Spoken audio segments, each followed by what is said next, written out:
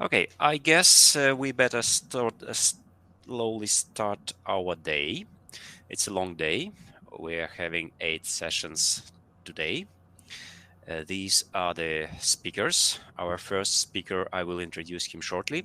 But once this session will finish, I invite you all, those who are interested, to join our second session. So for that, you will need to click on the second session on the left-hand side of your control screens. So totally, we will have 8 talks. The first one will start now in 1 minute. It is by Yohanes Nuwara, and he will tell us about data analytics in carbon capture and sequestration. He joined CO2 storage group at the Research Institute of Innovative Technology for the Earth at Kyoto as a geophysicist. He was part of the Gundig CCS pilot project in 2019, which is the first CCS activity in Southeast Asia.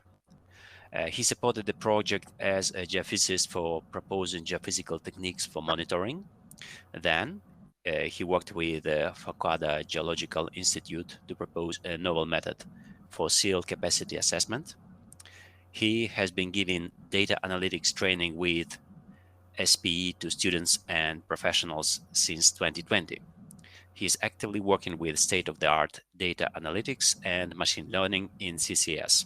So the talk will take about 30 minutes, and if we'll have time before the next session, we'll have a couple of questions can be answered by Johannes. So with that, I'm giving the stage to you. Johannes, you can start sharing your slides, and please start with your presentation.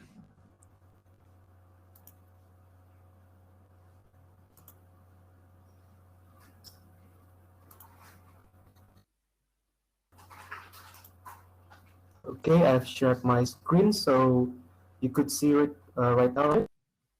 Yes, I can see your first slide. Thank you. Yeah. I just want to mention that this talk is recorded, and please be aware that these slides and the webinar will be available later on the YouTube channel. Thank you. Yes, that's great. Okay. Okay, Artem. Thank you for your brief introduction. Good morning, good afternoon, and good evening, as always, depending wherever you are. My name is Yohanes. Right now, I will a presentation about the application of data-driven analytics. Actually, I have already known some participants here. Maybe some of you have been already following this presentation last year. I gave this presentation in one of the universities. Actually, this presentation is about the same topic, but I've already added some details about this application. Okay. So the outline of my presentation will be, I'll give a brief introduction about what is CCS, what is carbon capture and storage, okay, and the role of data analytics of CCS. You know that CCS has they have lots of phases in their development, and we'll talk about the data analytics during the site selection, which is the first phase of CCS, and then the second phase, which is the sequestration, and the last phase will be the monitoring site. So what is CCS? CCS is a technology which stands for carbon capture and storage. It is a technology that can store the CO2 as an emission right underground. Okay.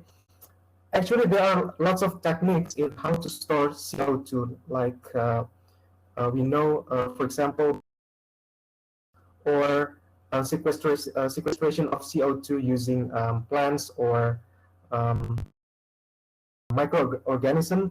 But here we are talking about the geological sequestration.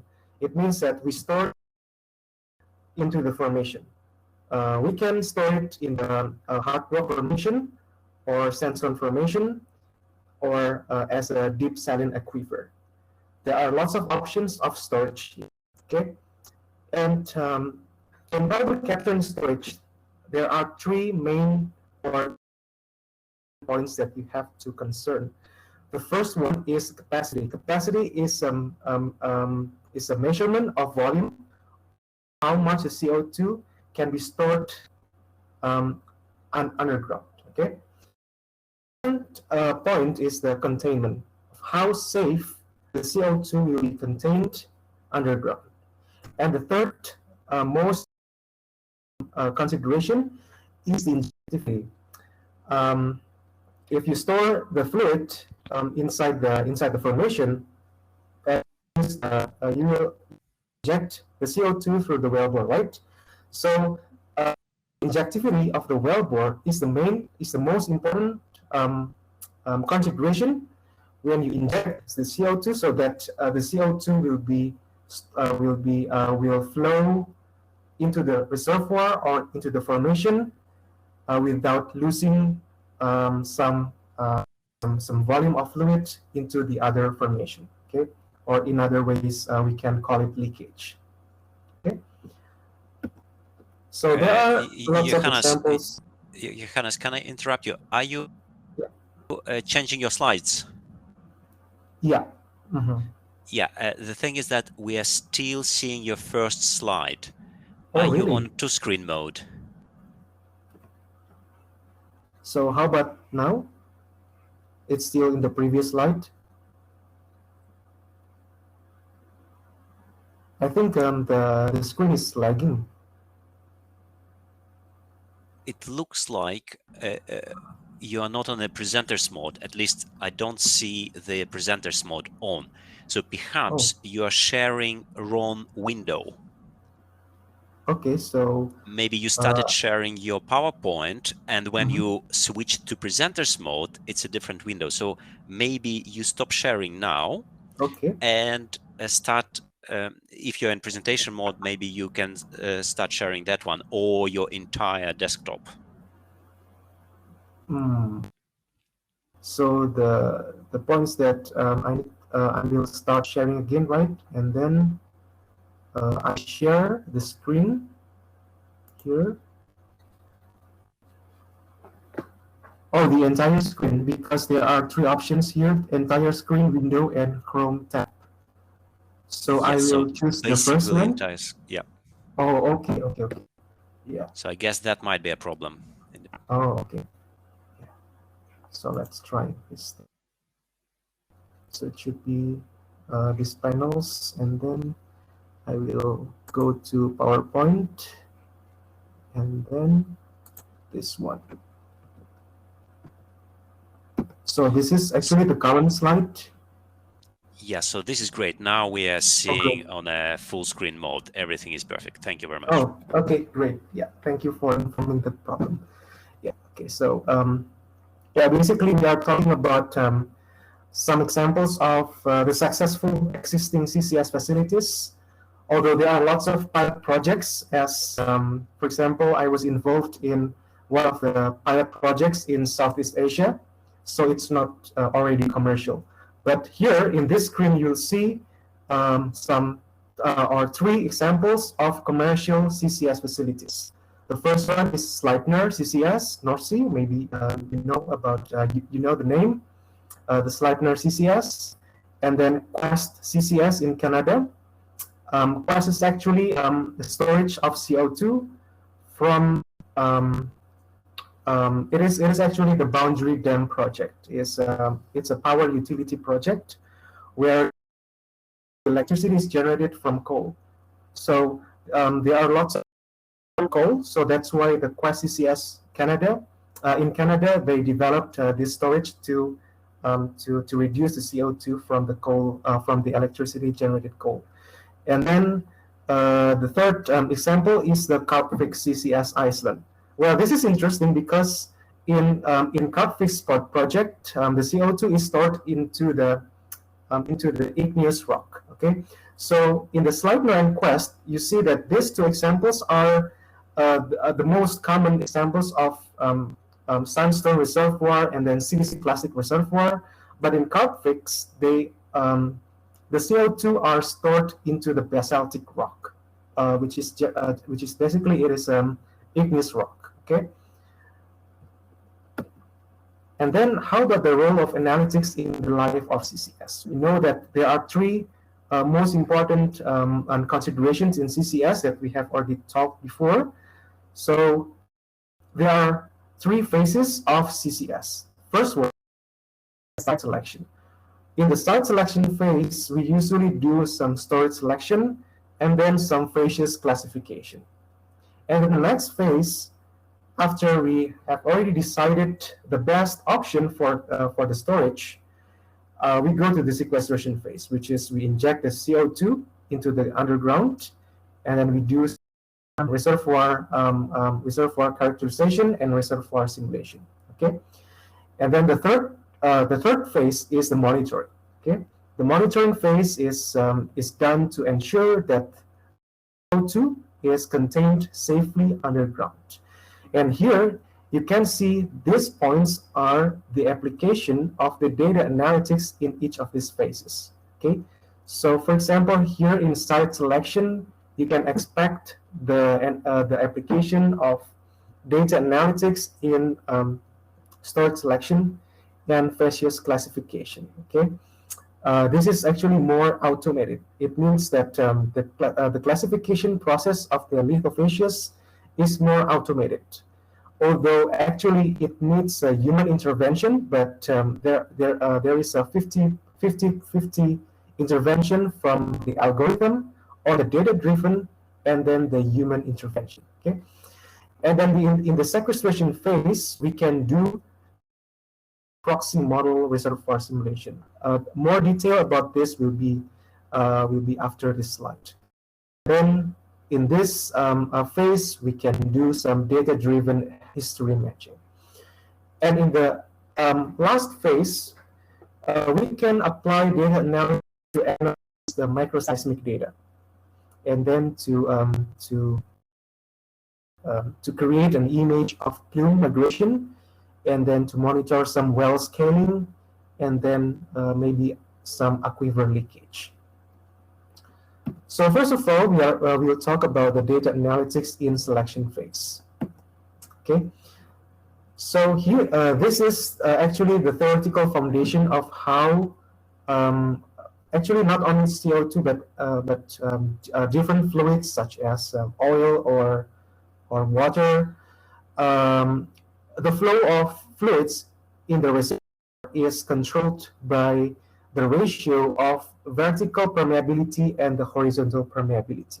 Okay, and different formation or different reservoir has different value of kV over kH. Okay, and the differences of these values determines how the fluid will flow into the reservoir, and consequently it will affect on how effective of the storage is. Okay, so here in this figure you can see that there is two different kinds of kV over kH ratio, where kV over kH ratio is very, it means that the fluid flows more in the vertical direction. Okay, so it behaves, the fluid behaves like it will flow upward. Okay, it tends to flow upward. So imagine that you have anticline. Okay, the CO2 tends to flow. And how about if the kV over kH is small? So it means that the fluid will flow more in the horizontal direction. That it will fill the spaces in the reservoir horizontally. Okay. So this determines the efficiency of CO2 storage.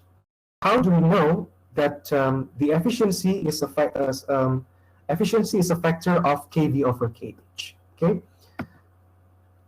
So knowing vertical to horizontal permeability ratio is important to determine storage efficiency and finally to rank storage options. Okay. So actually this is the illustration.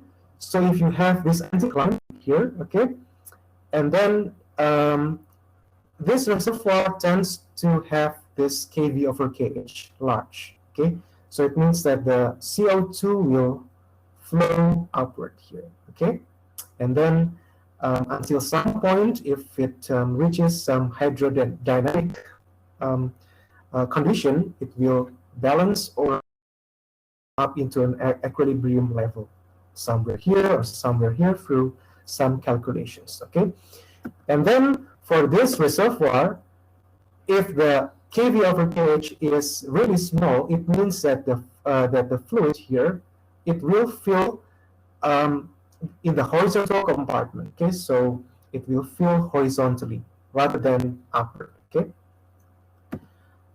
but unfortunately, there is no formula that determines the kV over kH from geological data. Instead, we can use data-driven approach to predict kV over kH. What does it mean? Of course, there are lots of factors that we can quantify when we'd like to determine the storage efficiency or the kV over kH. Okay, but there is no clear mathematical or physical relationship or exact formula that relates the kV over kH with the geological data. What kinds of geological data we can expect?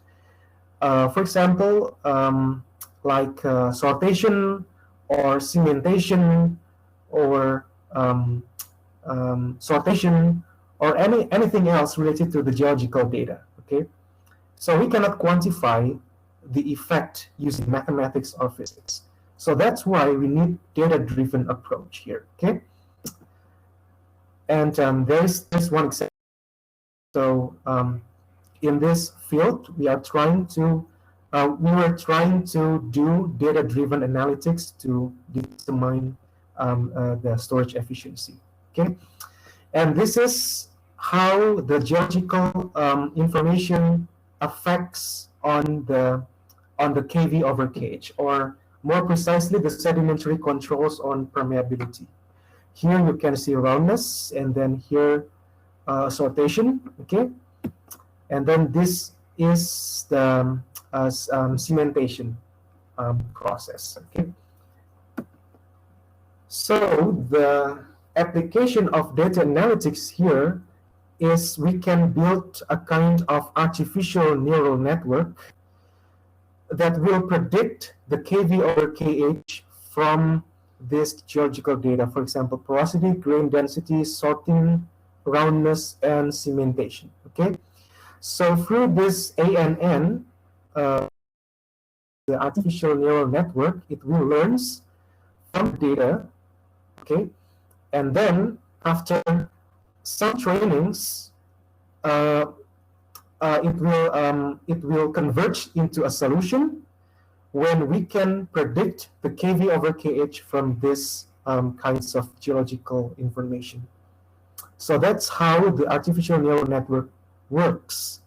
Actually, there are lots of resources to learn about artificial neural network, but the basic is that in ANN, we predict something using the data, okay? And then it imitates on how the human memory works through some forward propagation and then backward propagation, okay?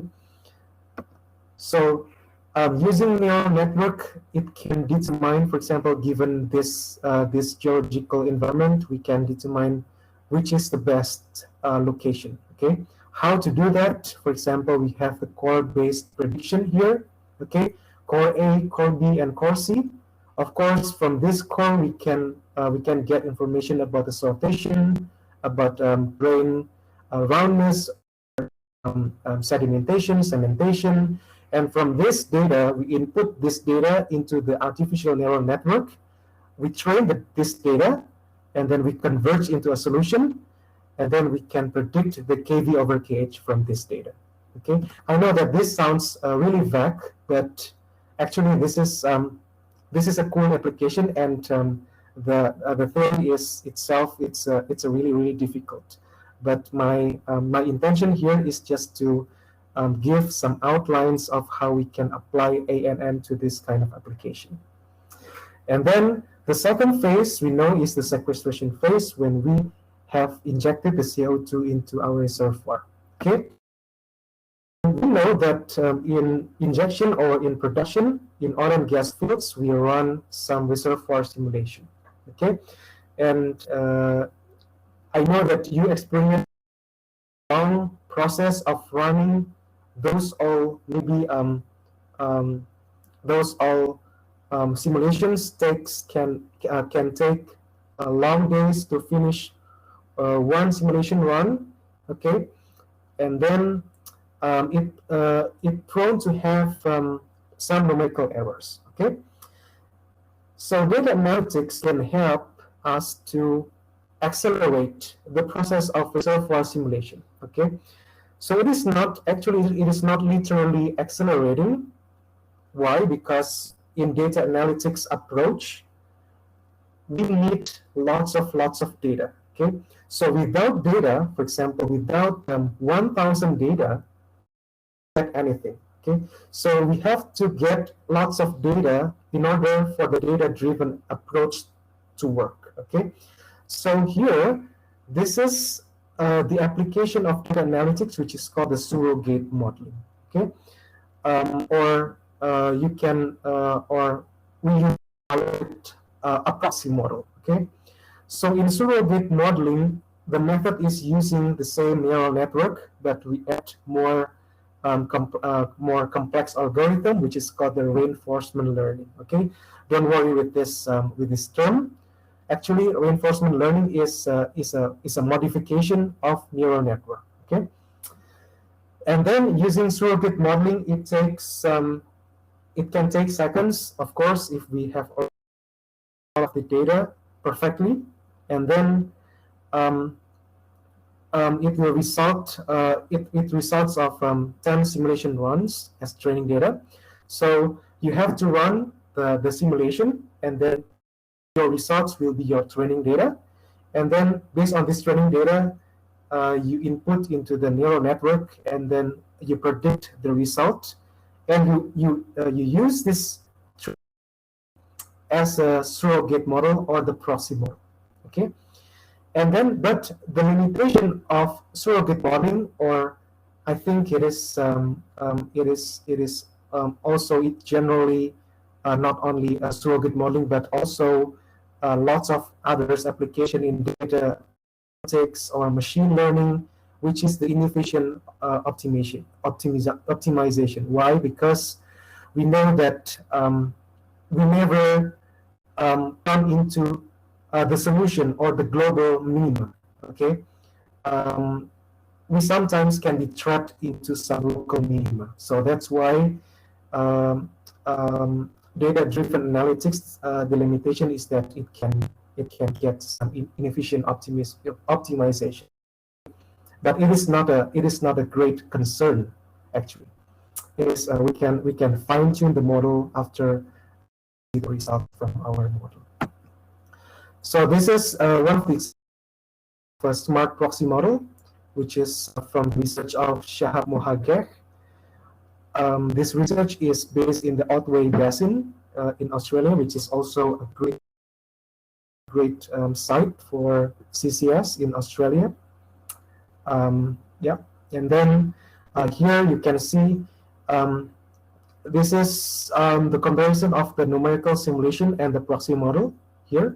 And then if we take the difference, we will see the misfit here. Okay, so you can see the difference is quite small, but there is still an error, but it's not so big.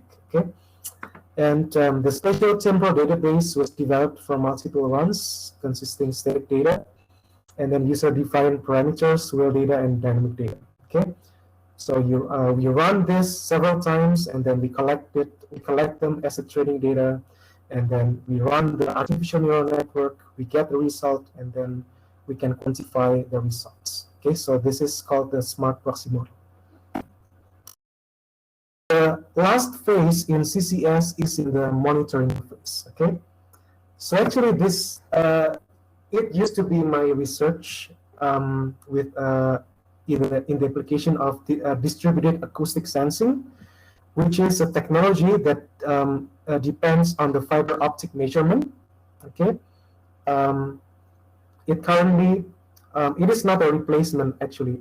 It is an I call it as an alternative to seismic acquisition. We know that in seismic acquisition we have geophones, but in distributed acoustic sensing or DAS, we use the fiber optic as a receiver. Okay, and the application of DAS is really, really tremendous. One of the applications is in the CCS. Okay, so how we use DAS in CCS here?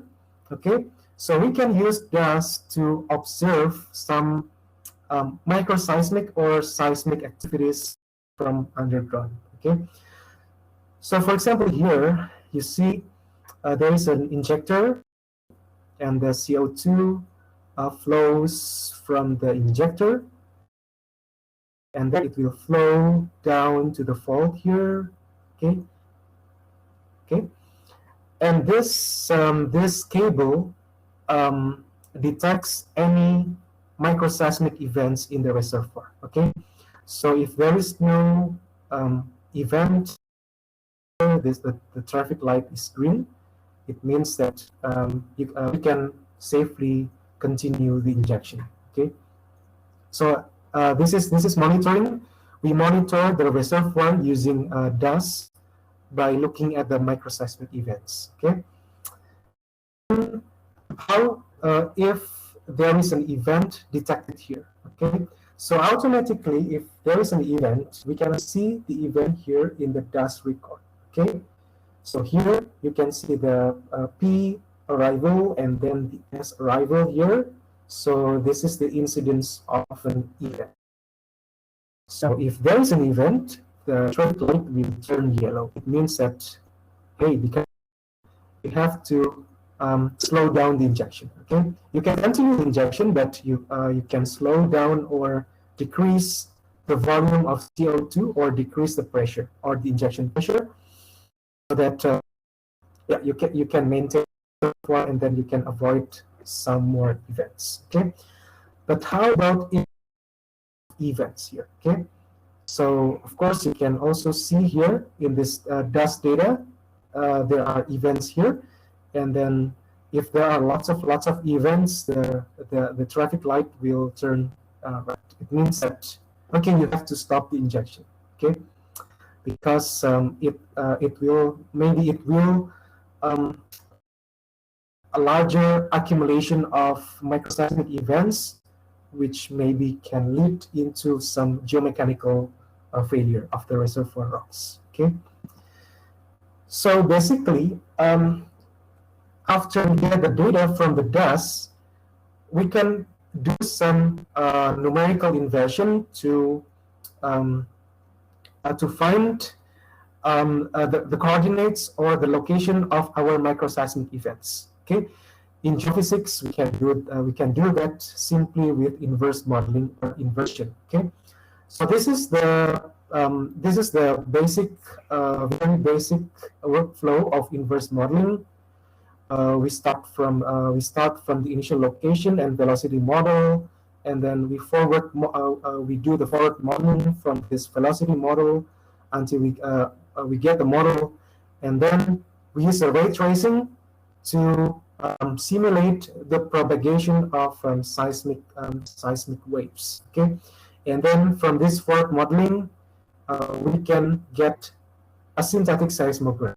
Okay, and then here we calculate the travel time. Okay, and then here we compare and the calculated travel time from the inverse modeling, and the observation is from the data. Okay, so if the error is if the tolerance is already small, okay, this is our final location. Okay, so we finished this workflow. But how about if the tolerance is still high? We iterate this process to minimize the error, or we optimize. Okay, so and then after minimization, we update the location. Okay, and then after our location is updated here, so if we have already have the small values here, the difference between ops and calculated, so it means that we have already come up into the solution. Okay? So this is the basic workflow of inverse modeling. Okay, so the data, what is the data analytics in this space? Okay, so there's one application of analytics which is called the convolutional neural network. Okay, the CNN. So this is again the modification of neural network. Okay, so what is actually the convolutional neural network? This is a kind of neural that can be applied, for example, computer vision. Okay, we have already know about the self-driving cars, on how these cars can detect the object in front of our cars. So the algorithm behind computer vision is called the convolutional neural network, or CNN. So in CNN, we generate 60,000 synthetic dust seismograms from where? From the forward modeling, okay, or from the velocity. And then we add some ambient noise, and then with this ambient noise, we get the synthetic data with noise, and then we build the CNN model, and then we instruct the CNN model to learn from the synthetic seismogram. Okay, and then actually the CNN will compare. Okay, will compare the result. We have the original data, and then we compare with the predicted result from the CNN. Okay, and then we take the difference. Okay, and then we take the difference, and then we see if the error or the misfit is still high. Means that we continue the training, the neural network training. Okay, and then for the real prediction, we use the real dust seismogram, and then we fit this real dust seismogram to the CNN. Okay, and then the model, which is already built, it will predict the exact hypocenter location. Okay, so this is the workflow. Okay, which is from one real paper here. And then this is the architecture of the CNN. Okay, so don't worry. This is actually the representation of how we build the CNN. Here, okay, you can see this is there are a lot of layers here. Okay, so the basic principles is that we use the convolutional operations. Okay, in mathematics. So this convolutional slide for these images. Okay, it will detect some observable features. Okay, and then from this information, it will here until we get an output, the coordinate x, z, and then this the vp, vs, and then the density of our model. Okay, so this is the comparison of the CNN and then the ground truth, or the original, or the true coordinates. Okay, so of course this is through lots of iterations we can come up with 10,000 or 100,000 iterations, or in the neural network we call it as an epoch. So from this training, after 10,000 iterations, you can see here a very little difference between those points here. Okay.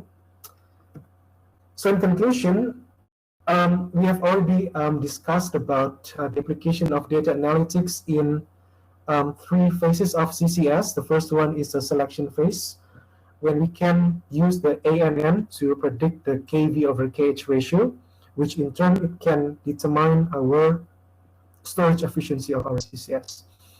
And then in the sequestration phase, we can build a smart proxy model to accelerate the reservoir model and help to predict the CO2 saturation distribution, okay, to cut the lengthy process of reservoir simulation. And then in monitoring phase, we can use the CNN for monitoring using maybe not only DAS or fiber optic, but also seismic acquisition. So we monitor the microseismic events from those seismic data, and then we use the CNN to help to identify microseismic events and then to predict the hypocenter recorded in the data. Okay, so those are all the applications of data analytics. Of course, there are lots of applications, other applications in this space, and then it is really hot in research. There are lots of people are researching the application of this data analytics, not only in CCs, but also in other places like geothermal or oil and gas or other geoscience applications. Okay, so that's all my presentation. Thank you all for listening. Thank you, Yohanes. Perfect timing. You are 1 minute earlier, but it's all right. So I can see that our next session is already started and some people are joining. So for the purpose of timing, I suggest we finish our session now, and I invite everyone to join our second session by Shravane. So our admins are starting it already. So with that, I thank you very much, Yohanes, for contributing to our workshop today. And I'm stopping streaming this session. All the best for the rest of the day, and please join us for the next talks. Thank you. Sure, okay, thank you. Today, we have the very accomplished Shravane Balabasqer.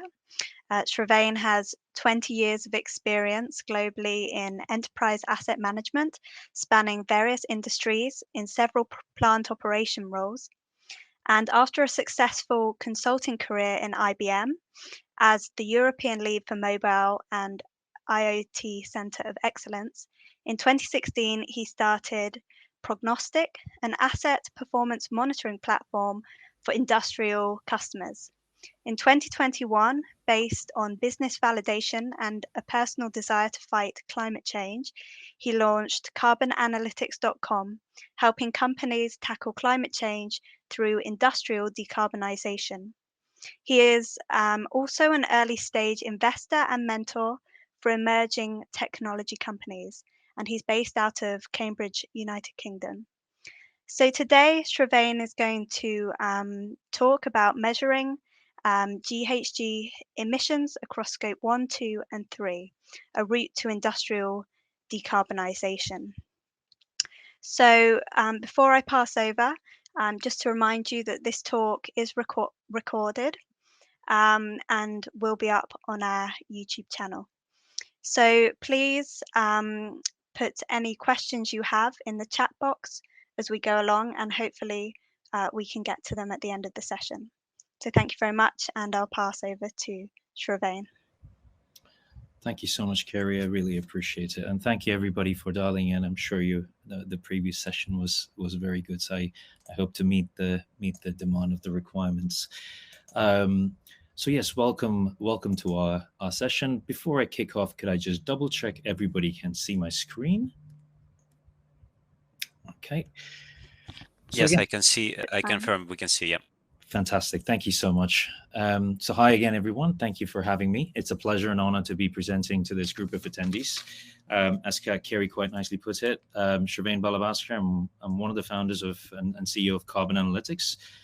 We are a granular carbon tracking and intelligence platform for industrial decarbonization. And I'll explain a little bit more about what we mean by that as we get through the presentation.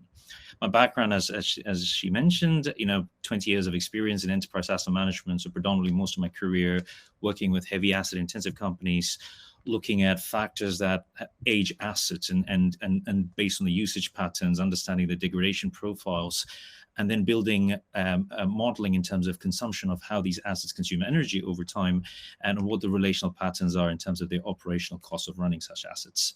So prior to that, prior to starting the company, I was in fact IBM Center of Excellence lead, as you mentioned, and I kind of have a very deep statistical background as well. So I'm a Lean Six Sigma Master Black Belt, so heavily data oriented, and we bring a lot of that approach to the table here right now.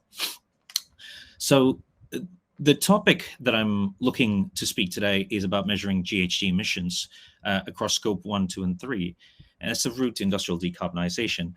And if I just have to summarize this, to begin with, of course, sustainability is such a huge topic.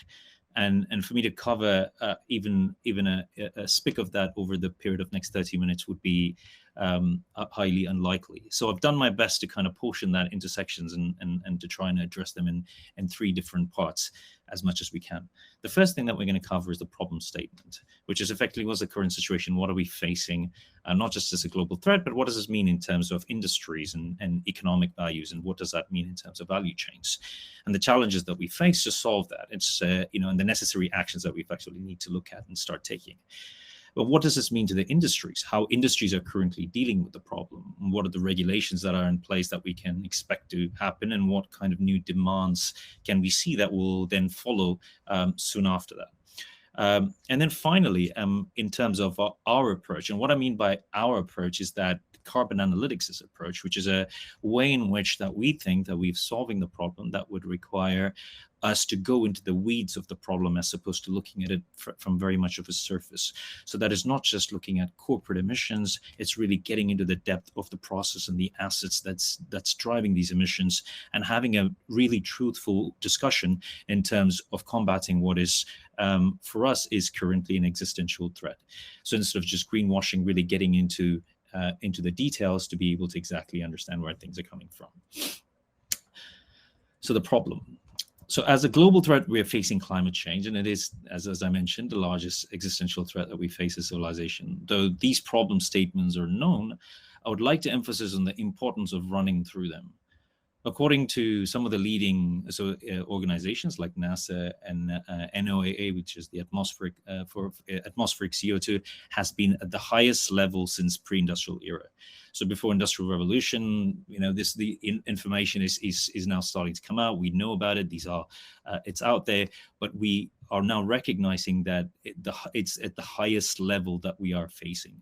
So according to NOAA, it peaked in May 2021. So that is on a monthly average of 419 parts per million of CO2, which is the highest level since the accurate measurements began about 63 years ago. And because of this, what we're seeing is a significant change in our climate global temperatures, which has risen to 1.10 degree centigrade since 1808. And in fact, NASA said that it's the 19 of the warmest years that we've occurred in since 2000 alone. So it's significantly driving some of ultimate changes to our planet.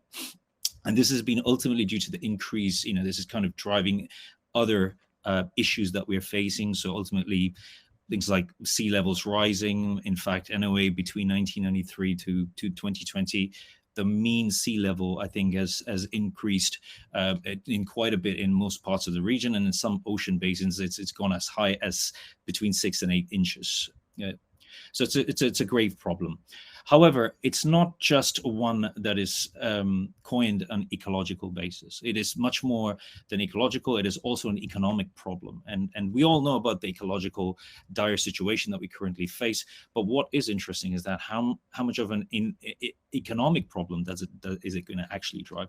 Well, climate change, in fact, extends well into the impacts of the economic realms. According to Swiss Re, which is one of the largest insurance giants, as we're probably aware of, climate change could reduce our economy by as much as $23 trillion by 2050, a staggering amount. That's probably the size of China's economy. So it's a staggering amount that is going to hurt us if we do not do something about this right away. And one of the things in carbon analytics that we have done is, in fact, actually look into that a little bit more in terms of having an economic tie towards carbon neutrality, and why it's important not to separate sustainability away from operations excellence, and why they should go hand in hand together. I'm really proud to say that that's one of the first things that we've achieved. I mean, one of the first platforms of its kind to have done that, and we will be sharing that a little bit more. However, just to kind of summarize all of that, what's becoming evident through the data as well is that with the last few years of collecting this emissions data, it's in fact more than 50% of global industrial emissions since 1998 could be traced to about 25 entities. So that's 50% of those emissions, the top 50% could be traced to 25 entities, which is quite interesting if you think about the significant amount of emissions that's happening and how sort of almost having the Pareto of targeting and working with those large corporations and also looking at that supply chain in wide perspective to be able to reduce this emission.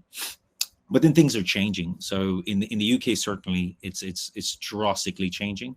In fact, 74% of the FTSE has committed to a net zero plan, but the important aspect is that only mere 19% of them have actually got a technical action plan of how to achieving this.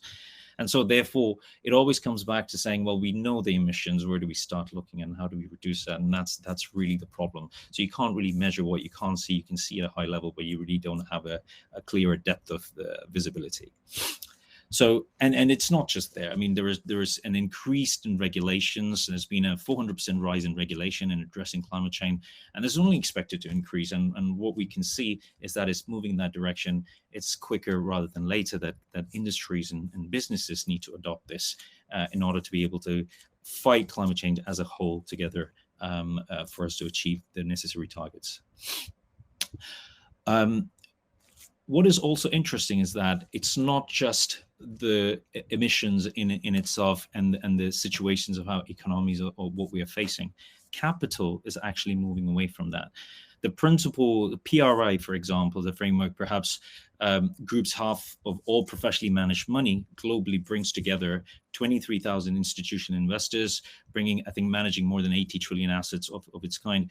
What they've recognized, a carbon-intensive organization is not just an emotive requirement, but it's a requirement to drastically change, and therefore it's an economic discussion to be able to release that operating capital. In order to release operating capital, what's the clear plan for net zero?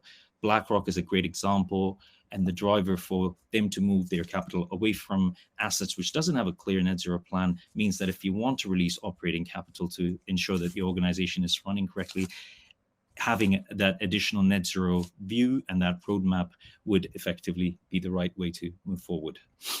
And what I'm going to do is just to jump to the next slide, which is while we understand the whole concept of everything that's going on, which is the problems and the situation that we're facing, the impacts that we're facing, what we need to understand is the risks. And what does this mean in terms of risks of not having a net zero roadmap? The risks of not having a net zero roadmap, as I mentioned earlier, reduces, number one, reduces the access to capital. Again, BlackRock is the example that I was mentioning. If there is no clear net zero strategy, then the capital doesn't stay. In order to be able to access, number one, really understand where emissions are coming from within the organization and where do we start. Very interesting part in which things are happening is there's a behavioral shift in people. Consumers, clients, employees' behavior patterns are being more climate conscious and associating with brand in favor of purpose of reducing in terms of having a impact towards climate change. And a clear lack of strategy will lead to a higher operational cost. So things like looking at your enterprise asset management system plays a key role in ensuring an asset's condition is directly proportional in terms of ensuring that they remain energy efficient and test less in terms of their energy consumption. So which really puts us a whole sort of a scenario of exactly things that's happening. So we know the problem, we know the consequences that we're facing, and we also know the risks of what would happen if we don't do something. And so therefore, how can we move a business towards carbon neutrality and eventually to net zero? How can I start my journey to carbon neutrality and ultimately achieve net zero? Comes to the question. And GHG protocol is potentially one of the places that we start with. GHG protocol supplies the world's most widely used greenhouse gas accounting standards, and it's a set of standards that are designed to provide a framework for businesses and governments, and therefore entities, to measure and report their greenhouse gas emissions in a way that supports their missions and goals. Now, this has been very vastly and quickly being adopted as the go-to standards across the industry. Many industries are, but we are also going to mention a couple of others in that, but we are very much aligned to the GHG protocol. So in terms of its simplistic term, GHG protocol establishes an all-inclusive framework applicable globally for management of greenhouse gas emissions across all the organizations. So the protocol is then split and classified by 3 scopes: Scope 1, Scope 2, and Scope 3. And we will cover what it means in the next slides for each of these scopes. But then the key takeaway in this, what I would like to say, is that Scope 1 and Scope 2 for most industries are mandatory to report, while Scope 3 currently is voluntary. And what do I mean by that? Scope 1 and Scope 2 are some things that organizations do come up and actually state. Scope 3 is not something that they've declared. But in a lot of cases, when you look into it, and what we have done in our own work with our customers, what we recognized, an average between 75 and 90%, between 80% in average terms that we're looking at, is what we can see is the actual size of Scope 3 when you look at all the upstream and downstream of the value chain of the organization. However, companies that are succeeding in reporting all 3 scopes have seen much better sustainable competitive advantage. And this is where we are looking to help organizations understand and achieve. So the carbon equation defines, if you think about it, a carbon equation is an equation that we use to calculate how much count the number of carbon that is, whereas the scopes define what you count. So if there's a calculation against what how much you're counting, then the scopes actually helps us define what you need to count. And we're going to dive a little bit more deeper into that. So as I mentioned, Scope 1, Scope 2, and Scope 3. Scope 1 is what we classify as the direct emissions. Emissions from Scope 1 are the direct emission. This means that they are directly coming from your organization's owned or controlled sources, such as company vehicle emissions. Direct GHG emissions occur from sources that are owned and controlled by the company. Again, another example would be combustion or controlled by boilers, furnaces, vehicles, emissions from chemical production in owned or controlled process plants. Scope 2, on the other hand, however, is indirect emissions. Now, Scope 2 accounts for GHG emissions from generation of either purchased electricity or purchased fuel and consumed by a burnt fuel outside, consumed by the company. So the purchased electricity is defined as electricity that is purchased or otherwise brought into the organizational boundary. So that is, an organization has an emissions boundary, and we first help establish what that boundary is. And once we've come into that, then we understand exactly where that Scope 2 lies. And Scope 2 emissions physically occur at the facility where the electricity is generated. So therefore, if it's not produced in the site, it's produced by the electricity provider. So it's the emissions that happen there. But the consumption happens through your assets, and therefore that is your indirect but still reportable emissions. Scope 3, on the other hand, is the indirect GHG emissions, and it's the optional reporting category, and that allows for treatment of all the indirect emissions. So a couple of examples there could be purchased materials, transportation of purchased fuels, use of sold products and services. But the Scope 3 emissions are a consequence of activities of the company, but occur only from sources not owned or controlled by the company. So those are in some sense of kind of simplifying Scope 1, Scope 2, and Scope 3.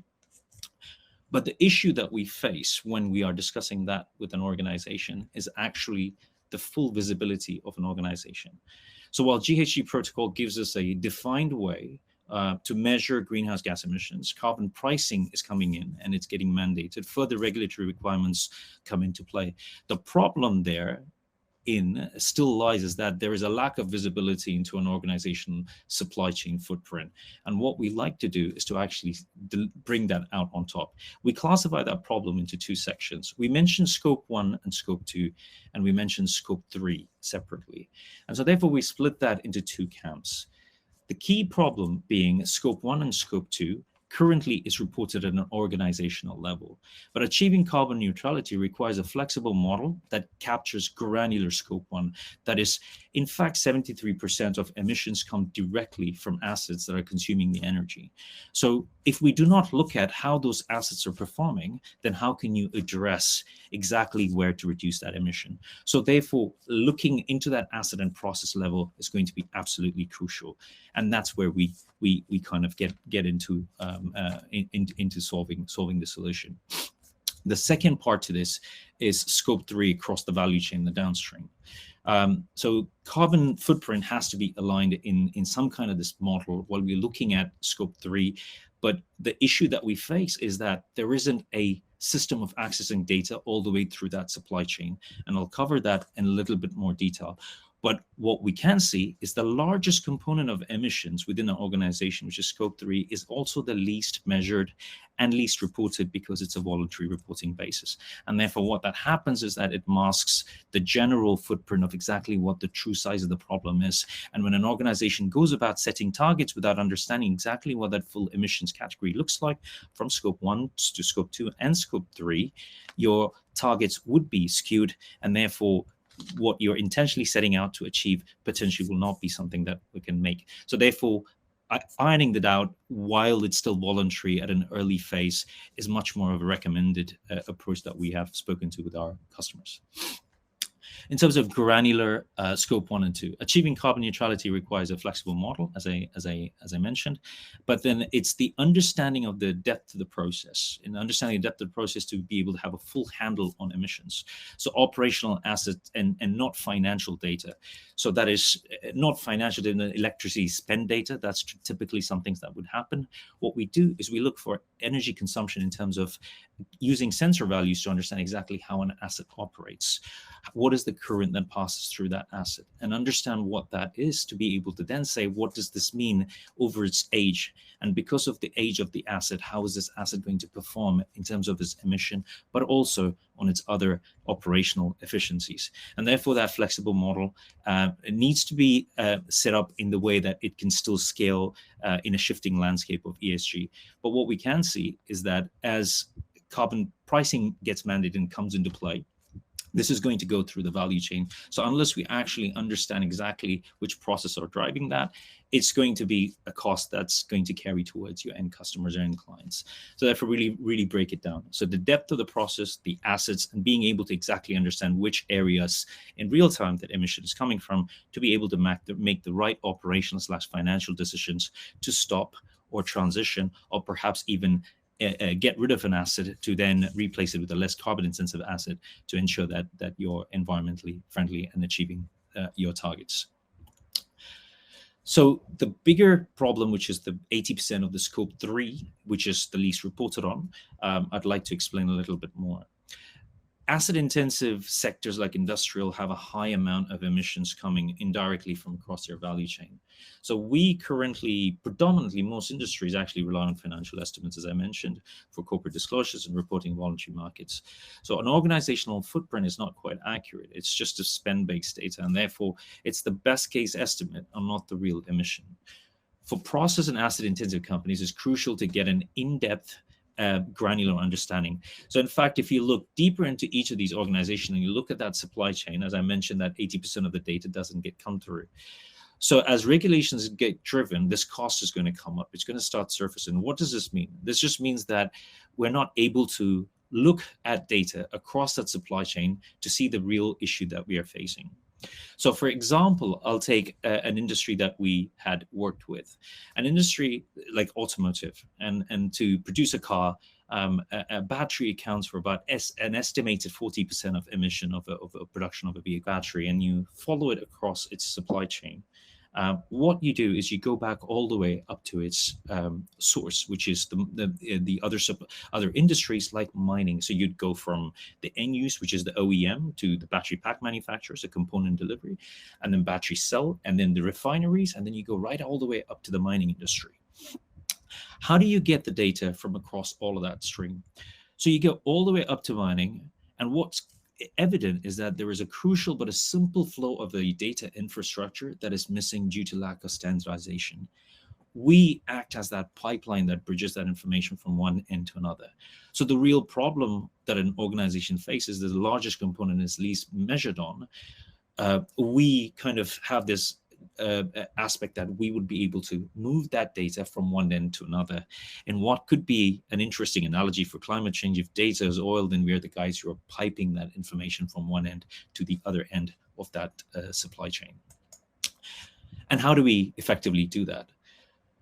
Well, we address it through an hypothesis. And the hypothesis is that if CO2 emissions have to be calculated bottom up by assets and avoiding relying on corporate financial data, so that is integral to everything that we do. And so our approach relies on a single data model. And I'll explain that with some reference architecture very soon. We connect and collect data directly from assets across the value chain. We first help set up a strategy and help establish exactly what the assets are and what is contributing towards the process, and then connect and collect the data directly from these assets and processes. We then set the data management in principle with ISO 14001, and then we calculate, analyze, and visualize the data. Back to a pedigree of decades of enterprise asset management background, we bring that sort of an approach into using our data platform to drive all of this, to be able to calculate and set out. We then help set the targets in terms of what that would look like in establishing the baselines and the targets in terms of what they should, what that could look like in the next sort of 5, 10, 15, 20 years, whatever that the organizational strategy is decided to be. And then effectively help them offset that carbon footprint once we have optimized the processes. So this is really crucial for us. We are not an offset solution. We're a solution that helps break down the processes in terms of assets emissions across those relevant processes, and then identify high carbon intensive areas where once an action has been taken into place, the residual is what's been set on for carbon offsets, and we can facilitate that in terms of being able to deliver that. We then align ourselves to reporting frameworks, which then effectively, whether it's CDP or TCFD or Sustainable Finance Disclosure Report, we align to frameworks as per our client requirements and deliver the reporting once we have set the emissions, the targets, and calculation onto our platform and help our customers manage that. So I'm going to skip that through very quickly because we're going to touch upon that again relatively soon. So how we do that is that we first engage with kind of a strategy engagement, which is where we set the organizational boundary in the process and the value chain across the organization, defining the scope. And then we help establish a data management principle and help our customers understand exactly what the information is, where we are getting that from, and how to manage that. And we automate a lot of that data sources. We then use our calculation engine to then understand what that organizational footprint would look like, and effectively help forecast what the future emissions would look like, and then set out relevant actions to then be able to achieve that all in that single platform. And if I just break that down into a little bit more detail, how exactly we do that. So our data platform, we are getting data from all different disparate sources. We're getting data through our inbuilt IoT platform, which is part of our IP that we created, which directly connects into the asset and plugs in directly from the sensors. But where that is not feasible, we also connect into ERP. We connect to data historians and other operational data sources. First, to establish, once we've established the process, we then collect the data directly automatically. So this is not always necessarily the case, but in most cases where manual intervention might be difficult, this is our process of actually accessing, extracting the data. We then apply global protocols to then calculate, measure emissions, and apply machine learning and advanced statistical modeling, where we can then forecast future trends and emissions patterns, and then potentially even hotspot emissions areas where we think it's effectively carbon intensive for the organization, and then help map out the sort of future trends and where they could look at and how they can reduce that actively. We've simplified what we call is that we've simplified an onboarding platform, and this is something that we've kind of taken pride in doing, that using natural language processing and artificial intelligence is to help customers kind of self-manage themselves by signing onto the platform at an early phase without actually knowing it helps them kind of start mapping out what that scope 1, scope 2, scope 3 are coming from their main value chain processes. And then we go deeper into it. As we go deeper into it, we provide supply chain APIs, which your suppliers can then connect into to provide that data directly. So you have a full visibility of that entire emissions across our platform. So at a very, very high level architecture, what we are doing is that we are getting data from different multiple IoT streams, whether it's structured or unstructured. And then we bring it under what we underpin is our platform is underpinned under the single data model, where we connect assets and the processes and suppliers and locations and sites all in that single data model.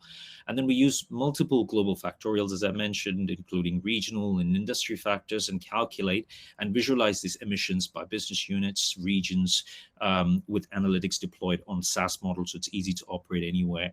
And we can then analyze it locally and allow assets comparison by multiple sites. So you can look at one site to another site and understand exactly how they could be, potentially even compare suppliers together and exactly see which supplier is not meeting the targets. Why is that so? Look through the history and go deeper into it, and have more control, and therefore giving a true view of comparison of its operational viability to continue running an asset, and ensure that the costs are not driven for carbon into your value chain, and be able to do that in controlled fashion. What we can also do is something that we're currently working on, is to put in public data sets. So things like weather patterns are something that we are integrating into. So weather in our forecast modeling. So what could this mean into the overall emissions? We are actually driving that down furthermore within the organizations that we are working with right now. So some of the typical use cases, just to kind of give you, I've just kind of broken it down into two use case. What we've done is that while we look at a manufacturing facility, for instance, we break down everything into assets and processes. So an asset like a HVAC, for instance, would be one of those ones that we identify. So the data sources could be directly coming from the sensors, which is connecting into our IoT platform, and we're pulling that data directly, or it could just be a manual data set that we're just extracting it through an Excel model, or potentially just going in through an API to connect in from ERP to access that. But we are, in this example that we're saying, we are accessing directly through the IoT platform, understand exactly what that sort of source of information is, what the energy usage system looks like, and then be able to then tie a cost around that. What does it cost to run these assets over its time? In a similar sense, we do that for trucking and logistics information. So we can connect into telemetry data and then plug that to understand what does this mean to run this asset over the next 5 years. Is it worth running this asset for the next 5 years? Or perhaps we take the residual value out after 3 years and get rid of this asset, or potentially decommission it, whatever is the correct approach in terms of strategically accepted. And deploy an asset which is less carbon intensive to be able to meet the required targets. So one thing that brings everything in here together is that the life cycle assessments at this point in time is one of the ways in which industries calculate their emissions. So specifically from a product aspect. But the problem that we see with this is that it's a single point time in calculation. That means there is no, it's a lot of it is based on estimates, and therefore it's not realistic value. And what that means is there's a significant amount of effort in the original place to then be able to do every time you need to do that. There is a considerable amount of effort to do such an activity. And typically it's not based on actual vendor data, because we are making a lot of assumptions in what we have put together. So we see it as an absolute must that this industry is going to move towards the real-time granular carbon tracking, because it's agnostic to devices and automated by assets and process. So that means we can look at exactly how a device or how an asset is going to perform very, very specifically in order to have greater visibility and improvements across a high carbon emission across the hotspots of areas that you can start focusing on in real time, as opposed to waiting till the assets completed its cycle. That the life cycle assessments are done individually, but tagging relevant components to the supply chain vendors and linked to that operational data. So we really drive much more precision by looking at it from a real-time perspective, as opposed to doing life cycle assessments. What I would like to kind of transition at this point is to just bring on, what does this mean? Scope 1, Scope 2, and we're talking about granular asset management and Scope 1, Scope 2, and actually looking at it across Scope 3 as well. But what does this mean in terms of use cases for oil and gas, for example, one of the industries? Well, how can oil and gas companies use granularity to reduce emissions? Well, to begin with, you can start looking at operational processes. What do we mean by operational processes? So things like we're talking to a customer right now on vapor recovery, lessening the venting, flare monitoring reduction, and improving the asset maintenance. That's one of the key aspects. I mean, this is one of our sort of bread and butter where we kind of came from in terms of predictive maintenance, leak detection and repair. But we don't kind of delve into that. We help our customers understand what is causing it and let them drive that forward, but effectively also improve operational efficiencies, things like energy efficiency equipment, electric drives instead of diesel engines, etc. And then if you look at Scope 2, for example, change of power sources, so renewable energy and electrification of systems, and change of the fleet fuels, so change from fuel into crude in transportation. So really looking at those areas. And Scope 3, which is quite interesting in a lot of senses, that reduce carbon intensity by products sold. So looking at intensity values of the emission, that's something that we are currently helping our customers establish. So natural gas and liquids, renewables added to the mix, alternate fuels like biofuels, biogas, and shifting towards utilities. What we help is we help our customers understand what that areas are to focus on each of those through our platform, and we help put together a plan that they can then drive forward in a more controlled fashion across Scope 1, Scope 2, and Scope 3 requirements. So just to kind of wrap it up in terms of the benefits of what we are looking to do by driving that in granular emissions is that, number one, it's fully traceable and through assets and process, which means the organization has a much better view, even though it's voluntary. If it's not reportable, I would rather understand what the emissions in its controllable fashion right now is before it becomes mandated. So a lot of our companies that we're working with want to actually look at that right now, want to look at open their Scope 3, want to look at the granular Scope 1 and Scope 2. And that gives them a full understanding right now in real time so that they can take the necessary action given the plan of achieving carbon neutral in 5 years or net zero in a different target time that they set it out to be. And then effectively even integrating other environmental systems. So things like CBU, NQC, GABI, lifecycle assessments, we can connect into external data sets and pull them all together and effectively have the global up-to-date databases that we use in terms of accuracy. We use over 60 plus databases in terms of driving these emissions to show exactly what Scope 1, Scope 2, and Scope 3 are, and then visualizing your sustainability across business units and across that value chain so you can do something about it in terms of driving rather than just purchasing offsets or activities to be able to then specifically target that within that process, because then that's where you have the long-term sustainable standards of reducing your emissions. And we do that in a very, very flexible dashboard. And that's done so very, very custom for each of the customers in those industries. And our whole aim is to be able to give our customers the visibility across their entire value chain in the level in which that they can then control from an asset perspective. And that's something that we think we can easily help bridge for most of the organization. I'm conscious about the time. I've just hit the time. If you're interested in understanding much more in depth of the carbon footprint, or even perhaps even want us to have a free assessment, we'd be happy to discuss, but also demo our platform. We'd be happy to demo the platform. Or if you just want to have a chat and learn much more about us, feel free to give me a call or get in touch with us through one of those means. Thank you. If there's any questions, I'll take them. Thanks, Shravane. Well, now's a good time if people could type their questions in the chat. That'd be great. I'm going to kick it off with a question I have actually. It seems clear that companies that are implementing these GHG targets are becoming more successful, or should be. But these companies, like these FTSE 100 companies, what are they actually including in their targets? Are they including Scope 3? And sorry, to add to that, just why don't more of them have an actual action plan of how they're going to reduce GHG emissions? Is it because they're actually changing systems or buying credits is expensive in the short term? So it's a very good question. So I'll address the question in the first part, which is, are they including Scope 3 emissions?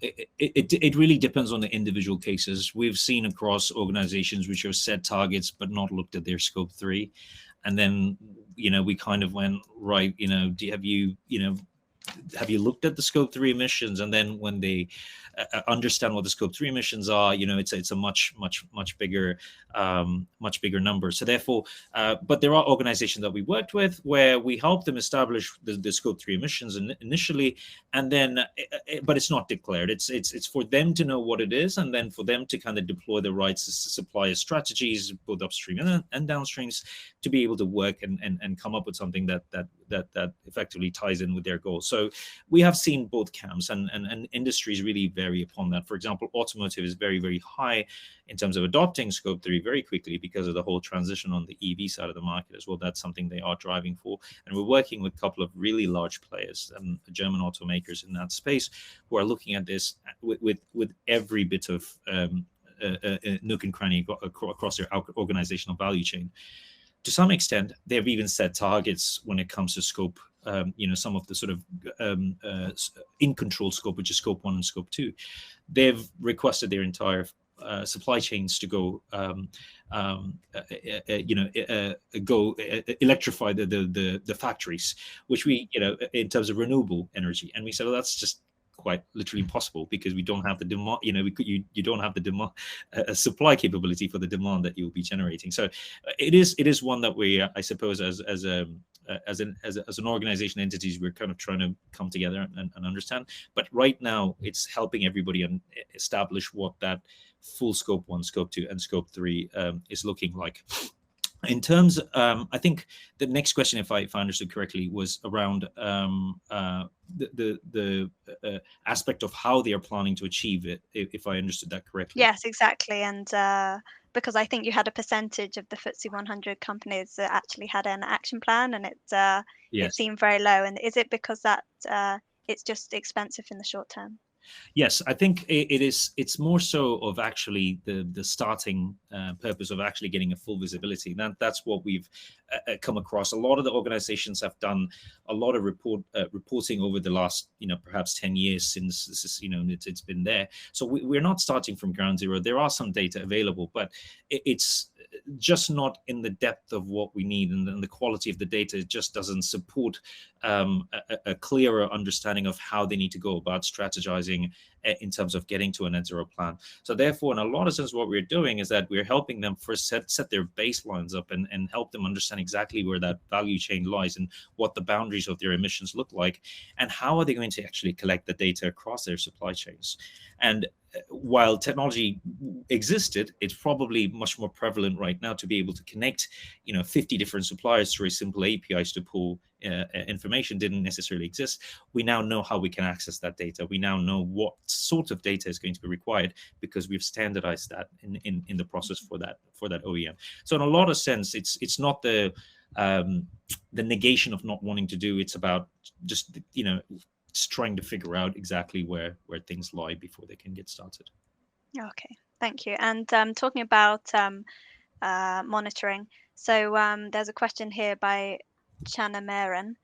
What's the trend in adoption of real-time monitoring of carbon emissions by the major energy companies? That's a very, very, very good question. So, and that is definitely something that varies depending on organization and their maturity of organization. So, what we've done is we've automated the process of data collection through an IoT platform because the pedigree of where we came from was enterprise asset management.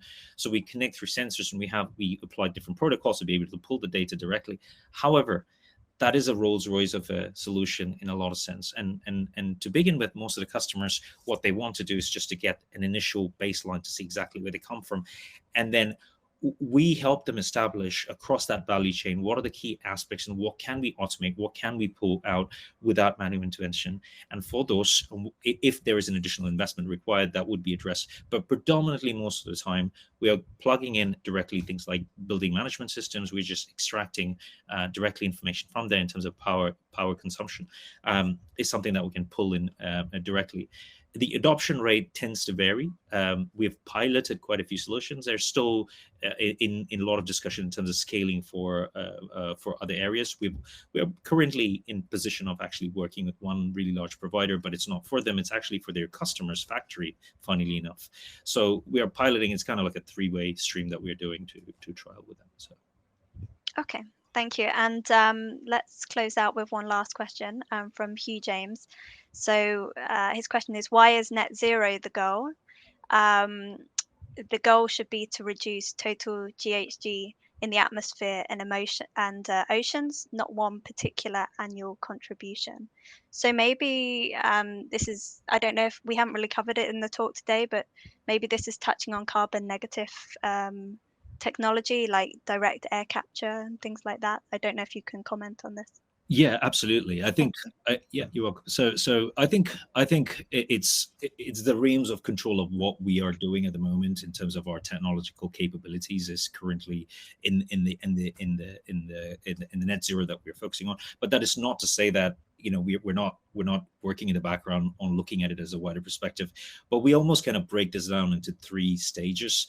So while when we talk about sort of carbon negative and you've got net zero, you have carbon neutral in a lot of sense. So we haven't quite kind of ticked off the box of carbon neutral, and the way we define it organizationally, and I'm not saying this is the kind of standard of how they're expressing it, but what we have kind of as an organization got our head around is that carbon neutral is when you're looking at negating what your production of carbon is, and just to kind of get that. And net zero, we're looking at sort of the global GHG emissions in wider perspective, and then it's sort of looking at that from the GHG. But in carbon neutral is something that we still have to kind of get our foot in. We're working with organizations at the moment, very, very early on, to see, how can we kind of use that as a measuring tool. We're the guys who, I suppose, take the information and pass the information across one end to another, so it's not something that we'll look away from, but it's certainly something in the near future. It's there, but it's just not something that we're at the moment addressing it. But we do recognize that is where everything needs to move towards. It's one problem at a time that we are hoping to kind of get organizations visualize first. Excellent. Thank you, Shravane. I think that's all the questions we have. So let's wrap up this talk. And yes, I want to say a very big thank you to Shravane for joining us today. A fascinating topic, of course. Now, if everyone would like to move on to session 3, I think that session has already started. So I will see you in there, and thank you again. Cheers. Thank you very much. So I'm welcoming Kai van der Valk for his talk. Thank you very much for joining us today. And he will tell us about reusing existing wells for CO2 storage. And Kai van der Valk is a senior system engineer at the Dutch Applied Scientific Research Organization, TNO. He has a degree in hydraulic engineering from Delft University of Technology and has previously worked at Shell as completion and well intervention engineer. He worked for non-routine operations, and his work aimed at unlocking the subsurface for the energy transition via safe, reliable, and affordable wells. He focuses on well engineering and well integrity topics for renewable applications like carbon capture sequestration, geothermal energy, and subsurface energy storage. And currently, he is coordinating the well technology domain in TNO and works as a lead scientist on the ERA ACT REX CO2 project, amongst others. So during the talk, I welcome you to type your questions in the chat. And if we'll have time at the end of the talk, Kai will try to answer them. So with that, I put myself on mute, and the stage is yours. Thank you very much, Artem, for the introduction. So indeed, my name is Kai van der Valk. I work for TNO, and today I will present the REX CO2 project, which is about the reusability of existing wells for CCS. And I'll try to connect that to the energy transition topic of today's meeting. Quickly, what will I present? First of all, I'll give an introduction of the REC-CO2 project. So what do we want to do and why do we do it? Then I will talk about the development of our screening tool and how we have applied it in case studies. I will highlight one of the case studies that we have done. Then I will tell you about our preliminary observations. So the project is not finished yet. So the final conclusions we will present at the end of the project later this year. And lastly, I will try to expand a bit on the value of such a screening framework in the context of the energy transition in a broader setting. So very quickly, the REC-CO2 project, it's funded through the ERA-ACT program, which is Accelerating CCS Technologies. It's a 3-year project, and we are at the moment in our last year. So we plan to stop in August of this year. And all our publicly available work can be found on our website. And when we started the project, our main objective was to develop a tool or the mechanisms to provide decision makers with the information to evaluate wells for their reusability. So this was the starting point of the project. And I want to start with why. So this is probably very obvious, but we believe that CO2 storage should be safe, both because we want to keep the CO2 in the subsurface and to ensure the safety of the environment and the people. And for this, I've taken a quote from a paper by Sarah Gazda and her colleagues from 2004, where they say, the most important human activity in regard to leakage potential is well drilling. And to show that a little bit more on this, I've taken a picture from the same paper. So what you see here is a hypothetical CO2 storage project. So basically what you see is an injection well on the left. And this white formation is the formation where the project wants to store CO2. And on top of this reservoir, you see a cap rock, which is a formation that prevents the CO2 that is injected into this formation from flowing upwards. And what you can also see is that the CO2 after injection, it's not staying necessarily close to the well, but it will move into the reservoir, depending on what the reservoir looks like. And if there are other wells that penetrate this cap rock or cross this reservoir, then it's likely that they will also see the CO2 plume that is injected into this reservoir. So for instance, in the middle, you see an already abandoned well. And on the right, you see some wells that are actually producing from a deeper reservoir oil, but they also cross this same reservoir. And what could happen is that one of these wells actually provides a flow path or a leakage path, either through the well or alongside the well, to shallower subsurface areas or even to the atmosphere. And this is, if you link that to the quote, then usually the cap rock, we know very well that it can seal gases and hydrocarbons for millions of years, so geological timescales. But the holes we have drilled as humans, we need to pay extra attention to them to make sure that they don't provide a leakage pathway for the CO2 and that the CO2 is safely stored. And I've also put in a picture here. So this is a brine geyser that appeared at the beginning of this year in West Texas. And it turned out that this geyser originates from an old oil well that was drilled in the 40s and abandoned in the 50s. And after the abandonment, it was unfortunately forgotten. And for some reason, and probably this is human activity, the pressure in one of these subsurface reservoirs increased. And ultimately, it increased above the pressure that this well could take.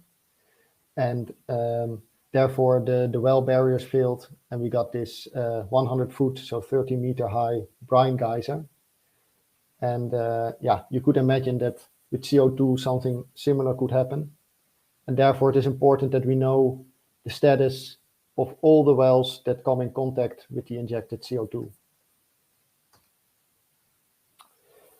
Well, then the need for CCS, I don't want to spend too much time on that. but scientists generally agree that CCS could play an important role to reach the climate goals. So this could be to store CO2 that we at the moment still emit, or to store the CO2 that is unpreventable.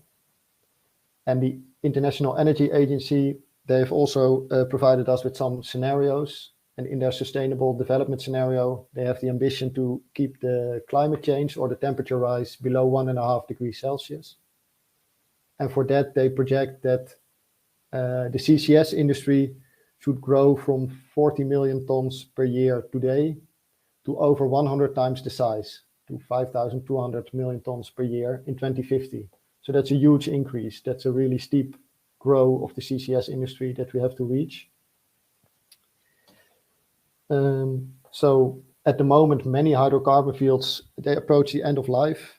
And this could be because they are empty, or it's not economically feasible or safe anymore to produce them. Or there could be other reasons as well why they approach the end of life. And the logical next step would be that these fields are planned for decommissioning. However, some of these fields are also considered as future CCS sites. And yeah, one could argue that they are particularly well suited for that. And one of the reasons is that we know them very well. So we have produced from these hydrocarbon fields for years usually. So we know a lot about the extent of the reservoir. We know the caprock properties. We know reservoir characteristics like porosity and permeability. And on top of that, there's also infrastructure available from producing these reservoirs. So this could be topsides, this could be offshore platforms. And this could also be the wells that were used to produce the reservoir. And reusing this infrastructure could be an option to upscale CCS, because it could reduce the time and the cost to develop CCS projects. However, at the same time, it also poses a challenge, because most of these infrastructures or these assets are not designed for CCS. They were designed to produce hydrocarbons. And like I showed in the previous slide, we believe that all the wells that penetrate the caprock and enter the CCS storage reservoir should be assessed for their integrity and the effect that the CO2 would have on their integrity. However, this is a very time-consuming activity, so you need experts to do this, and they probably need to do this by hand with an engineering assessment. And therefore, it could also be prone to inconsistencies or incompleteness. And this is the reason why we thought that we would develop a structured and independent screening process to allow a fast screening of wells. And to put this a bit into context, what you see here in this table is the number of wells that were drilled or that are available in the 6 participating countries in this project. And you can see easily that the number of wells that could theoretically be screened is huge. I mean, in the US alone, it's already over 900,000 producing wells at the moment. If we would ignore the US for sake of that it's too big or too many wells, and we focus on the other 5, and to make it a bit more realistic, we would say that only 10% of these wells were interested in screening. We're still talking about hundreds to thousands of wells that could be screened for their reusability, which is a huge task. And to us, this shows a clear necessity for a method to do this consistently and swiftly. So then the ambition, what do we want to do? So our goal is to enable an early project phase, and I mean an early CCS project phase well screening method. And this should help to understand the CO2 storage complex integrity. So what are the risks of the CO2 storage?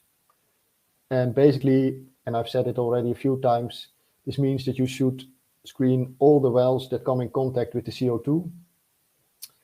So the wells that are already abandoned and that are inaccessible to us, they should be screened for if their abandonment was done in a way that is safe for CCS. for the wells that are still accessible and probably planned for abandonment, we could assess them for reusability. Can we reuse them for CCS, possibly as an injector, or should we abandon them, taking CCS into account? And with this information of all the wells, we think that would help the strategy development for CCS projects. So it would help either selecting, for instance, reservoirs, either the reservoirs that have the least problems or that have no wells that could cause problems. And it could also help select the wells that we would need to pay more attention to or that we could reuse to prevent costs or time. And all of this would allow an optimized capacity planning. And what I mean with that is that it would allow us to dedicate the engineering effort that is required to the right suspects, so the right wells or the right reservoirs.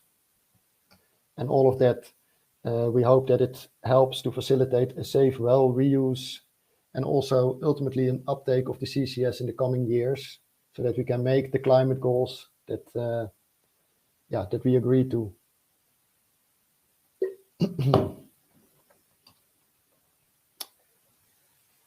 So then we decided that we wanted to capture this into a tool, and we started with some minimum functional requirements for this tool. So what do we want with this tool? What do we want to get out of this tool?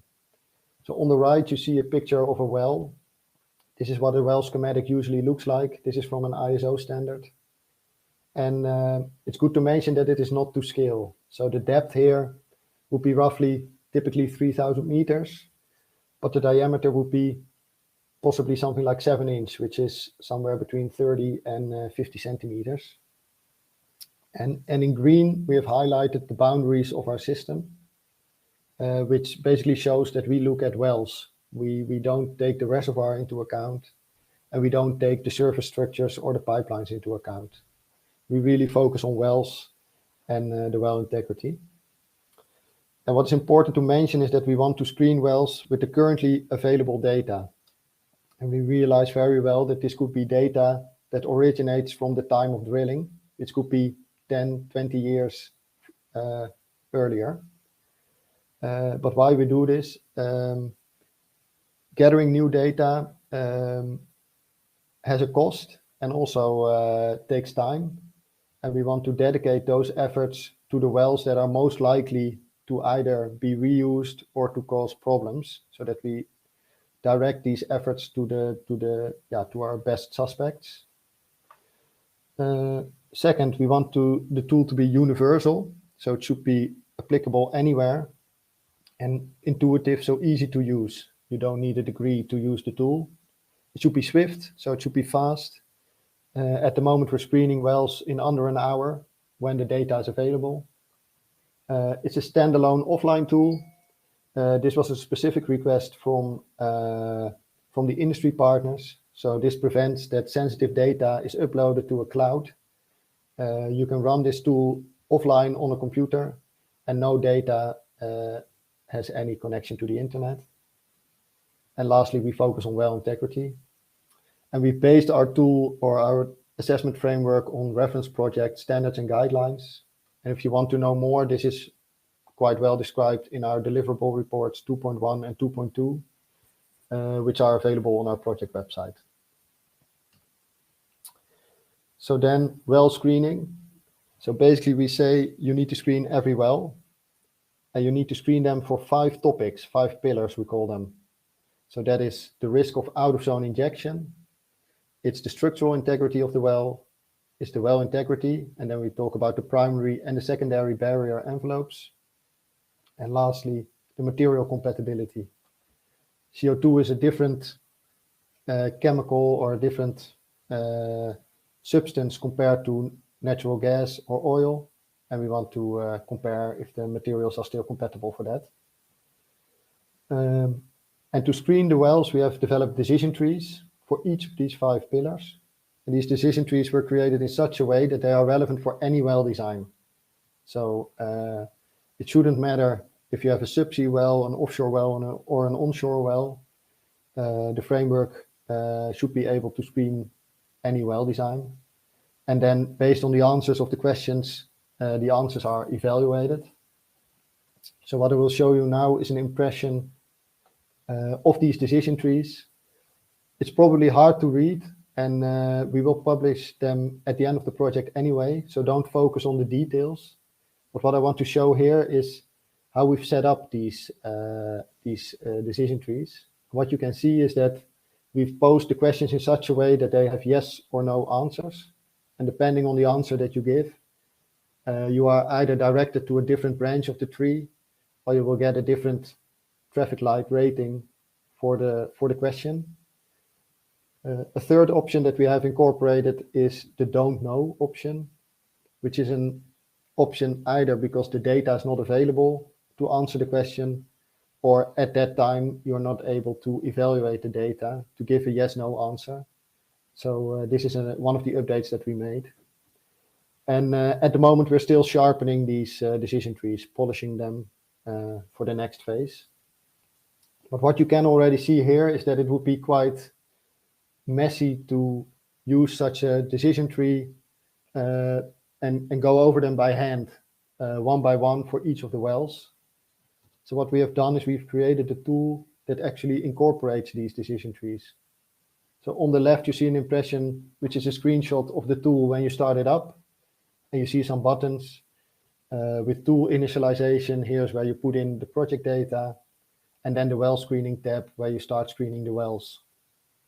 And the middle screenshot is actually the part of the tool where you can add wells. And here you can add as many wells as you want.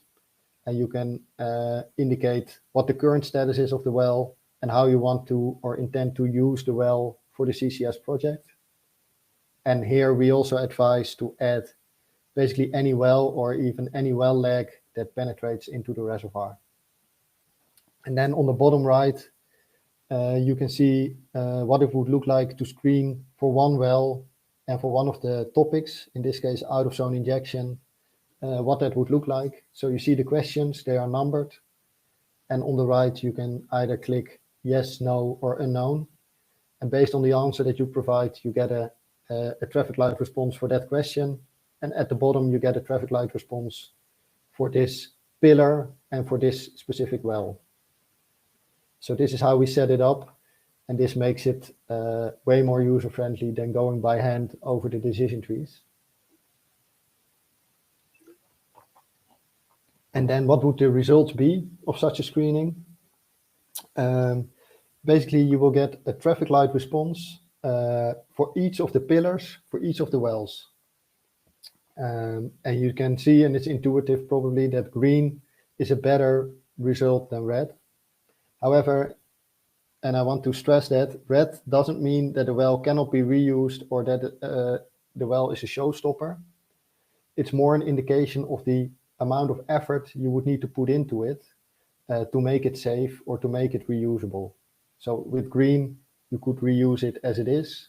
With red, you can expect that you would have to do a severe remediation work to make the well reusable. A last option is that you would get gray. And gray means that critical information will be missing and we cannot do a full evaluation of the well. And we also feel that this is an important aspect, because if you don't have the data that says that the well is good, you should consider that the well might not be good.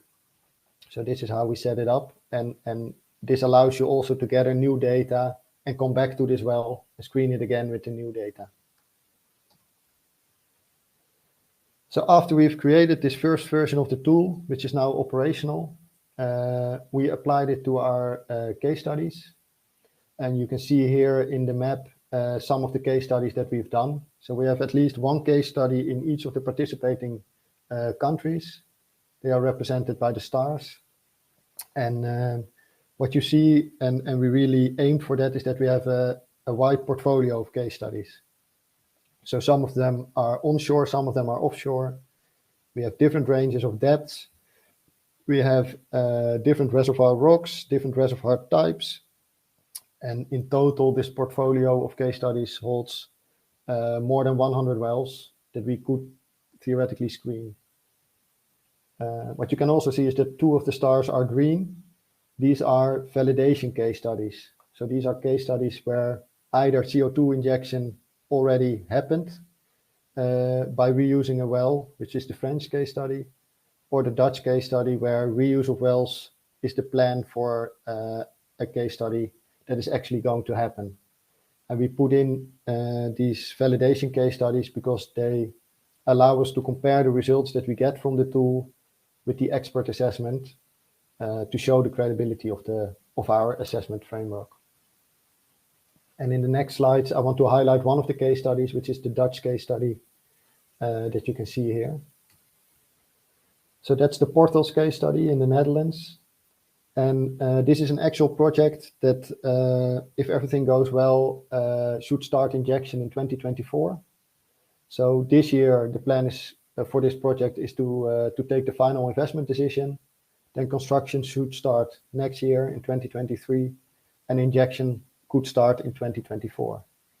And since this project also aims at reusing the wells, these wells have been assessed by independent experts in 2019, and this was part of the storage license application. And we have our hands on this assessment by the experts, and this allows us to compare our assessment with the expert assessment and to see if the tool is reliable. And just to give you a taste of what the expert evaluation was, there are 6 wells that penetrate the cap rock, and 4 of these wells are intended for reuse. And the expert evaluation said that all 4 wells that are intended for reuse could be reused as long as some of the mitigations that they've identified are properly executed. And some of these mitigations would be a recompletion, so replacement of the packers or the completions, abandonment of 2 wells, one is a sidetrack and one is an exploration well, a material check for load cases, and lastly, an assessment of the structural integrity.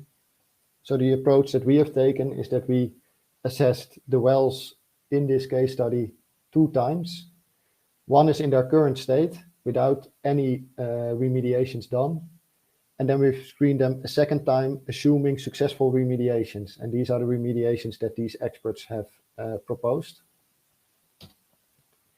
A bit more detail on the case study. This field or this project looks into injection in the P18-2 field, which is indicated by the star. This is close to the harbor of Rotterdam and thereby close to some CO2 emitters. It's an depleted gas field, and it has been producing for 30 years almost.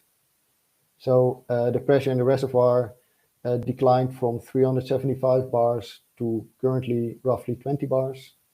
And depending on the end pressure of the CO2 at the end of the injection phase, we could roughly store 32 million tons of CO2 in this reservoir. There are 6 wells that penetrate into the reservoir, and 4 of these are intended for reuse. So what would such a screening look like? On the right, you see again something that we call a well status diagram. You see an indication of the cap rock, where it would be across the well. So this is the seal that would prevent any upward flow of the CO2. And these lines are the perforations. So the storage reservoir is below the cap rock over here. What you can also see is that there's blue and red lines and numbers. The blue numbers and lines represent the primary barrier envelope, which is the elements that come into contact with the produced gas or the injected CO2. The red items and lines, they represent the secondary barrier envelope, which is our safety net, I would call it. So if any of the items that are blue would fail, then the red items would still prevent any unwanted outflow from the well. So we should still prevent leakage to the environment. And we've screened this well on the 5 topics. And what you can see is we had no data on structural integrity, so we could not screen that. And for the other 4 topics, we get a red result. And a red result means you could expect severe remediation if you want to reuse this well.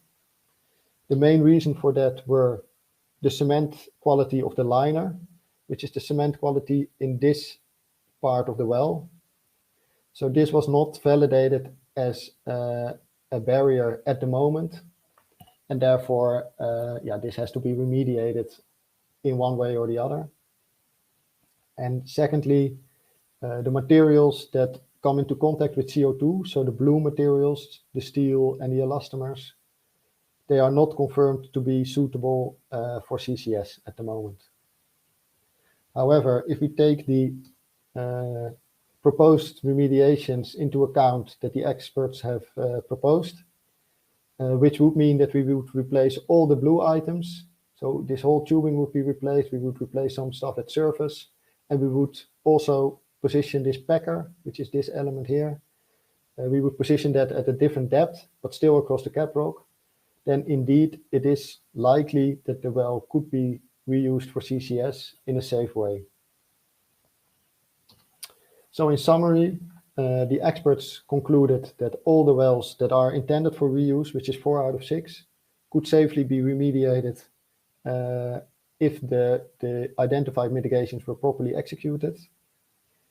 And our tool says that in the current state, so without the remediations, you could expect severe remediations, and a workover in this case is classified as a severe remediation. However, after the remediations, the wells could be made fit for safe storage operation. And from this, we conclude that our portal's evaluation is in line with the expert assessment. So for this case study, the tool gives reliable results. So in the next 2 slides, I will go over the preliminary observations of our work, and then I will touch upon the value of such a screening framework. So first of all, and that's what I've shown before, the results are in line with the expert assessment. The tool provides a systematic approach to screening of wells. So this can be done consistently and relatively fast. Screening is highly dependent on the available data and the quality of the data.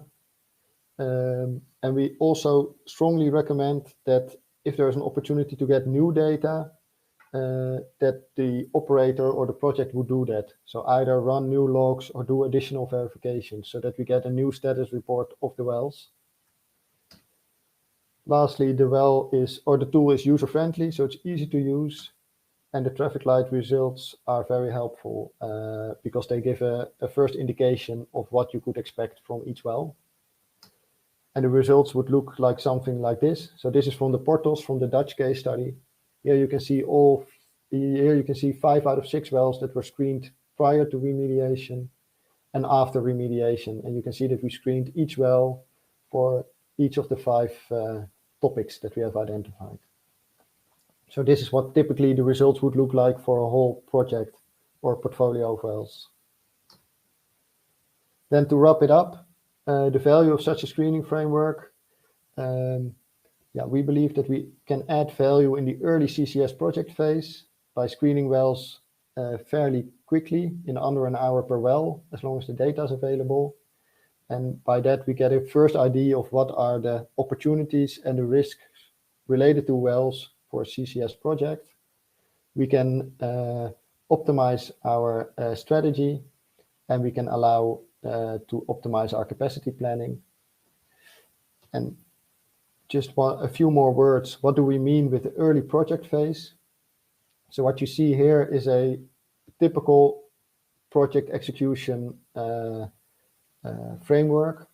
So you go from identify, assess, and select, which is the design phase, to the execution phase, where you execute the project to operate. Our project is in the early, provides value in the early project phase, assess and select. And if you combine this with this value realization figure that you can see here, the project phases match with over here. And what this theory says is that a well-defined project, which is shown in the blue line, could provide more information or could provide more value, even if it is poorly executed, than a poorly defined project that is well executed. And yeah, our project adds value in this phase where a lot of value could be created. I have 2 more slides, which will take about 1 minute. Who are we? So this is the project consortium. It's coordinated by TNO. We have 19 partners, and it's a combination of industry, regulatory frameworks, regulatory bodies, and research partners. And jointly, we have done this project, and we are looking to the last 6 months of the project. For completeness, these are the references that I've used. So you've seen some figures or some images and text in the presentations. This is where they come from. And with that, I would like to thank you for your attention. That was it. Thank you very much. Very nice talk. Good timing. Anyone, if you have a question, we have a couple of minutes left before the next session. And if you want to ask something, please type in a chat, and we can ask Kai on his opinion. So I don't see any questions at the moment. Don't be shy. If you have some burning questions, please shoot.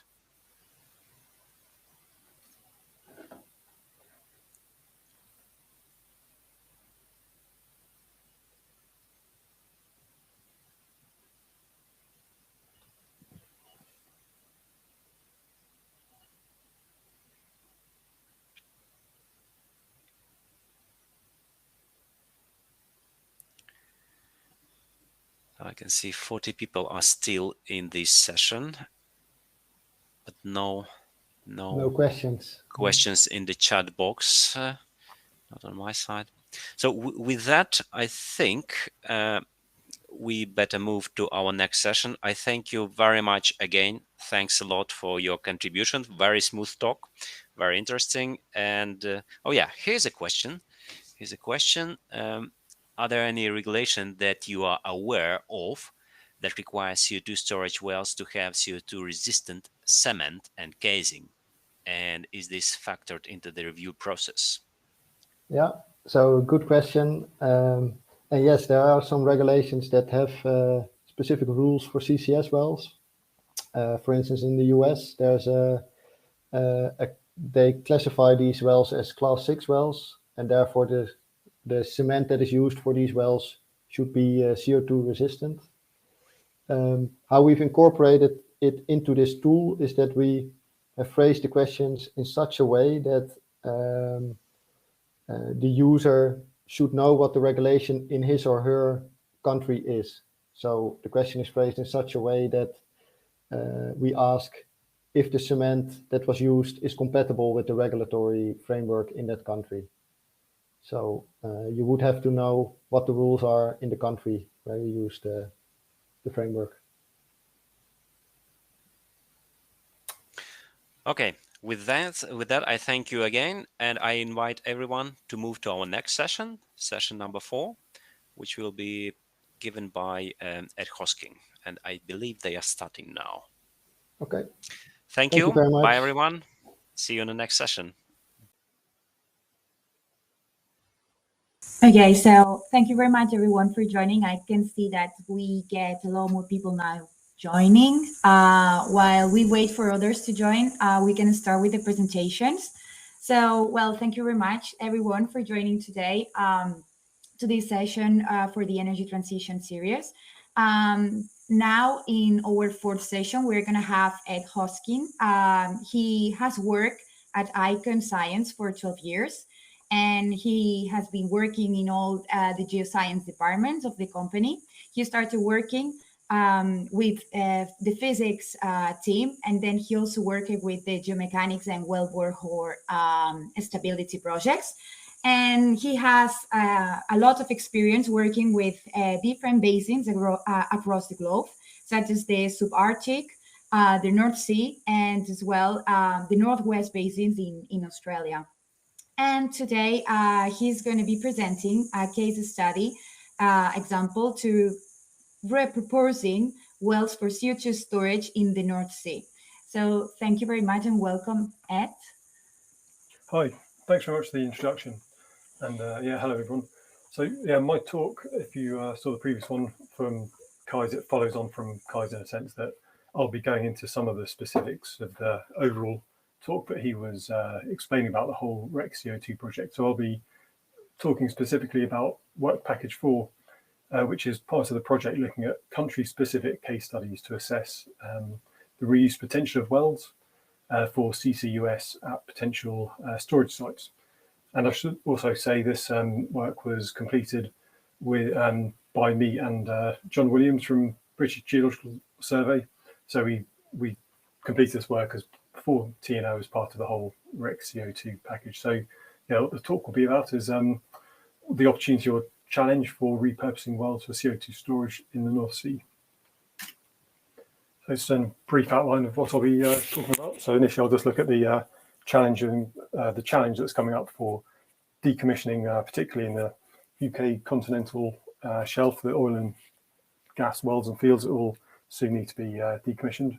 Then I'll look at the case study that we completed for the project, and that's Bunter Closure 36, which is in the southern North Sea.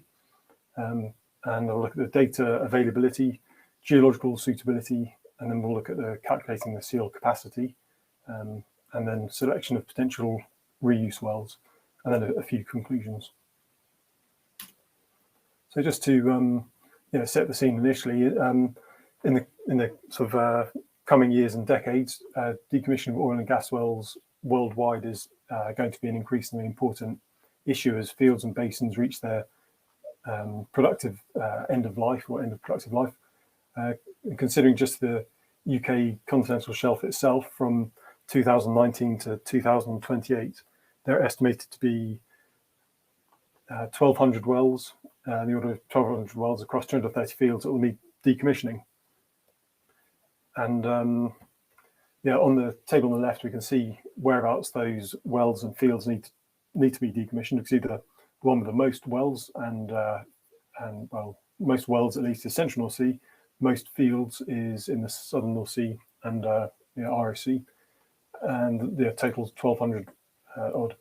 And the other point, when we look at how the costs of that decommissioning are split, we can see the bulk is actually, or the bulk of the cost related to the abandonment process. So that's fitting in with whether these wells can be reused to save some of the cost of abandonment for actually another productive use, which is obviously for the injection of CO2. And so the opportunity to be presented is whether these costs can be in part be recovered by reusing some of the wells that need decommissioning as CO2 injectors, which also helps towards the UK's commitments towards net zero emissions or CO2 targets. And the opportunity here really is that as the CCS industry is being built concurrently as oil and gas assets are being decommissioned, there's great opportunity to reduce the time and cost for developing this new infrastructure that's required. So from those 1,200 wells and fields, not all of them will be suitable for CO2 storage. Therefore, initially, when we were looking at a site to select in the UKCS, we made reference to the 2010 BGS study that appraised the CO2 storage volume in the UKCS. That map is shown on the left. This is all the different colours represent different age of reservoirs, and they're all aquifer reservoirs. And the study showed that a large number of reservoirs are suitable, and they are shown on the map on the left. Those are the suitable ones. And so to assess the suitability of reusing wells, a field that is close to being decommissioned was picked from the database, and the site that was selected was, as I mentioned, the Bunter 36 closure in the Southern North Sea, which is a aquifer reservoir. So this is a cross-section through the field. We've got a couple of wells on the flanks on the left and right hand side. Then there's the initial well that drilled through the field in the centre. And some of the positive properties that the field has, it's a four-way dip closure, so it's very stable structure or secure structure, has excellent seal properties with shale and halite above the bunter sandstone. There's a large accommodation volume with a great thickness of sandstone, good porosity permeability characteristics, and the depth of the reservoir means that the pressure is likely in excess of 100 bars or 1450 psi, which helps to ensure that any injected CO2 will be in its supercritical state at reservoir conditions. So understanding the pressure is critical for several aspects for this study. So initially, we want to understand what the pressure response will be once there's injection, so the initial pressure, and then what happens when CO2 is injected into the rock, what happens to the pressure then. Another major point is ensuring the cap rock is competent, because you obviously don't want any failure of the cap rock as CO2 is injected and the pressure increases. And then that's obviously ensuring that the fracture pressure of the seals is higher than the maximum anticipated pressure to ensure that the well cap rock interface is not breached. So now we'll look at a couple of key wells, some old wells that were drilled through the structure. So the first one is the initial well that drilled through the bunter closure 36. This was a dry well.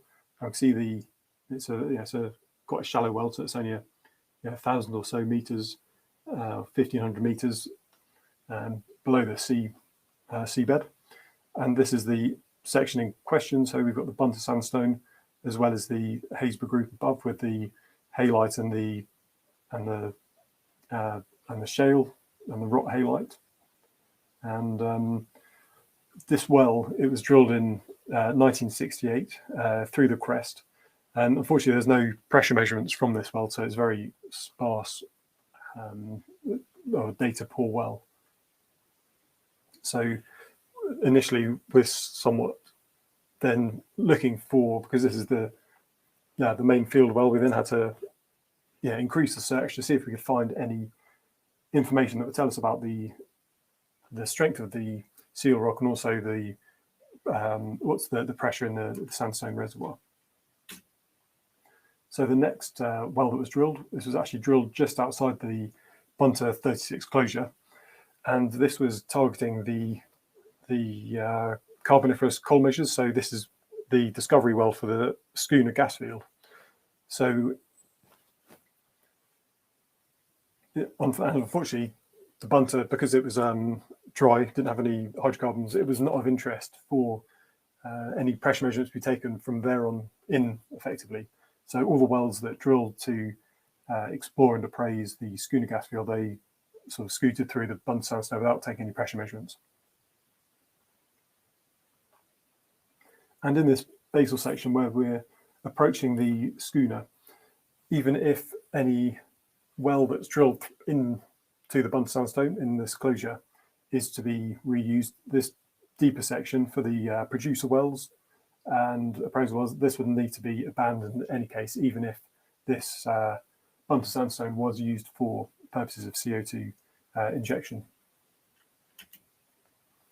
Because this is a sort of a blown up map showing the location of the wells and their well path trajectories. And we've also got the approximate closure, bunter 36 closure outline shown in red.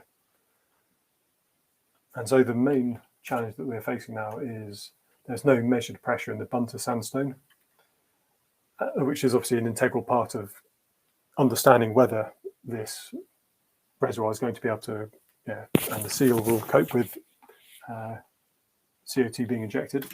And so what we had to do is look for pressure data from further afield. So none of these wells had pressure in the bunter, so we had to then expand where we were looking out to the wider region.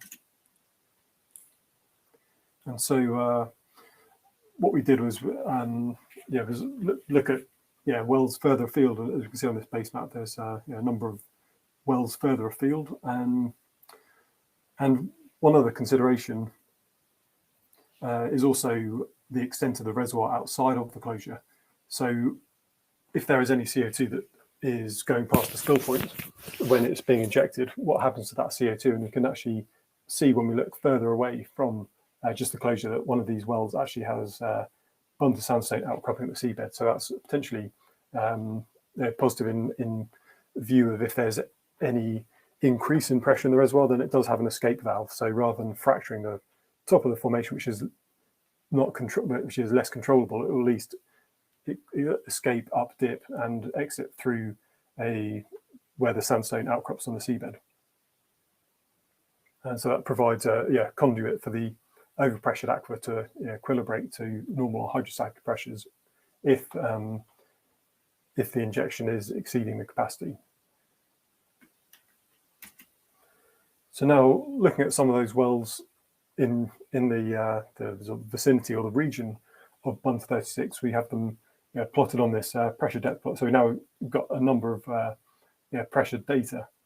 So this data came from the Regional Southern North Sea Pressure Database, which Ikon worked on in 2017. And with these pressure data, it now gives us some data within the bunter sandstone. And the next few slides, I'll just go through and look at how we've assessed whether this pressure data is valid or not valid in reconstructing the pressure at the closure 36. So on this base map, this is base map. We've got the coastline of the UK shown in this line I'm just tracing at the moment, and where the wells were derived from is shown by this red box. So all within this red box. The location of the bunter closure 36 is shown by this circle here, where I'm just indicating the mouse. And we can see the large scale structures indicate that there's actually quite a fault-free section in the middle here. So it's surrounded by some large basin scale faults, but where the closure 36 is this fairly wide area, which is fairly open, but it's bounded by faults and salt walls. So now zooming into that area, what is shown on this map is the faults, and then we've also got the wells and the wells. The symbol indicates whether there's aquifer pressure data or no bunter sandstone pressure data, and alongside the symbols there's also the overpressure values. So just starting from the top, we've actually got this is Esmond gas field, so there's quite a high depletion here. So we've got 1700 or minus 1700 psi of depletion. So that's 1700 psi less than the hydrostatic pressure. So it's very highly depleted.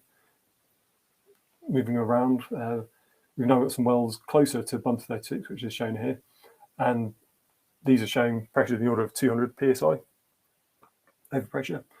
Now as we go to the south, we're going past some faults, and these are some of the oldest wells in the area, and there's pressure increases a bit to around 400 psi. There's also some more depletion down here based on related to production, but you can see these faults seem to cause a barrier. There's a sort of distinct change in pressure from this side of the fault to the other, where bunter 36 is.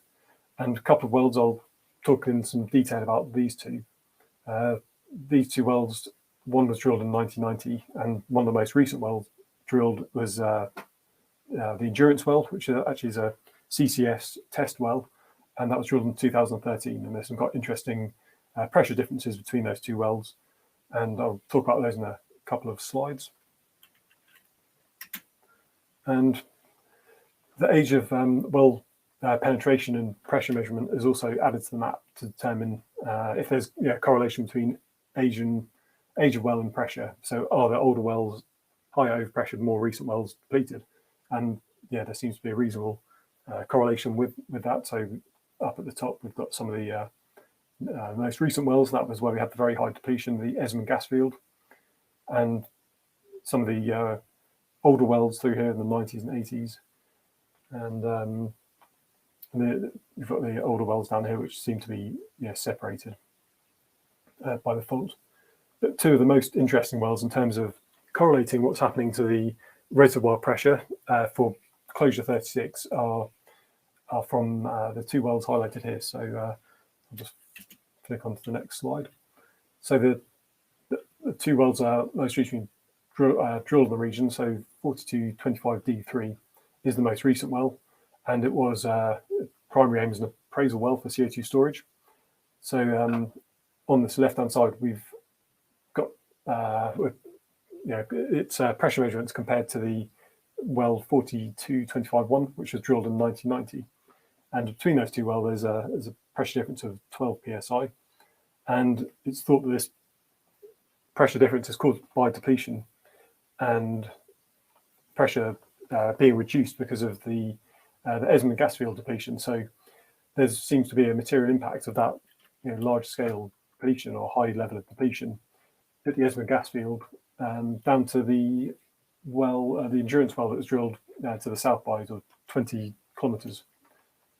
However, it's a very small impact. It's only in the order of 12 psi, but it highlights 2 points. It shows that the Bunter Sandstone Aquifer doesn't have any barriers between the location where the endurance well is and where the Esmond gas field is. And because of the size of this Bunter Sandstone Aquifer, the depletion effect is quite minimal. So it's only 12 psi less. So it's what that indicates is that there's not likely to be much implication of pressure changing at the Bunter closure 36 from its virgin pressure condition, because the change at this location where we've got endurance and we've also got 4225-1 well is very minimal. So that provides some confidence that there's not going to be a depleted reservoir at Bunter, and it's likely to be at or near what its original pressure condition was when it was originally drilled. So with that, we created a sketch. We estimated the pressure in the shale above the reservoir and also through the reservoir. And in 2 cases, so we had a low case pressure, which was the hydrostatic pressure condition, and then a high case, which was honouring the 200 psi, which was recorded by some nearby wells. And so the reason for completing the work on the regional pressures is for seal capacity work to ensure that the seal can handle the maximum increase in pressure based on the CO2 injection scenarios. So we've got the hydrostatic case and a high case of 200 psi.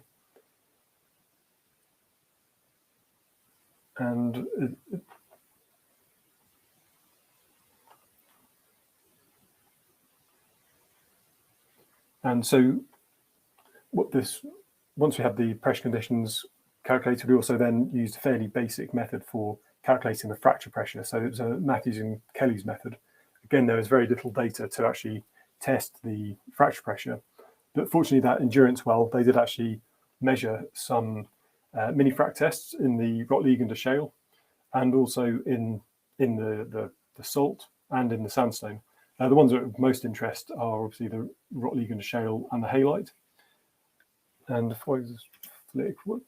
if these values are projected up to where the pressure measurements are shown, they actually compare favorably for the Rot shale. The halite value is much lower actually, but this is an FIT, so it's that they're only taking the pressure up to a predetermined value. So it's the fracture pressure for salt is typically indicated at equaling vertical stress. So it's shown out here, even though the test, it's a limit test. So it's, they didn't actually take it to the full extent of it that it could do. But I've got an example on the next slide to show where salt is shown to be able to be much, have a much higher fracture pressure measurement in the Southern North Sea. And so after completing this, we've now calculated the shale pressure. We've compared it against one measurement in the vicinity. And so now we've built up a model with pressure and fracture pressure, so we can start seeing what our seal capacity is. So when we start looking at the injection pressure that will be injected into the reservoir, whether the seal will be able to cope with it. That's in a couple of slides time. Okay, so this is a regional well, just to go back to the point about the strength of the salt in terms of its fracture pressure. And here we can see we've got this is actually a limit test as well, but it's getting out to the vertical stress. So this hasn't actually gone to the leak off of the leak off point to the formation breakdown pressure. So this is showing how strong salt is, and so the assumption of salt having a fracture strength at vertical stress is a reasonable one. And so on this table, now we're looking at the seal capacity. So from the previous pressure depth plot, we copied down all the values which relate to the pore pressure and fracture pressure in order to give us an aquifer seal capacity. And so the aquifer seal capacity is shown in this green box. And in the worst case, we have aquifer seal capacity of in the order of 1,000 psi. If we take the halite as being the best seal, then the aquifer seal capacity increases to 16 to 1,700 psi. And what we did is we compared that seal capacity against a maximum injected overpressure at the base of the crest of Bunter polythotics would be around 638 psi. And so that value has been calculated from a recent BGS study. It's the Elegancy project. And so that they modeled that the reservoir could take 638 psi, which is well within the range that we have calculated using a fairly basic model looking at nearby regional wells and calculating it based on the expected anticipated pressure and also the local fracture pressure.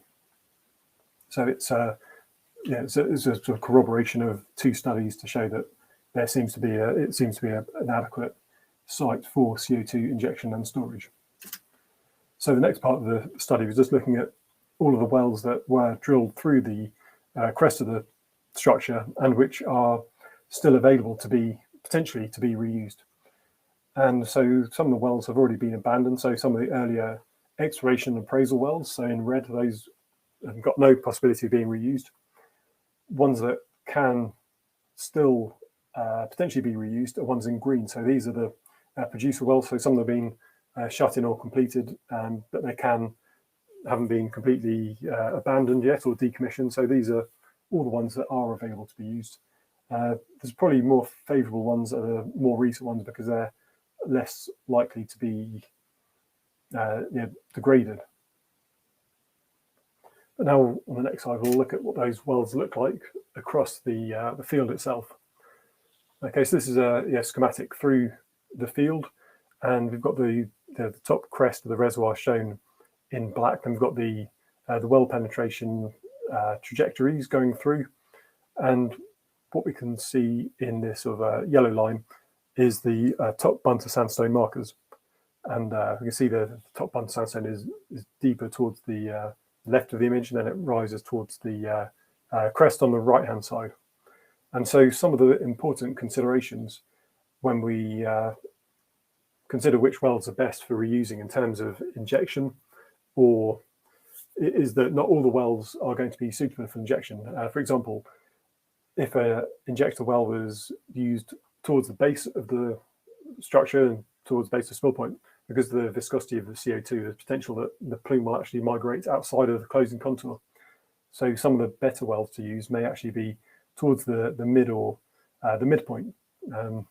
Some of the downsides of being closer to the crest for the injection are that there's less rock volume for the CO2 to react with and be to react and then precipitate as a solid. So that's a downside of having less rock volume, but at least if it's towards the crest, there's more chance of it not escaping from the spill point. So, sorry, Ed.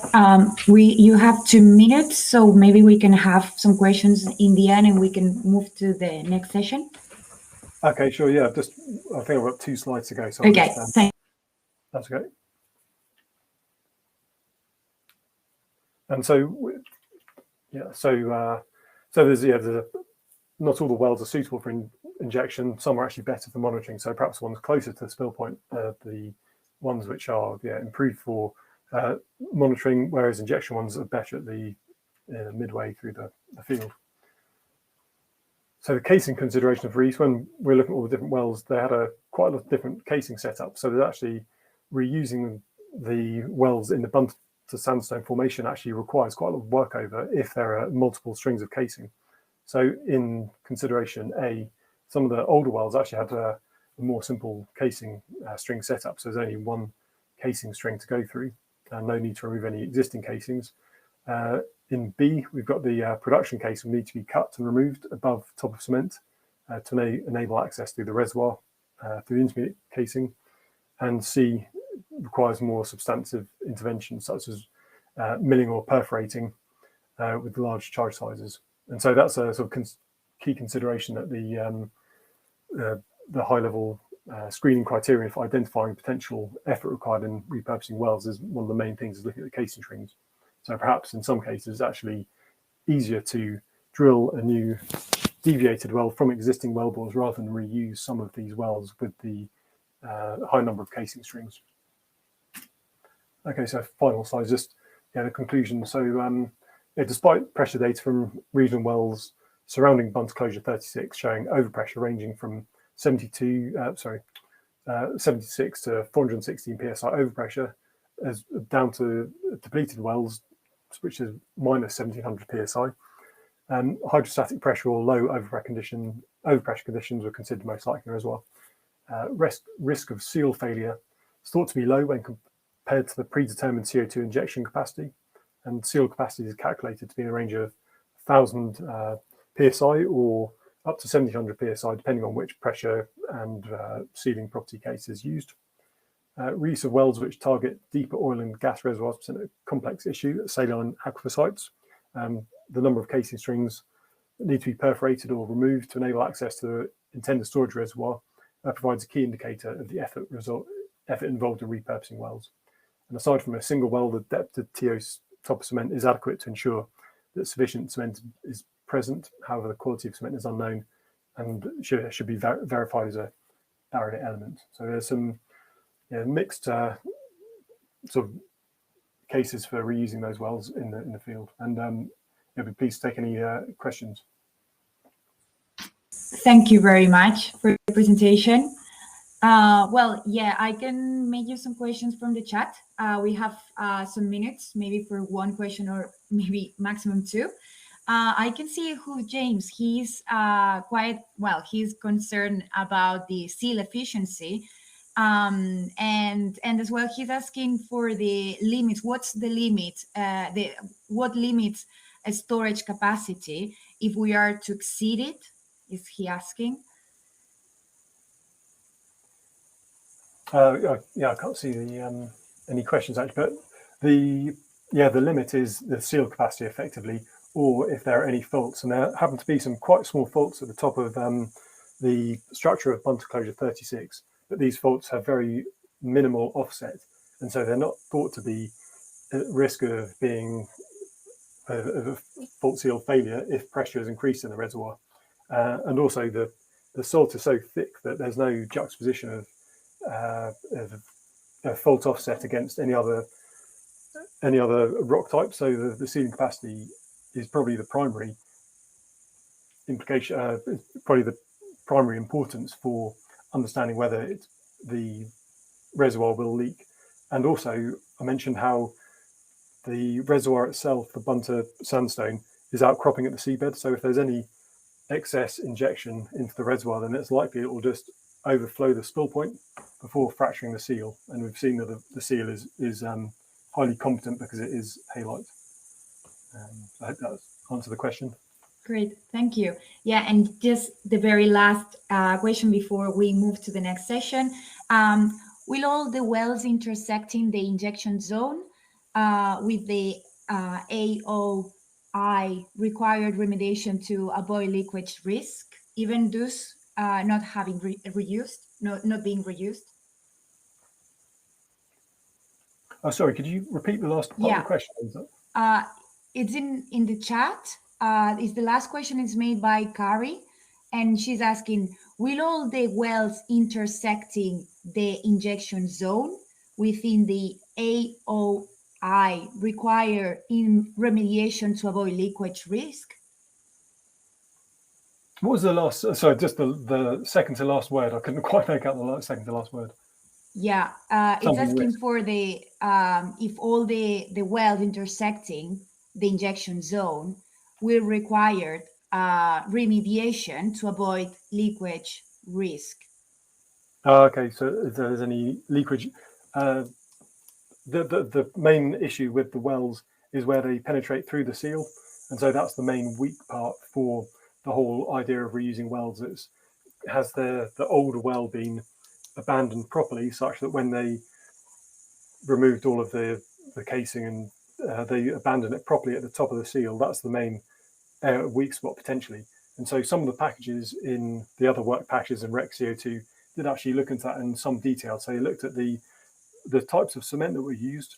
Historically, I think it's Portland cement, and they went into a lot of detail looking at laboratory tests of how well that cement stands up to more acidic waters after the CO2 has been injected.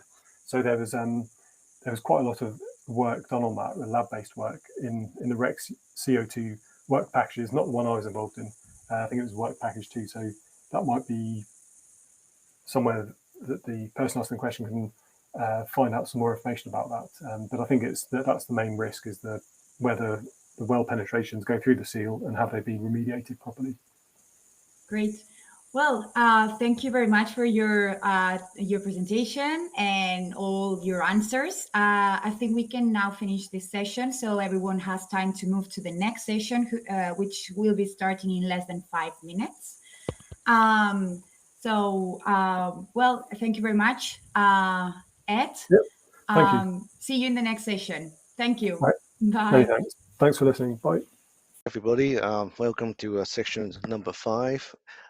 The presenter for this section is Christopher Lloyd from the University of Manchester, and the title of his talk is Regional Exploration of CO2 Storage Site in the Utsira-Skade Aquifer, Northern North Sea. Unfortunately, today, Chris won't be able to join us live, but he has prepared a pre-recording that I will be showing shortly. Before I show the recording, I would like to give a brief introduction about Chris. So Chris recently submitted his PhD thesis at the University of Manchester. Previously, Chris studied petroleum geoscience and got his MSc at the same university. His PhD focus was on regional CO2 storage exploration. He also has experience in regional hydrocarbon exploration from his time with Equinor and Lloyd. Chris will be joining Equinor as a geophysicist next month. So just to let everybody know, although Chris will not be joining us today, but the second author, Matt Hughes, will be here to answer any questions. So if you have any questions during this talk, please type your questions on the chat.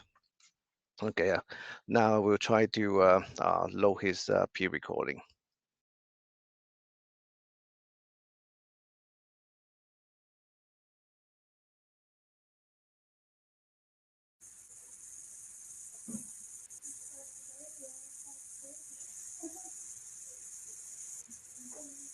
Hello everyone, I'm very sorry that I can't be there in person today. I've made this pre-recording and the second author, Mads Hoos, will be filling in for me in the Q&A afterwards.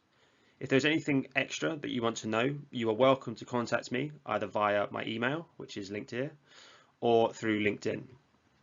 So I'm going to be presenting a method for identifying potential candidates for future CO2 storage through regional exploration. So we're going to be using data sets and workflows developed for the hydrocarbon industry and repurposing them for CO2 storage. And just before I start, I just wanted to say a thank you to the other authors listed here, and also to the data providers CGG and TGS. So when we explore for any resource, we start at a large scale and gradually decrease the area and increase the level of detail. So this is usually expressed as a triangle or as a pyramid, such as this one here. So for CO2 storage, the base layer is aquifer screening. So this is basically assessing the overall suitability of an aquifer. And this is typically done for many aquifers within a basin, and then the best ones for storage will be highlighted. So this image here is just from the Norwegian North Sea. And you can see that each of these lines represents a different aquifer that's been assessed. So for each of these, average properties are used and then applied regionally to the full aquifer. The next step is where this study starts, and that is to take one of these aquifers and assess the 3D variability of properties. So in this study, we look at properties that contribute towards, firstly, containment, so i.e. keeping CO2 within the aquifer. So we look at things like seal integrity, seal bypass systems, and overburden migration paths, and also towards capacity. So how much CO2 can we store and where can we store it? So we look at things such as porosity distribution, intra-aquifer mudstones, whether there'll be baffles or barriers to flow, structural closures, and then also we integrate that with the containment assessment to identify the best areas for storage and then highlight properties or identify properties just in this area. So finally, once we have found those suitable prospects, we can mature them. And one way to do that is through simulating CO2 injection into the prospect to see where the CO2 plume migrates to, where it is trapped, and how it is trapped. So we will cover both this phase 1, this regional exploration, and this prospect maturation phase 2 today. And this is the workflow that I'll be using for phase 1, and that is to assess both containment and capacity. And I'll go through the data set and the regional setting first, and then go on through the main analysis of and results, and then move on to the capacity workflow.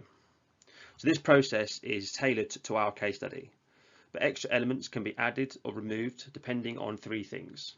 Firstly, the geology that you have in your basin. Secondly, the amount of the data that you have available, and finally the amount of time that you have. And I'll be using this slide as we go through. So to demonstrate this work, the focus is on the northern Utsira-Skade Aquifer in the northern North Sea. And this aquifer has already received much attention as there is already CO2 injection in the Utsira formation, which is happening in the south at Sleipner.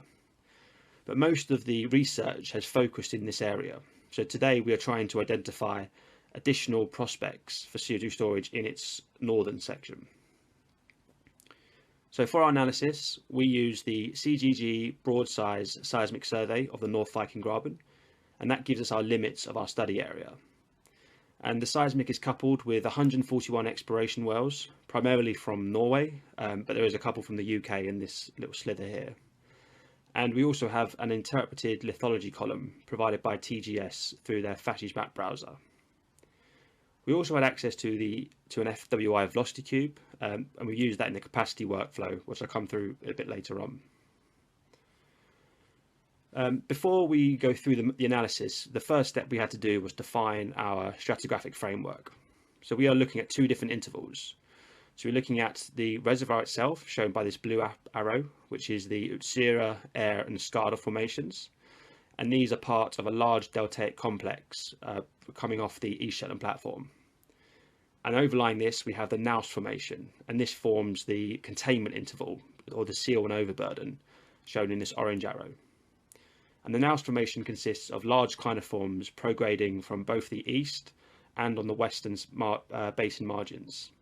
And we subdivide it into 6 units for the containment analysis, depending on its depositional architecture and on the lateral continuity and strength of the seismic reflections. So here is a schematic of the containment interval, and in this study we are focusing on ways CO2 would migrate up out of the reservoir. And for this is going to be through sandstones connected to the reservoir, to the aquifer itself, and therefore producing seal bypass scenarios. So we focus on the position of the sandstones and how they are connected, and the different scenarios we're looking at is given here. But because sandstones close to the top reservoir are more likely to be migration paths than those higher up in the stratigraphy, we split the containment interval into the seal interval and the overburden interval. And you can think of the seal interval as the minimum seal thickness required for storage. So in this study, we use an arbitrary number of 50 meters. So basically we're saying that we want a 50-meter mudstone above our prospect for it to be suitable, for, as in, to be sure that the CO2 would stay within the reservoir. So where there is a sandstone that is within that seal interval, then we don't meet that minimum requirement for storage, and therefore that area would be deemed unsuitable. So in order to look at this, we did manual and automated seismic mapping of every clinoform, and this forms the foundation for attribute analysis, which was done in parallel with well correlations. So the first element that I didn't mention in the previous slide is seal internal geometry. And this is important to consider because dipping stratigraphy juxtaposes more subunits against the reservoir, therefore increasing the risk of an overlying sandstone being in contact compared to, say, flat-lying stratigraphy. And therefore, to assess this, we raised the top Utsira Formation surface, so the top aquifer surface, up by 50 meters, so that now it is at the top of the seal interval. And then we extracted seismic amplitudes at this surface to show the clinoform geometry in plan view. So where there are alternating polarity bands, the surface is slicing through dipping clinoform faucets. But where there are broad areas with a single polarity, then the surface is slicing through flat-lying clinoform bottom sets. So if we look on the left of the map of the aquifer, we can see these alternating polarity bands in the south from both margins, meaning that we are within the faucets in that 50 meters of the top, above the top aquifer. Whereas in the center and to the north, we see these broad areas of single colors, representing parallel to reservoir or flat-lying clinoform bottom sets. So moving on to the second element, which is sandstone presence. And we look at this in the 6 units identified in the Naust Formation. And I just thought I'd bring back this cross-section just to remind you again. So here we are using thickness maps for each of those 6 units, along with the well sandstone percentage for that unit. So each pie chart represents sandstone in yellow and mudstone in grey for that unit. And we use this to identify regions of high sand content. And then sandstone packages could be correlated between wells and the seismic to give an overview of the area and stratigraphic level of the different sandstone bodies. And just to summarise the first 3 units, because these are the most important for containment because they're closest to the reservoir, we can see that we have high sandstone percentages on the East Shetland platform, close to the breaker slope, up to about 200 metres above the Utsira Formation. Further sandstones are apparent in the basin floor bottom sets. So we see some in the Tampen Spur region, and we can actually see the outline due to the thickness changes of these sandstone bodies. And these are apparent in all 3 of the units. In the centre of the basin, we identify another sandstone body in Unit 3, and this is a sandstone sourced from the East Shetland platform. So seismic attributes helped with the mapping of sandstones in areas of poor well control. So here we're down in the the southeast of the aquifer, and you can see submarine fans with clear channel lobe geometries in the variance and spectral decomposition attributes. And given that these are feeder systems for sediment coming off the shelf, and given their unique response relative to the surroundings, these are potentially sandy. So using both the wells and the seismic attributes, we can assess sandstone presence, and we brought in this 3-tier classification. So proven sandstones are sandstones that can be correlated between wells and on the seismic. Probable sandstones are those based on mapping of proven sandstones outside of well control using seismic data, and possible sandstones are those that have no well penetrations but have a seismic signature similar to a proven sandstone, or we see a seismic geomorphology. And then these are mapped with solid, cross-hatched and dotted shading, and by colour according to their unit of occurrence.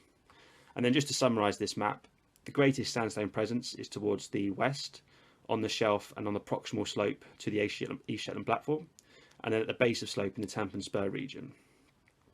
In the east, sandstones are present, but these are mostly found in the upper units 4, 5 and 6.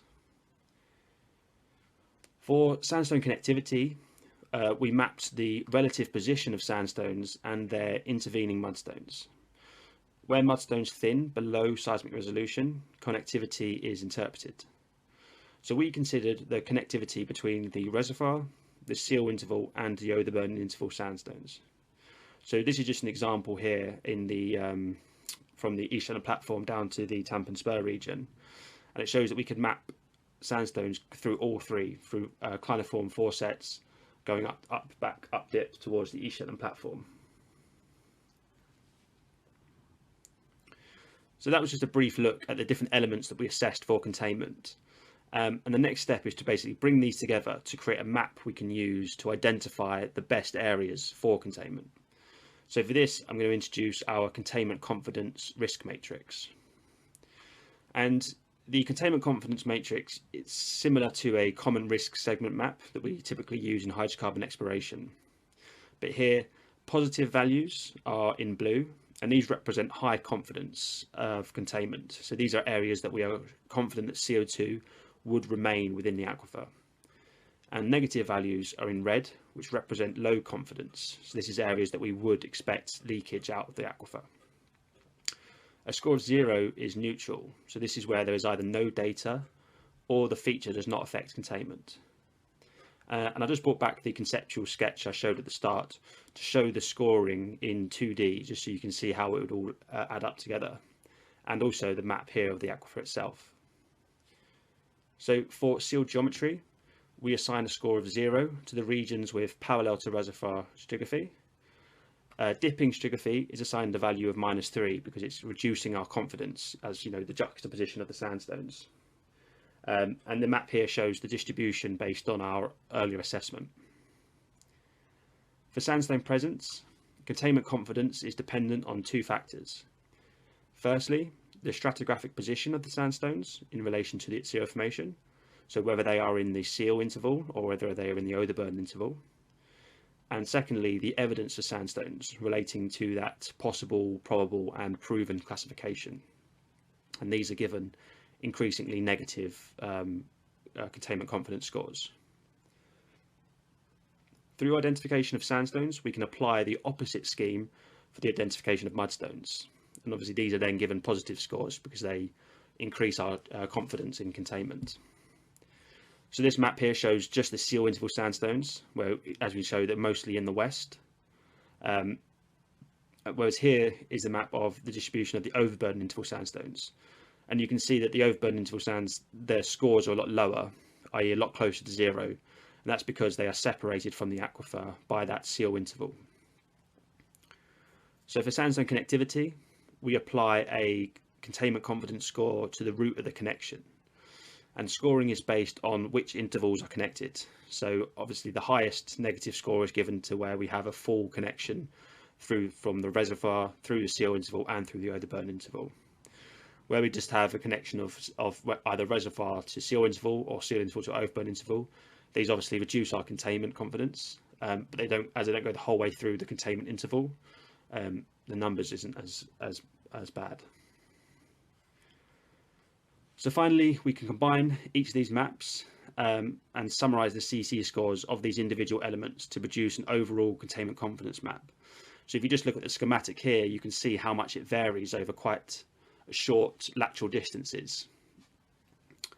And here you can see all the maps together. So the worst areas for containment are in the west, around the East Shetland platform, where we identified several different connected sandstone bodies. The best areas for containment are in the northeast, where here there is mudstone dominated flat-lying seal interval, and there are no connected sandstones up through the Oderburn interval. Although there are sandstones there, the mudstone disconnects them. So now we can move on to the capacity workflow. The map that I just showed for the containment can be used to identify the prospects, the best areas, but we need to assess the reservoir before that. So I'll start with looking at the data itself and then look at each of the capacity elements that we analysed. So the first thing we had to do was to assess porosity, and we decided to calculate a relationship between velocity and porosity that we could apply to the FWI velocity cube. So for this, we derived a simple linear function from the well data. And this involved a number of steps, including converting the sonic and density logs to velocity and porosity logs, and also removing any spurious data or any non-sandstone lithology points. So out of the 141 wells that we had, there was only 17 that contained both the density and sonic logs in our studied interval. And this low number is likely due to how shallow we are focusing. We're looking at an aquifer that its maximum depth is around 1500 meters. So the porosity and velocity from the well data were cross-plotted against each other, and then a linear function was extracted. So we ended with an R value of negative 0.41, which gave us a moderate correlation between the two variables, but we obviously acknowledged the uncertainty with this number. And this function was then applied to the velocity cube to convert it to a porosity cube. So here is an average porosity map across the aquifer, and the averages vary between 29 and 39%. And this is in line with data from Sleipner, where the average porosity is around 35 to 36%. So these are obviously, higher values that we're looking at. And, just laterally, we can see that the highest porosities are towards the south and west around the East Shetland platform. And this is because, we're close to the sediment source. And then generally, the porosities decrease north and eastwards. And that's because we are moving deeper and further from the sediment source. There are high porosities in the northeast, and that's because the sediments here are sourced from and are proximal to the Sognefjord region rather than the East Shetland platform. So if we look at the seismic section, we can see the vertical variability, and we can see that there is a decrease in porosity from the Utsira and Air formation relative to the underlying Skade formation. So next we mapped the intra-aquifer mudstones, and obviously these can act as barriers and baffles to flow. So for this we focused on the extent and the thickness variability of the mudstones. And as I mentioned, in our containment assessment, we use a seal thickness of 50 meters, and therefore that is our threshold for what would be a barrier to flow. So we obviously need to apply the same threshold to any of the intra-aquifer mudstones. So this map on the left, we are showing a thickness map for the full aquifer, and then for each well we show the sandstone net to gross and as a pie chart, and then the perimeter of that pie chart, the colour represents the thickest mudstone in that well. So it's only where we have a green perimeter where we have a mudstone thicker than 50 meters, and therefore that would act as a barrier to flow. Everything else would be interpreted to be a baffle to flow. So the only areas we see this is in the centre for the mudstone that separates the Skade with the overlying Air formation. And therefore for this mudstone we performed a full containment confidence assessment with the results that are shown here. So the elements that assessed were slightly different from where we did it for the Utsira, for the top of the aquifer, for the Utsira formation. And for example, here we actually identified faults through the mudstone, so these were obviously included. And the only area where we had a positive containment confidence score is on the eastern margin. We did assess other seismically resolvable intra-aquifer mudstones, and one of them is shown here, for example, for the top Air formation mudstone. But due to its low thickness and the fact that we have channels that are likely sand-filled cutting through it, it would likely act as a baffle to flow rather than the barrier. So we identified structural closures beneath the mudstones that were barriers to flow, at least in some areas. So this was obviously just for the top Skade formation mudstone, as I showed in the previous slide, and for the top of the aquifer itself, which is for the main containment confidence assessment that I showed earlier. So we performed a fill and spill simulation using 800 randomly selected source points. So at each of these source points, the fluid migrates up dip, filling structures and then spilling out of them. It doesn't take into account any geological heterogeneity, it's just done on the surface. So the 100 largest structural closures are shown here with the red outline. So the spill routes showed that the fluid migration routes were back towards the East Shetland platform, and that's because this is the direction of the regional dip, and we see that in both the Skade and in the Eyre formation, and in the Utsira formation, sorry. The only exception is around the Sognefjord region, but that's because, as I mentioned when I explained the porosity, it's coming from a different source, and hence it has a slightly different regional dip in that unit. So once we'd looked at these closures, we wanted to estimate the storage capacity, and we used this equation here for effective storage capacity. So the first three variables are measured from the data, and we used unique values for each of the closures. For the final two, we took just analog data, so these were constant between the closures for the calculations. And we used two different techniques for estimating the storage capacity. So one is where CO2 is injected at the base of the aquifer. So CO2 would be injected and then it would migrate vertically and then laterally under intra-aquifer mudstones. So we call that the full reservoir thickness storage capacity because it is using the full aquifer within the closure. The second technique is if we rely on a fill and spill approach. So for this, CO2 would enter the closure from the side, and therefore very little of the underlying aquifer would be used. Each method has a different gross rock volume and a different storage efficiency, and that's because each method relies on different contributions from the trapping mechanisms. So we only wanted to calculate storage capacities for prospects within the areas suitable for storage. So we can just combine all the analysis to highlight the suitable areas and estimate closure capacities just within those areas. So if we, after applying the containment confidence assessment and a depth cutoff just for the top of the aquifer, we were left with the northeast section.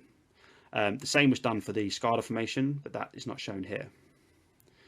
So here is a list of here's a catalogue of prospects within the northeast section of the aquifer. So for a closure to be considered a prospect, it had to have a full reservoir thickness storage capacity of more than 5 million tonnes. And there were 4 prospects with a positive containment confidence score. And this is their storage capacity in the boxes. So you can see that one prospect was much larger than the other 3. There are 2 bigger prospects, but these both have negative containment confidence scores. But they have been included because the containment confidence scoring that I showed at the start may be changed in the future. As more work is done on mudstone integrity, this may mean that we can reduce the seal thickness or the seal interval thickness to 20 or 30 meters. And obviously when it's thinner like that, then it would open up more of the aquifer for storage. So in case that does happen in the future, these have been highlighted at this stage. So now we have performed a regional assessment and identified prospects, we can move on to maturing these prospects, which is the top layer of this pyramid. As we wanted to limit the size of the reservoir model, we only included the largest prospect and one other smaller one, as they could both be included in the same model. We also included some of the smaller closures surrounding these. We undertook further geological characterization around the prospects and we identified 3 laterally extensive mudstones. So we input these into the model. So therefore, there was 4 sandstone zones separated by 3 mudstones between. For the simulations, we used 6 different well locations, which are shown here, 3 in the north and 3 within the main prospect, prospect 5, as this was the focus. We ran multiple tests, but I just wanted to focus on 2. The first one I will show you when we injected CO2 at the base of prospect 5, and the second test is where we injected at the top of the aquifer, so in Utsira-Skade zone 4. The reason for these tests is so that the capacities can be compared to the static storage capacities I showed earlier. And secondly, we wanted to see the influence of the intra-aquifer mudstones in test 1. So for each of these tests, we kept a constant injection rate of 1 million tonnes CO2 a year, and we ran the simulations for 50 years after injection stopped to see any further CO2 migration. So this is the results of test 1. So in these images, we see the outline of the prospect in black, and then each of the colours represents the plume spread underneath each intra-aquifer mudstone. So in the first run, we had low mudstone threshold pressures. So that means that only a small CO2 column would build up before we broke through the mudstone. And you can see that the CO2 breaks through very quickly, resulting in most of the CO2 draining straight to the top.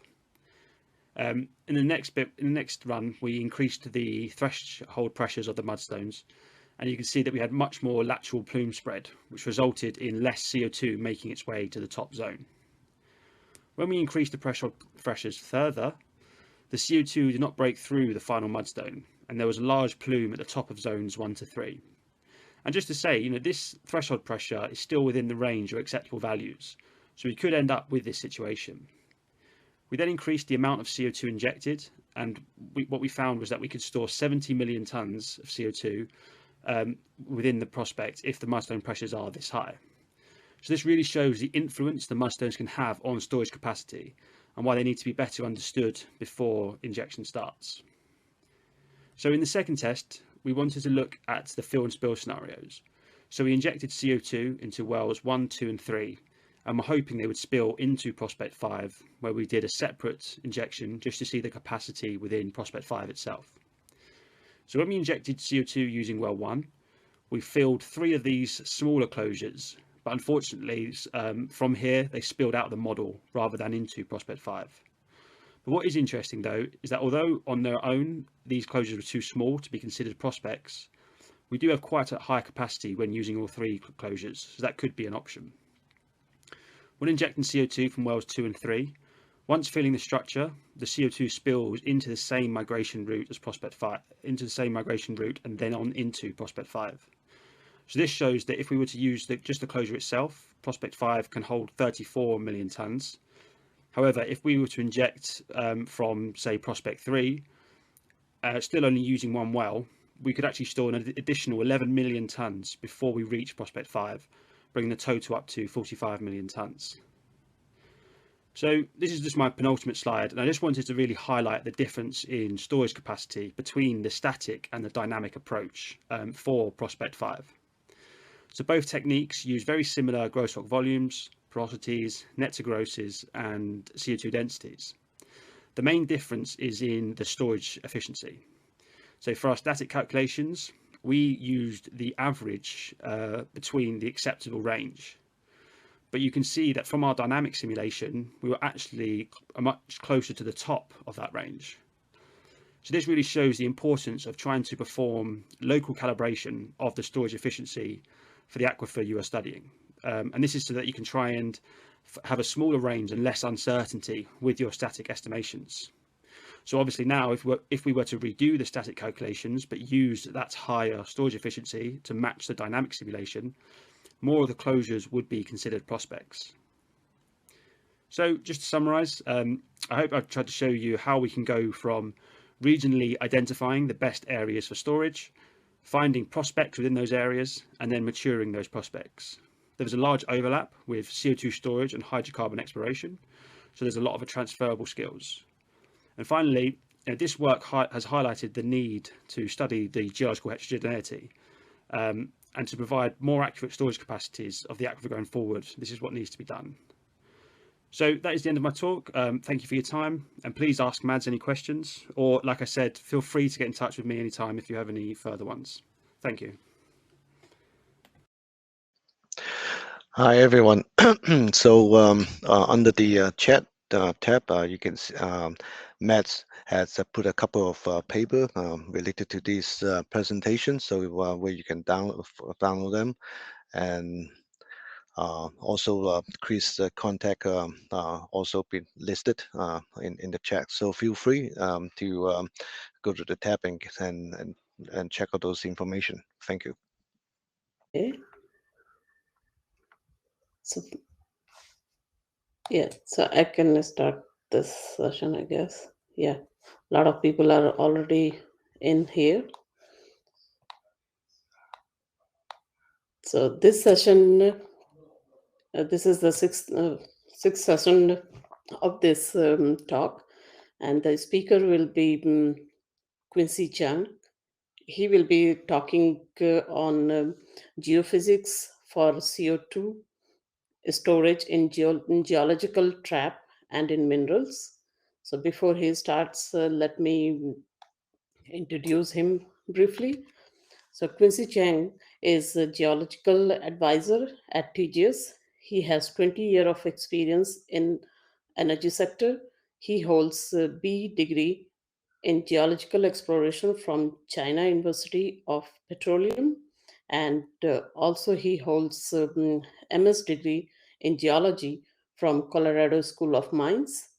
And his current interest, research interest in carbon storage, wind farm site characterization, sustainable energy, salt tectonics, and rift basin system.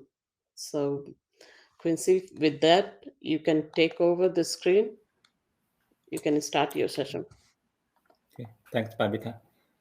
Today I will focus on geophysics for CO2 storage, how we can use geophysics for CO2 storage in geological traps and in minerals.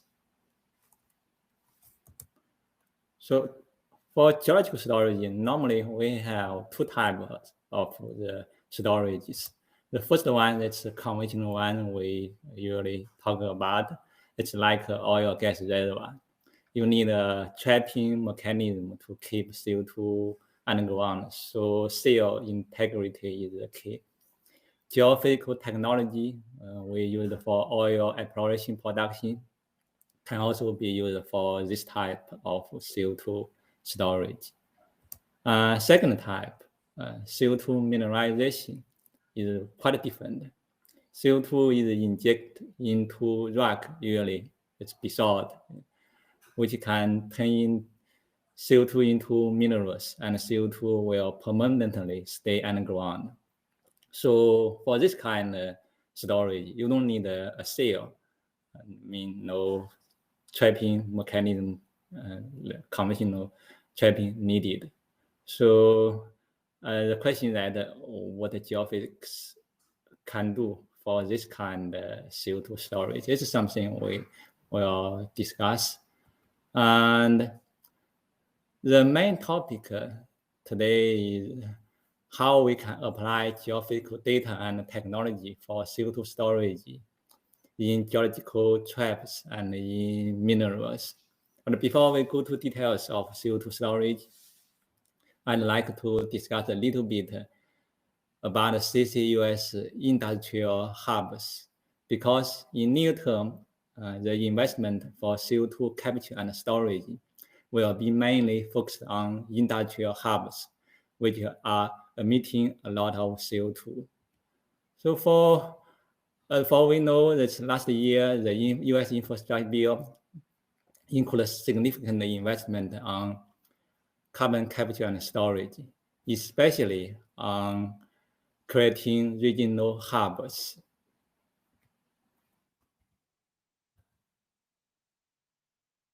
The regional hub should include a network of CO2 capture, storage, and related infrastructure.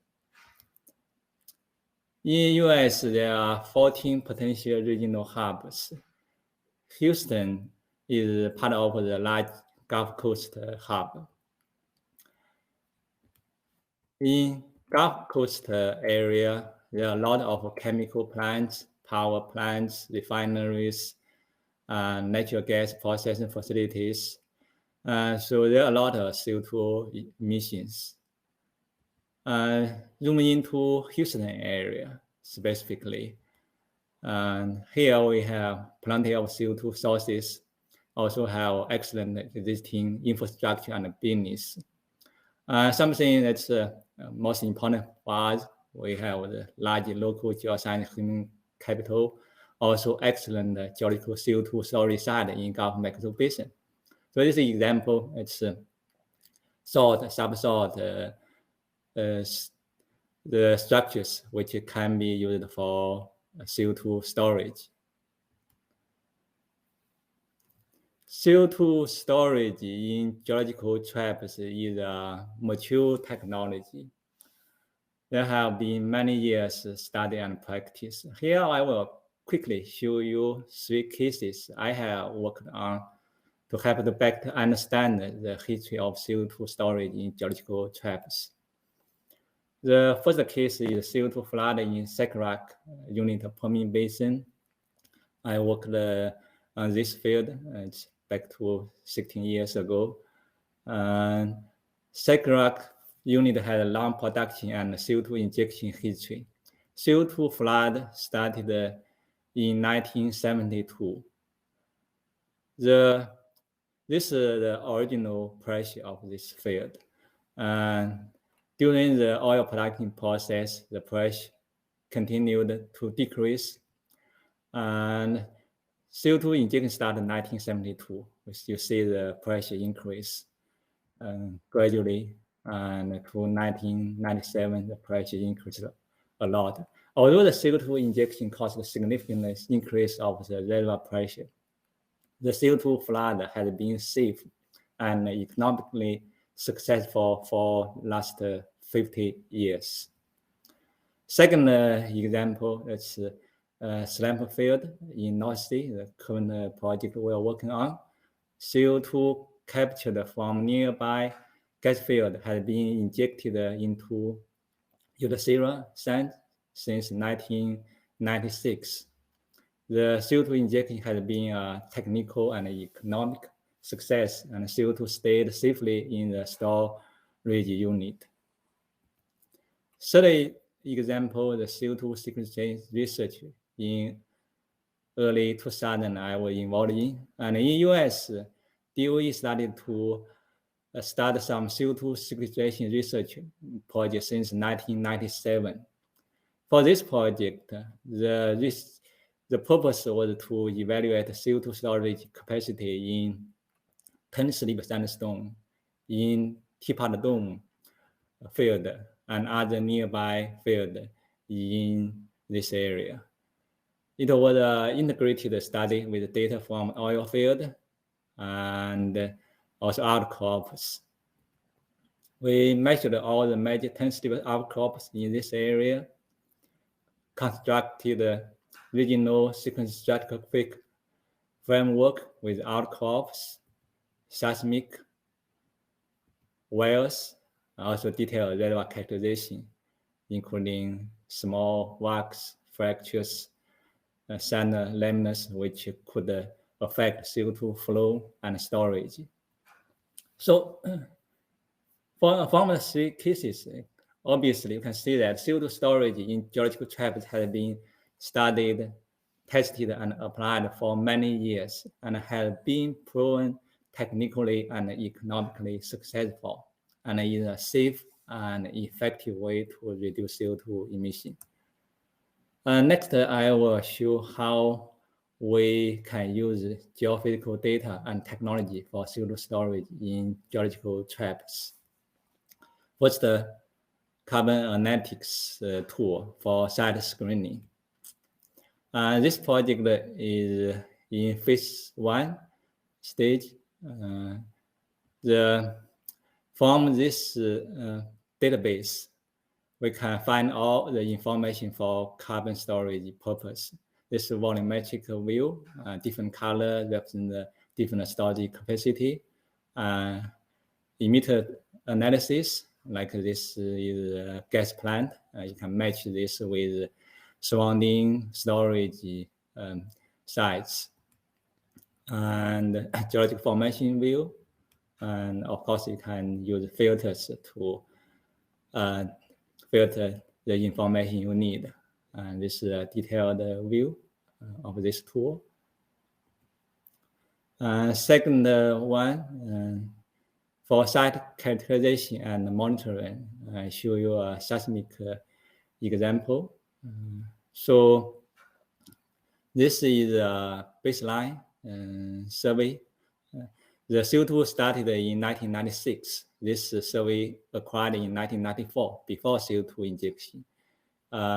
You go to here, 1999, you can see clearly the change. and CO2 plume on time slice, inline, coastline view. And 2001, see the plume become bigger. 2004 survey, 2006 survey, 2008 survey, and 2010 survey. The CO2 plume already planned to cover a very large area of this survey. Also, from the seismic, you can see the CO2 chimney in the reservoir. The injection started here, and the CO2 gradually get into the shallower reservoirs in this Utsira formation. So this is conventional seismic data. Why do we need a high resolution seismic data? The reason is that CO2 is a gas easy to be leaked upward. And in the CO2 injections, some small geochemical events are also very important and need to be monitored. For example, these fractures, faults, reactivation, and small leakages. The conventional seismic data resolution won't be enough to detect those small events. This is a seismic survey plan to acquire high resolution data to monitor CO2 injection. The third thing, DSVSP, it is a long-term, on-demand, and cost-effective solution for monitoring all stages of CCUS project. Permanently installed fiber optic cables allows for low-cost, fast, and safer monitoring without interrupting CO2 injection. It can provide assurance to regulators to further CCUS adoption. These are some examples of CO2 plumes on DSVSP data. Another example of 4D DSVSP for CO2 monitoring. Left, this is a baseline image. And on the right is a 4D time slice image, which shows the amplitude changes due to CO2 injection to this storage unit. So for DSVSP, one major advantage is its low cost compared to surface seismic. This is a cost ratio of DES and surface seismic for onshore survey. Say if you repeat 5 times, the cost would be around 44% of the surface seismic. This is the cost ratio of DES and surface seismic for offshore survey. And here, if you repeat 8 times, the cost is only about 25% of the surface regular seismic. So obviously, more repeats you do, more saving you can achieve for the CO2 monitoring purpose. It does not mean DES can replace OBN and streamer and conventional seismic, but for near borehole monitoring and CO2 storage, DES give a fit-the-purpose solution with high repeatability, high resolution, and low cost, especially if you need to repeat many times.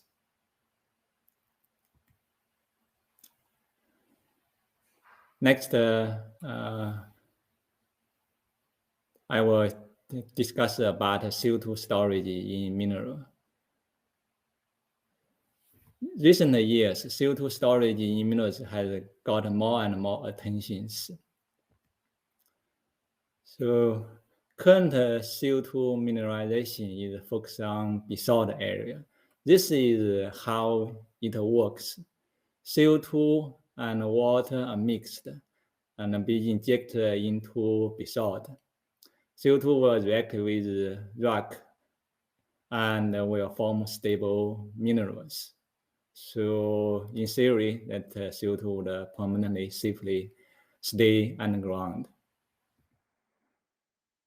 From chemical reaction viewpoint, this is how it works. And basically, this list of minerals for CO2 mineralization rock. So these minerals with CO2, generally they can form calcium carbonate or magnesium carbonate, and generally it's limestone and dolomite and some kind of similar minerals. Also have the silicon dioxide. So to simplify this, you can simply to think this is a solid mineral plus CO2, this is a gas, and will form solid limestone or dolomite or some kind of similar minerals, and also silicon dioxide. During the process, usually they use the soda, something like that, as a catalyst to speed up the chemical reaction. And how to verify the CO2 has been mineralized? Because I showed the previous slides for the regular CO2 storage in geological traps, we use seismic to monitor CO2 plumes. And here, well, generally right now, they use tracers, some small, the percentage of this material in CO2 to monitor this change of the percentage of CO2 and the tracer in injection well and production wells. So according to this study, after 1 year, 95% of injected carbon has been mineralized. And the question for us is that, what role can geophysics play for CO2 storage for this kind of CO2 mineralization? First thing, of course, seismic can certainly be used to map basalt for CO2 mineralization site. This is a North Sea example, and this is the basalt.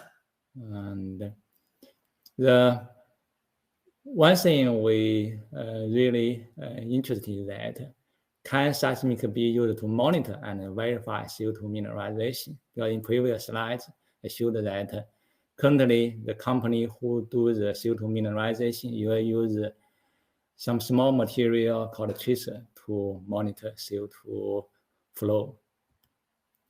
And recent study about the relationship between CO2 mineralization and seismic wave can provide some clue for what role geophysics can play for CO2 storage in mineral.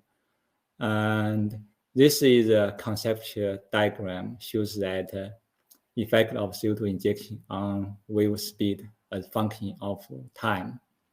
So when mineralization starts, and the seismic wave is supposed to increase.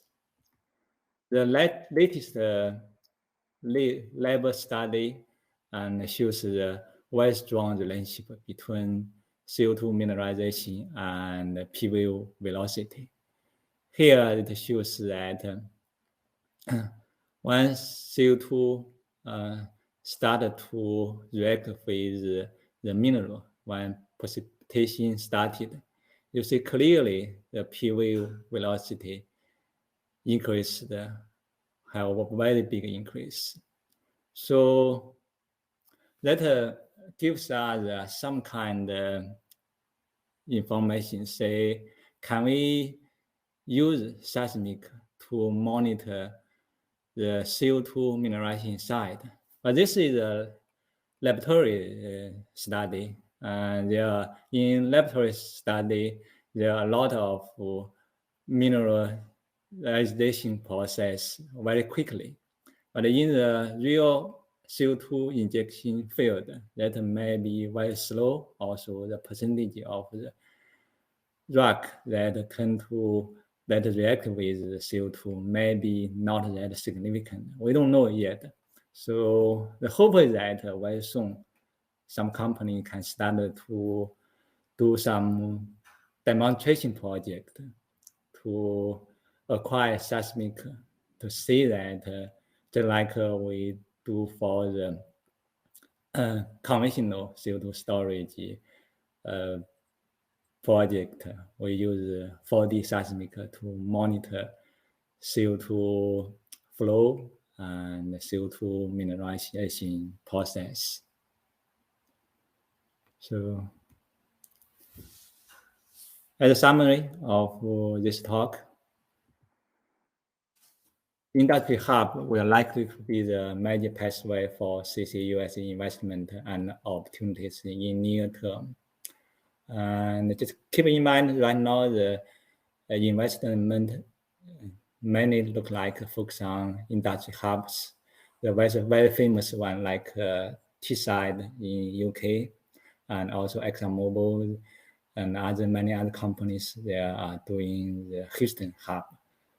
So this look like the main focus for carbon storage and the capture. CO2 storage in geological trap has been proven safe and effective, and will be the major approach for CO2 storage in near term. Right now, geophysics already have played some roles for site screening, site characterization, and monitoring. And when we think about that, right now the most demonstration project, it's just 1 million ton or less, that kind of size. And very soon we will need to turn that number into billion tons. So that's for sure geophysics can play a much bigger role for site screening, site characterization, and monitoring. CO2 storage in minerals is getting its momentum. There are several reasons. One is that they are safe. Generally, they think safe. You don't need to worry the CO2 will leak to surface. And also globally, there are a lot of basalt and a lot may not near the CCUS hubs, but there's kind of rocks by plenty across the whole world. So, but right now, geophysics does not seem to play any role there yet. Hopefully, new geophysical technology and regulations will be needed for the monitoring and verification of CO2 mineralization process. And hopefully some company will start to do geophysical demonstration project in CO2 mineralization sites.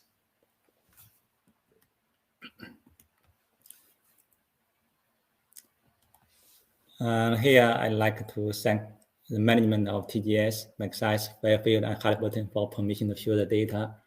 And also many people helped us for this study. And thank you for your attention. I'd like to answer any question you have.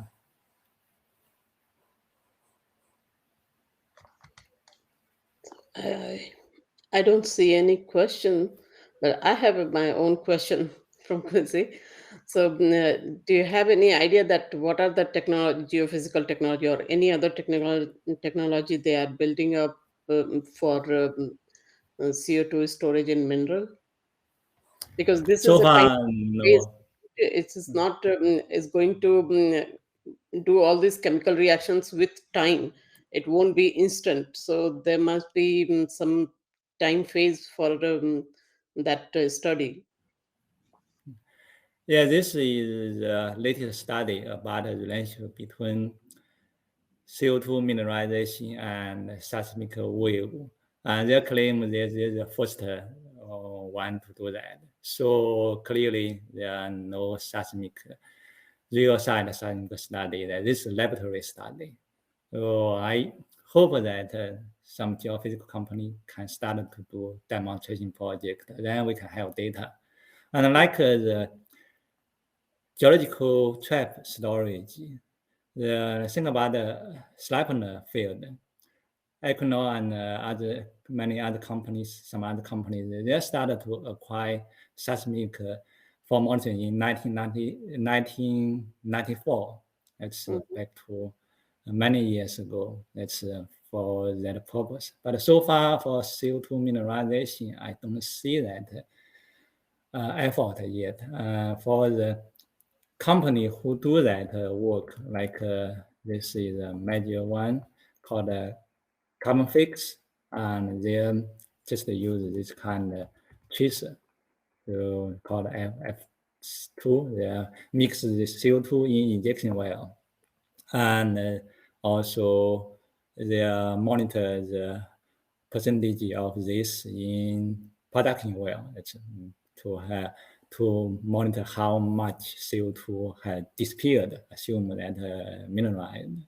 So they are just chemical way to monitor. It's not a geophysical way.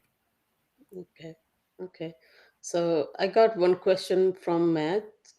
What is the role of CSCM in CCS monitoring? Well, I saw some papers and researches about the monitoring. There, I'm not sure how in the real side how the result would be, but they can do for CSEM, you can do deep monitor, also can do the surface monitoring. For some surface monitoring, and they also have a chemical way. You want to detect if the CO2 is leaked to surface or not. I think that this is something CSEM can play, and I'm not sure about how other kind of things, because CO2 underground will replace water and the density and electric and magnetic maybe will some change. Maybe it's possible to monitor. And for mineralization, I think gravity can play a role, because the CO2 tend to rock, the rock will be denser, density will change. Also, electromagnetics, maybe it's the electrical field could be changed during the mineralization. But anyway, this is just my personal opinion. Yeah. So I think there's no more questions. So let's, it's very nice. Thank you, Quincy. And let's move to other session. I think everybody is moving to it. Okay. See you in the next session then. Thanks, Eva. Thank you, Babita. Thank you.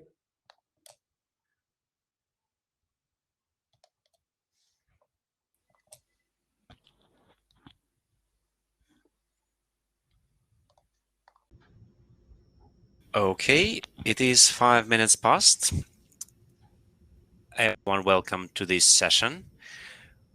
With the talk will be provided by Amanda Livers-Douglas.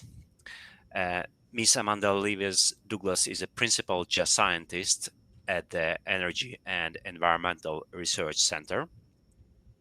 She has over 6 years of experience managing geophysical projects, from concepts to survey design, through field acquisition, data processing, and interpretation for several commercial and DOE-sponsored carbon capture and storage projects.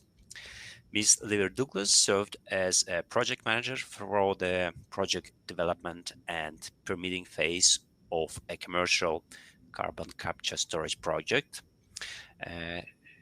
She has overseen the development of the geologic exhibits for 3 UIC Class 4 permits submitted to the state of North Dakota that have recently been approved, and she served as an expert witness at the hearing for these permits, testifying to the suitability of the storage zone for the safe and permanent storage of CO2.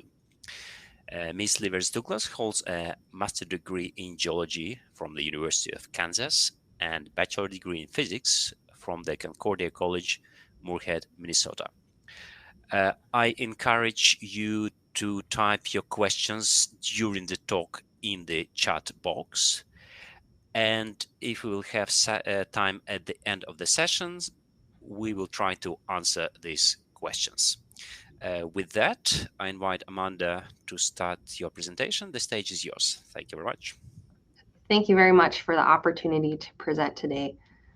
Before I get started, I just wanted to acknowledge that most of the work that I'm showing today was generated through projects sponsored and funded by the United States Department of Energy. So for my presentation today, I'm going to discuss the state of CCUS within the United States and the regulatory landscape that's supporting the development and acceleration of commercial deployment of CCUS. In the previous session, Quincy did a good job of laying the foundation for the role of geophysics in developing CCUS projects and monitoring sites once CO2 is injected. My talk will focus more on how geophysics is used to fulfill regulatory and incentive program requirements for the projects themselves. And then I'll be showing some examples of geophysics techniques applied at CCUS projects within the US and talking about some of the limitations and benefits of the different methodology. So this map is showing the ongoing carbon capture and storage activity within the United States. So the green dots here are showing projects that are already capturing and injecting CO2. The purple dots purple or pink dots in this map are showing projects that are in advanced stage of development for capturing and injecting and storing CO2.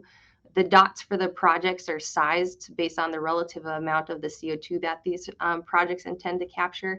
And so one note about this map is I haven't captured every single project in this map. You might note that in the Permian Basin down near Texas and also in the state of Louisiana, we are missing some of the CO2 enhanced oil recovery projects that are ongoing as well. But this map's really to show all these pink dots and all of the ongoing project development for carbon capture and storage projects. And most of the projects shown in pink are geared towards dedicated storage in deep saline formations of CO2.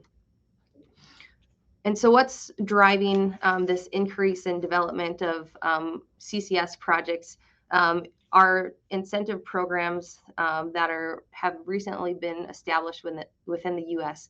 One is the 45Q tax credit, which is an incentive program that was passed in 2016, which pays tax credits on a per ton basis for operators capturing CO2 and either storing it as part of EOR project operations or storing it for dedicated storage in deep saline aquifers.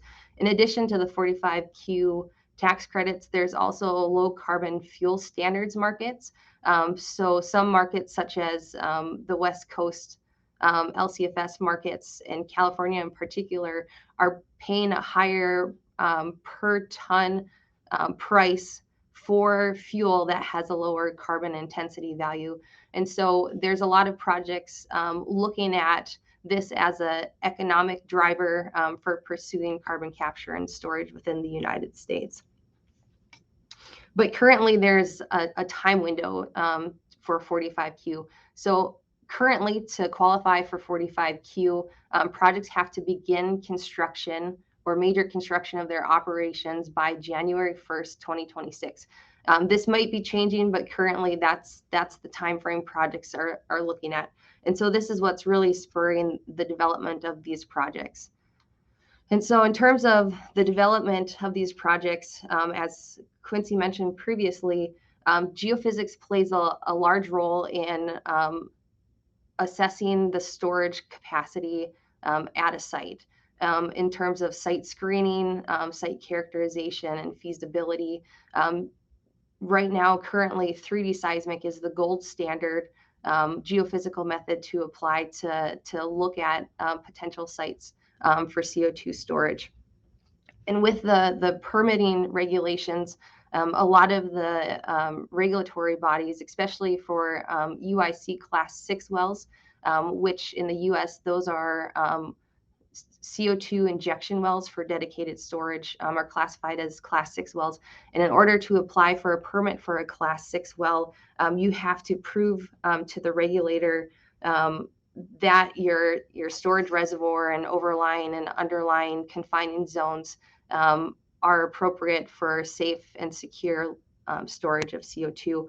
And so while these regulations don't prescribe geophysical methods to use, 3D seismic, it will give us our best answers in terms of, answering questions about the lateral extent and thickness of your seals, of your reservoir, any potential leakage pathways to determine the presence or lack of in your storage project area.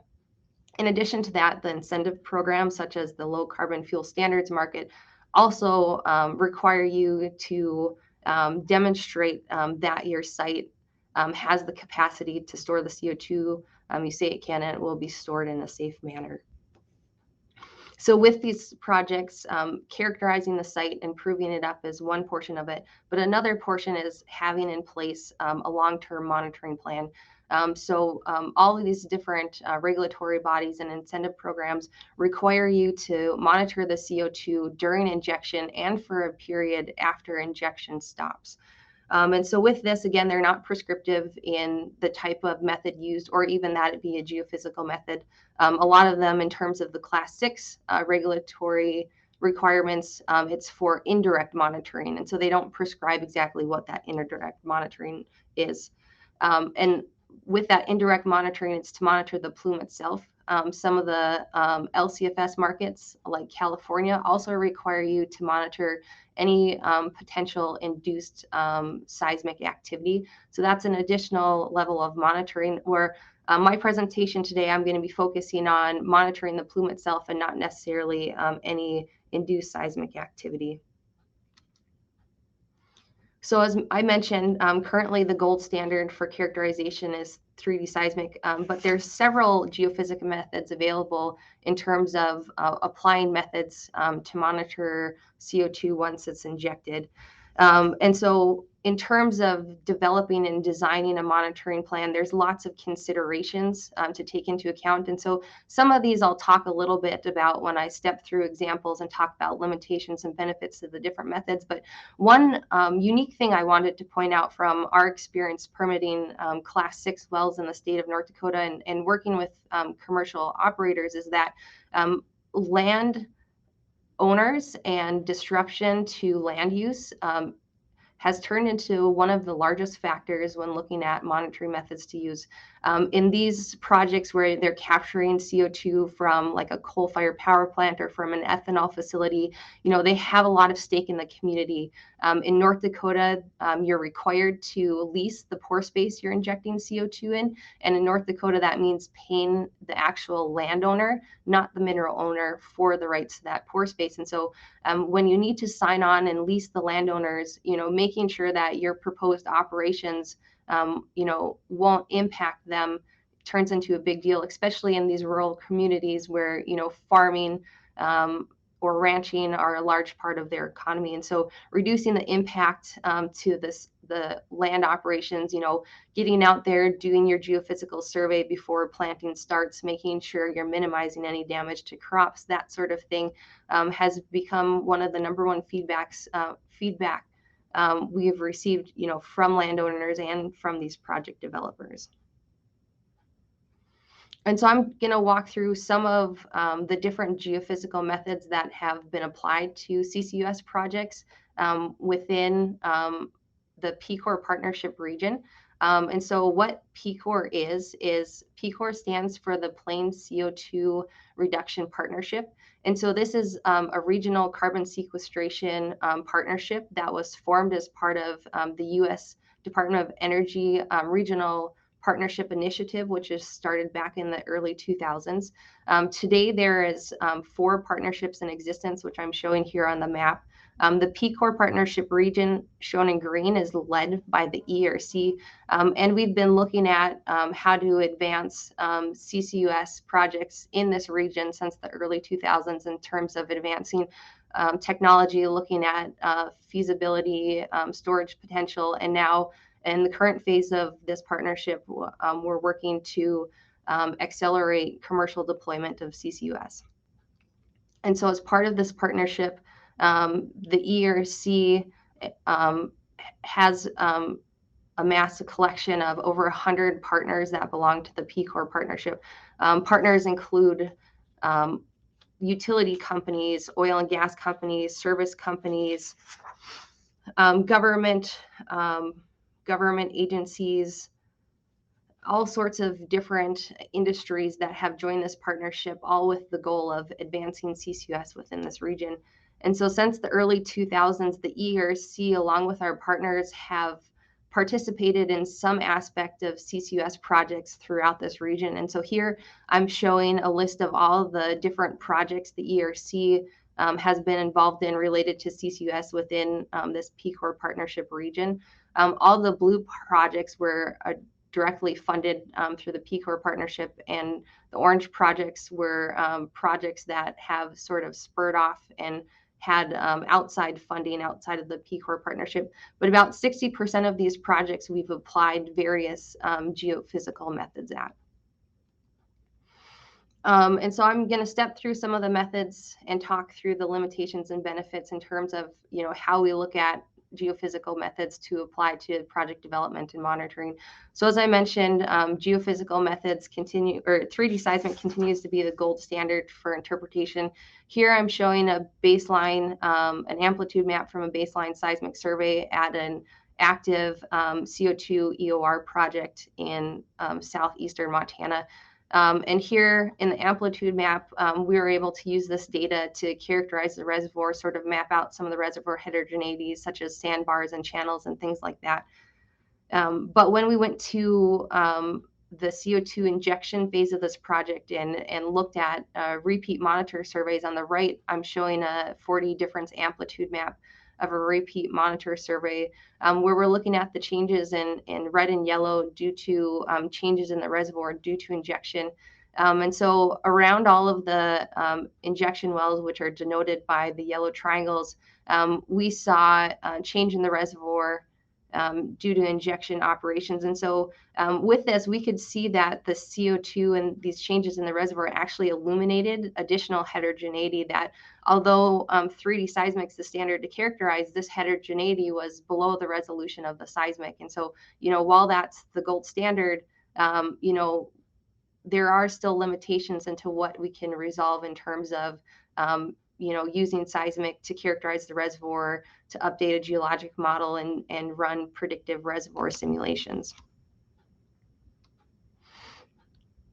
And so in terms of moving on to the monitoring side of things, using 4D seismic, I want to look at the same data set. As I mentioned, the changes around the injection wells denoted by red correlate to changes in the reservoir due to injection.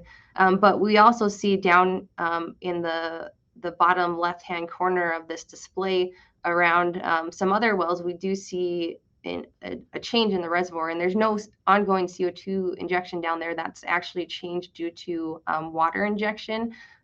When they're trying to control the movement of CO2, they're pressuring up different regions in this field. And so we also see a time-lapse change associated with pressure. And so we see this around the active water injection wells. But we also see different areas of the field have a different pressure response. So you can see the dark blue permeability barrier running through the center of this project. And it's actually serving as sort of a baffle to fluid flow and pressure dissipation in the reservoir. And so on the right side of this barrier, we see a really strong higher magnitude change in the reservoir than the left side of the permeability barrier. But if you look at the amount of CO2 injected into each area, there's almost 5 times as much CO2 being injected into the left side with a lower magnitude time-lapse response than the right side. And so what that's showing us, it's really giving us an indication that while 40 seismic's a good method to look at change in the reservoir due to the CO2, we're also seeing that pressure effect. We're also seeing change in the reservoir due to pressure. And so why this matters, in the state of North Dakota, when you lease your pore space and you have to pay that landowner for using their pore space for storing CO2, you need to track your CO2 plume. You need to understand if your plume is acting as you predict it to. So every 5 years, you're required to history match and update your geologic model, your dynamic reservoir simulations, to ensure that the area you leased, your CO2 stays within that. If your CO2 goes beyond that, then you have to release additional landowners' pore space. You have to potentially do a major modification to your permit application and things like that. So it's really important to have a method to be able to track your CO2 and be able to differentiate that from your increase of pressure, because you might have a lot of pressure build up in your reservoir that extends a lot farther from your injection wells than the actual CO2 does. So there are advanced methods out there, such as simultaneous joint inversion of various P&S data sets, where you can try to run an inversion and separate out the properties associated with this pressure effect, and try to separate that out and distinguish between where your CO2 may be versus what might be a pressure response.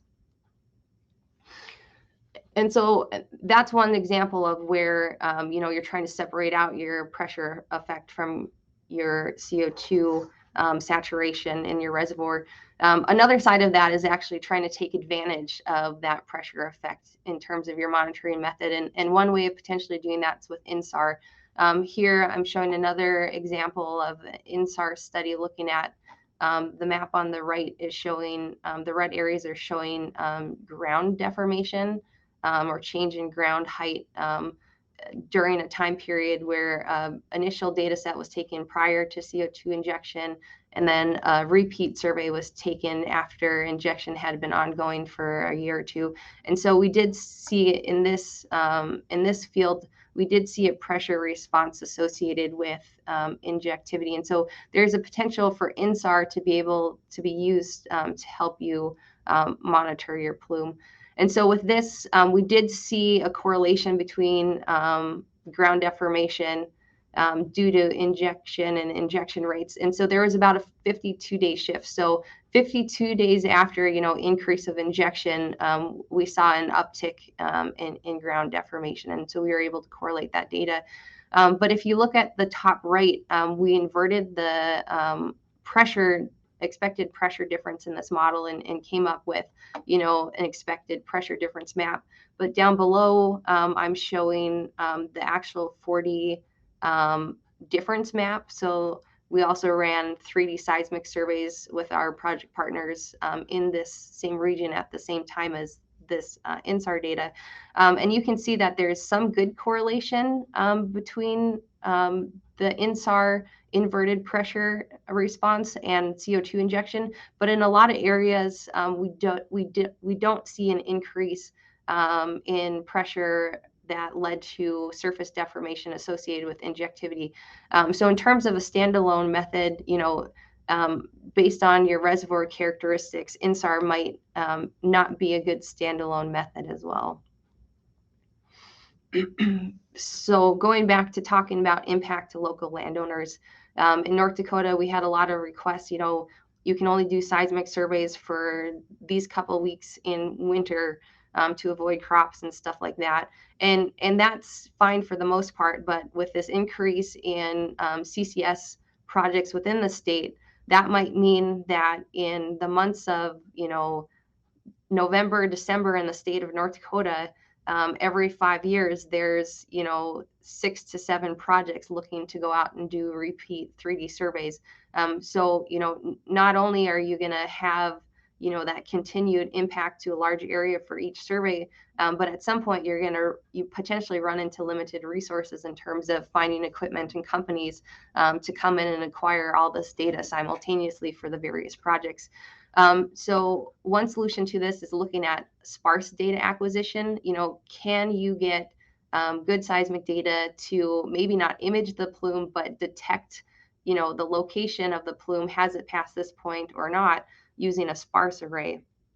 And so I won't be showing results of this today, but the ERC has field tested a method we refer to as SASA. So it's using a sparse array, which is essentially a receiver domain approach, where you have a stationary source and a stationary seismic array, and you're collecting weekly data sets where you're monitoring essentially one point in your reservoir every week and repeating your survey. And so the idea is, once CO2 passes that monitor point in the reservoir, you'll get an indication from that receiver associated with that monitor point that you're starting to see change in the reservoir. And so it's sort of like a fence line approach, has CO2 passed this point or not?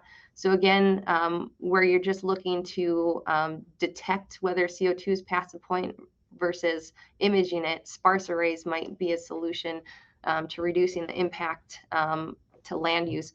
But one thing with this is, it really relies on being able to achieve a good signal to noise ratio, which may not be possible at every site, especially those associated with industrial facilities.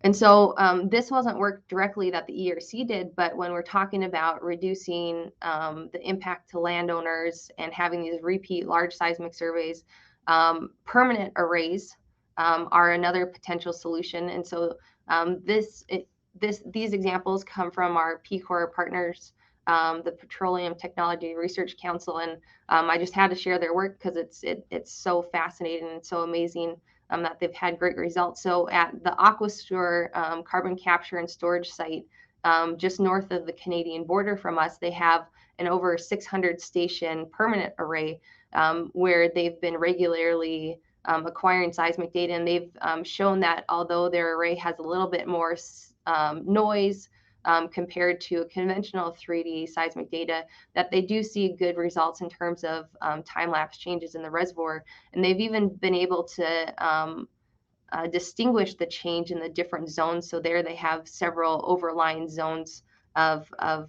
in the reservoir where they're injecting CO2. And so, this is a great method.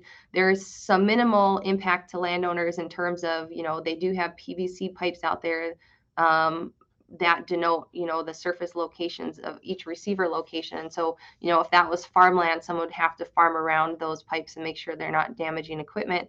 But this method really is only applicable in some sense to a smaller site. As soon as CO2 passes a certain point, they're either going to have to expand their array or look at switching back to different methods. And so the limitations of this are just related to the economics in terms of the size of the projects and the surface area needed for an array to image the entire CO2 plume. So a potential alternative to those seismic methods is similar to the fence line approach, is to look at radial 2D seismic lines. Can you have a network of 2D seismic lines where you're not imaging your full plume, but you're trying to determine, has my CO2 passed a certain point? This can be done with like a grid, making sure CO2 hasn't passed outside a line where your box denotes your outer edge of your expected plume. Another potential geometry of these is a radial series of 2D lines that all intersect around your injection well. You could potentially tie that 2D data, not only to sonic, but if you had VSP data or check shot data, to really give you confidence in your 2D interpretations. And so this is a potential monitoring method to look at as opposed to a larger 3D seismic survey. And this map's just showing one carbon capture and storage site where we looked at both 3D seismic data, and now we're looking at these 2D seismic data in terms of, can we achieve the data quality needed to image the change in the reservoir.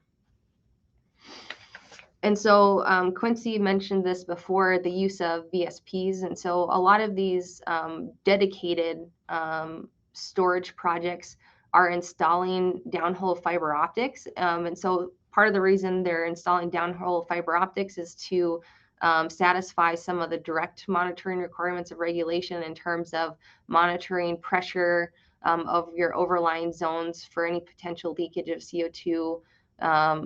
And monitoring any pressure changes as well. So being able to utilize those downhole permanently installed fibers is a good way to reduce potential impact to landowners. And so we're seeing that being explored for several of these projects. And so VSPs, again, are good for smaller projects, but if you have, a large project looking at injecting on the order of 4 million tons of CO2 a year, VSPs might only be good for the first 2 to 5 years of your project until your plume gets too big to be able to image with your VSPs. And so fiber is one good way to acquire this data without having interruptions to operation. In terms of doing a VSP where you have to put down, sondes or geophones or things like that, there is going to be a potential impact to your operations. And so that's one consideration when looking at monitoring methods as well, is are you going to have to shut in a well in order to get downhole equipment to do this survey? And then there are the unique cases where, the seismic method, for whatever reason, your characteristics of your reservoir, aren't conducive for time-lapse monitoring using seismic. And so that's very rare, but we have seen that out there in studies done by others that, 4D seismic, for whatever reason, didn't do a good job of showing changes in the reservoir at their sites. And so there's always the option of looking at electrical methods as well. One option we've studied is borehole to surface electromagnetics. And so again, this is a great option for smaller project sites where you might have a smaller CO2 plume that you want to try to image the extent of using downhole equipment. And so with this, you can really get signal down to the depth of your reservoir, which is important with a borehole conveyed tool. But again, you're going to have disruptions to operations when you have to shut in wells to get those tools downhole. For larger projects and to avoid having disruption to operations, there's surface electrical magnetic methods. One study we're looking at is the potential for using surface transmitters and receivers to image potential change in the reservoir due to CO2 injection. And so the site we're testing this at has shown great promise in terms of, achieving a good signal to noise ratio to get a good data set to look at this. But with deeper reservoirs, there are still limitations in terms of trying to get signal deep enough to get a good response back. So CCUS is an important emission reduction technology, and geophysics plays an important role from, the project development, developing, operating, and monitoring plans and satisfying the regulatory requirements. But understanding the benefits and the limitations of the various methods is important when planning the future operations for the site. Long-term monitoring isn't one size fits all. Some of these plans are going to have to be adaptable.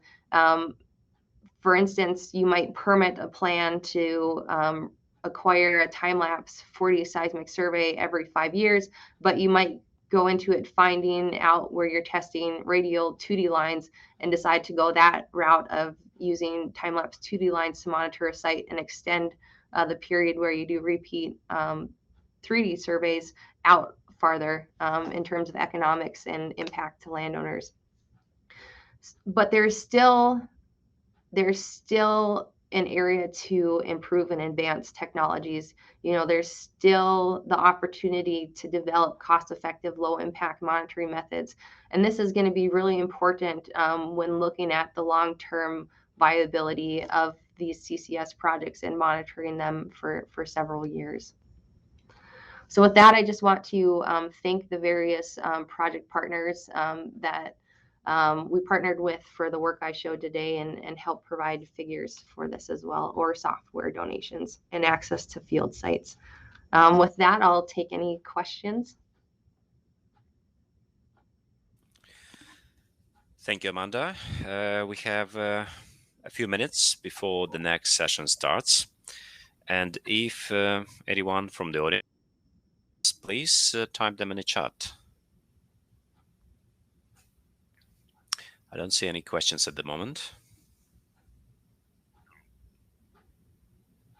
And thank you very much for the interesting talk. And your approach of the 2D lines is quite interesting. And I remember project CO2 pilot project in Germany, which has been acquired back in 2005, 2009. So there they also had a 3D survey and also the star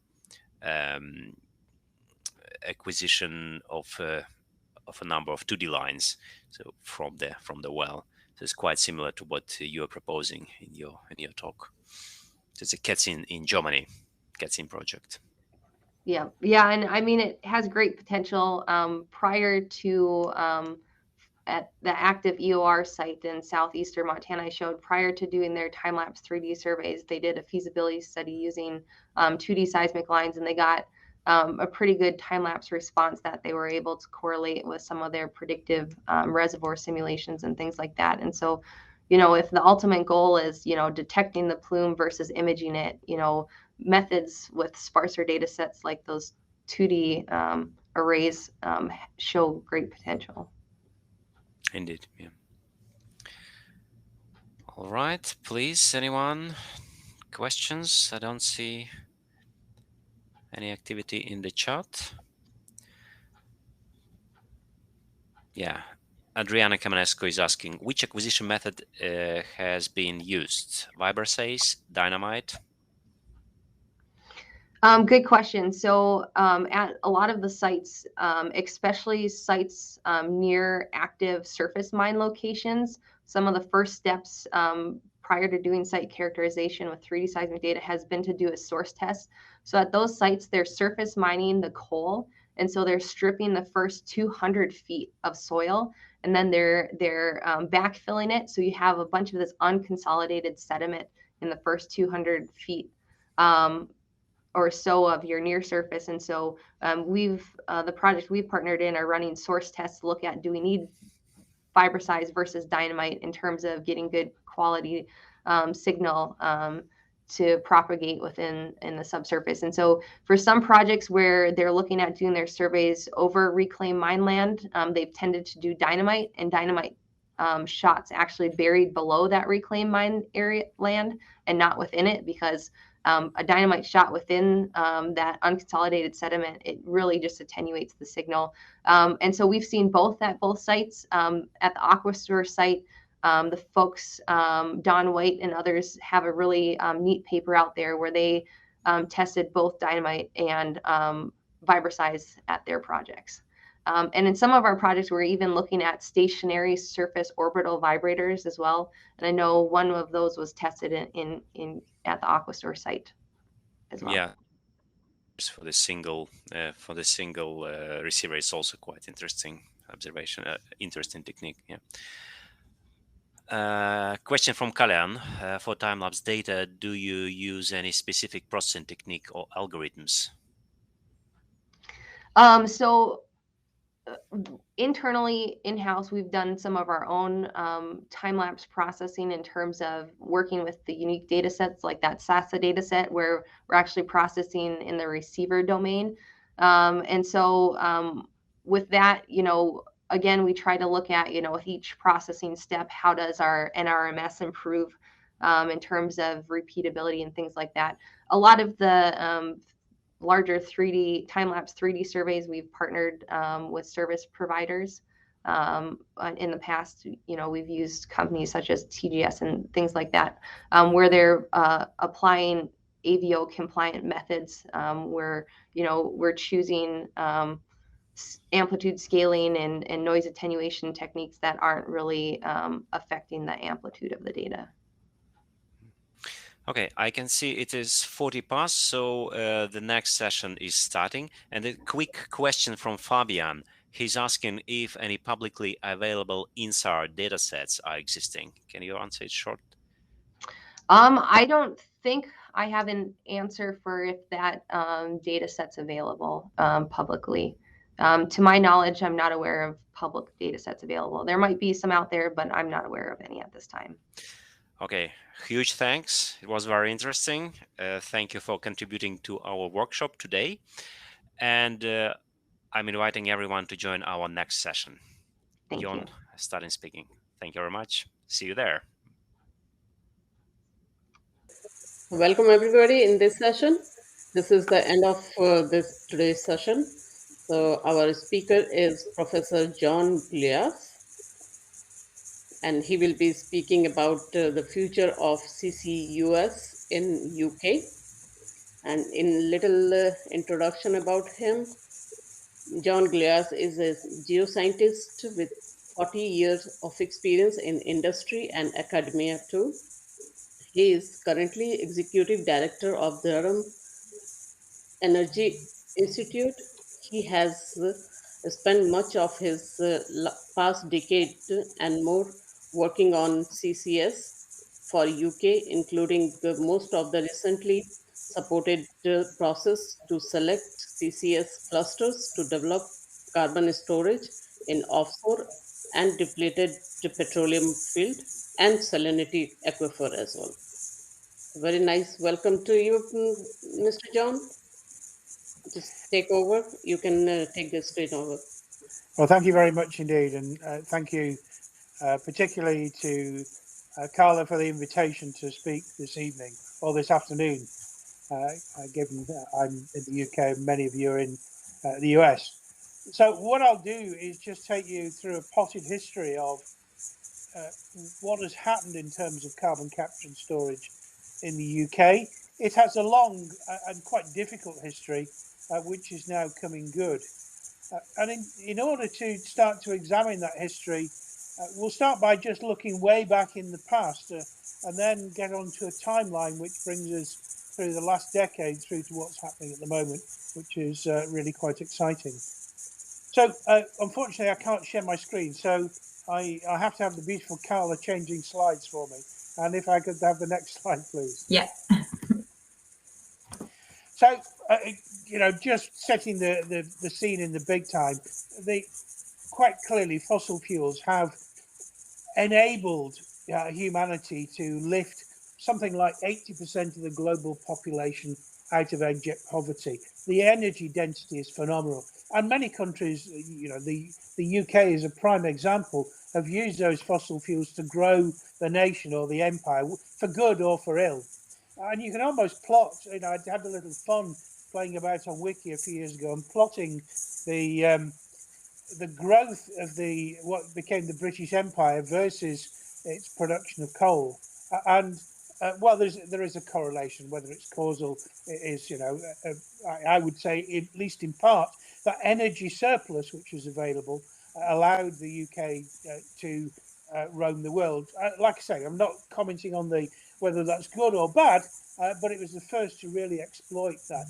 But of course, what's happened since then, on the next slide, please, Carla, is that... excuse me, Carla, can I suggest you mute your microphone? It's some background noise. I suspect it's from your side. Okay, I have to stop sharing in that case. Oh, wait, no, just mute, just mute. Yes, it's much better now, thanks. All right, thank you very much indeed. So, of course, what's happened since the advent of the Industrial Revolution, based entirely on coal, is the emergence from the certainly not the first oil found, but from the mid 19th century has been the emergence of petroleum and petroleum-related products, such as methane as the dominant fossil fuel used. And just it took me and my sons a weekend of messing around with Excel to be able to extract and put on the production rate for each of these countries. And you can see, you know, who forms the G8, whose major players in terms of energy delivery around the world just by looking at some of the pictures. But of course, if we go on to the next slide, we now have realized in gross terms, it's been known for much, much longer, how that use of fossil fuels not only has lifted 80% of the global population out of poverty, but quite clearly has a major impact in terms of the Earth's atmospheric composition, where we've doubled the amount of CO2 in the atmosphere. In 2015 or thereabouts, exactly 2015, we went through the unenviable target of 400 parts per million of CO2 in the atmosphere, up from about 260, 250 pre-industrial levels. But we're already now at something like 425 ppm of CO2 in the atmosphere. And of course, that is driving climate change. And the consequence of that is what we're trying to address in terms of the energy transition and move away either from using fossil fuels, or in the case of the stories we're telling tonight, how carbon capture and storage can play a key part in that energy transition by not going through a completely dramatic change of stopping using fossil fuels, which would cause social cohesion to break down and goodness knows what, but not have the emissions. And so just let's take you through the more recent UK history in terms of emissions with the next slide, please. And this just shows for one country, and it could play out in all sorts of different ways for different nations around the earth, but this shows the relationship in the UK between fossil fuel use, initially coal and then moving into petroleum. You know, we've had two bites at the fossil fuel economy cherry, as it were. We built through the Industrial Revolution, peaking in about 1911, when some 300 million tons of coal was mined, second only to the USA. And by the year the late 1990s and 2000, we were in the top 10 petroleum producing nations in the world.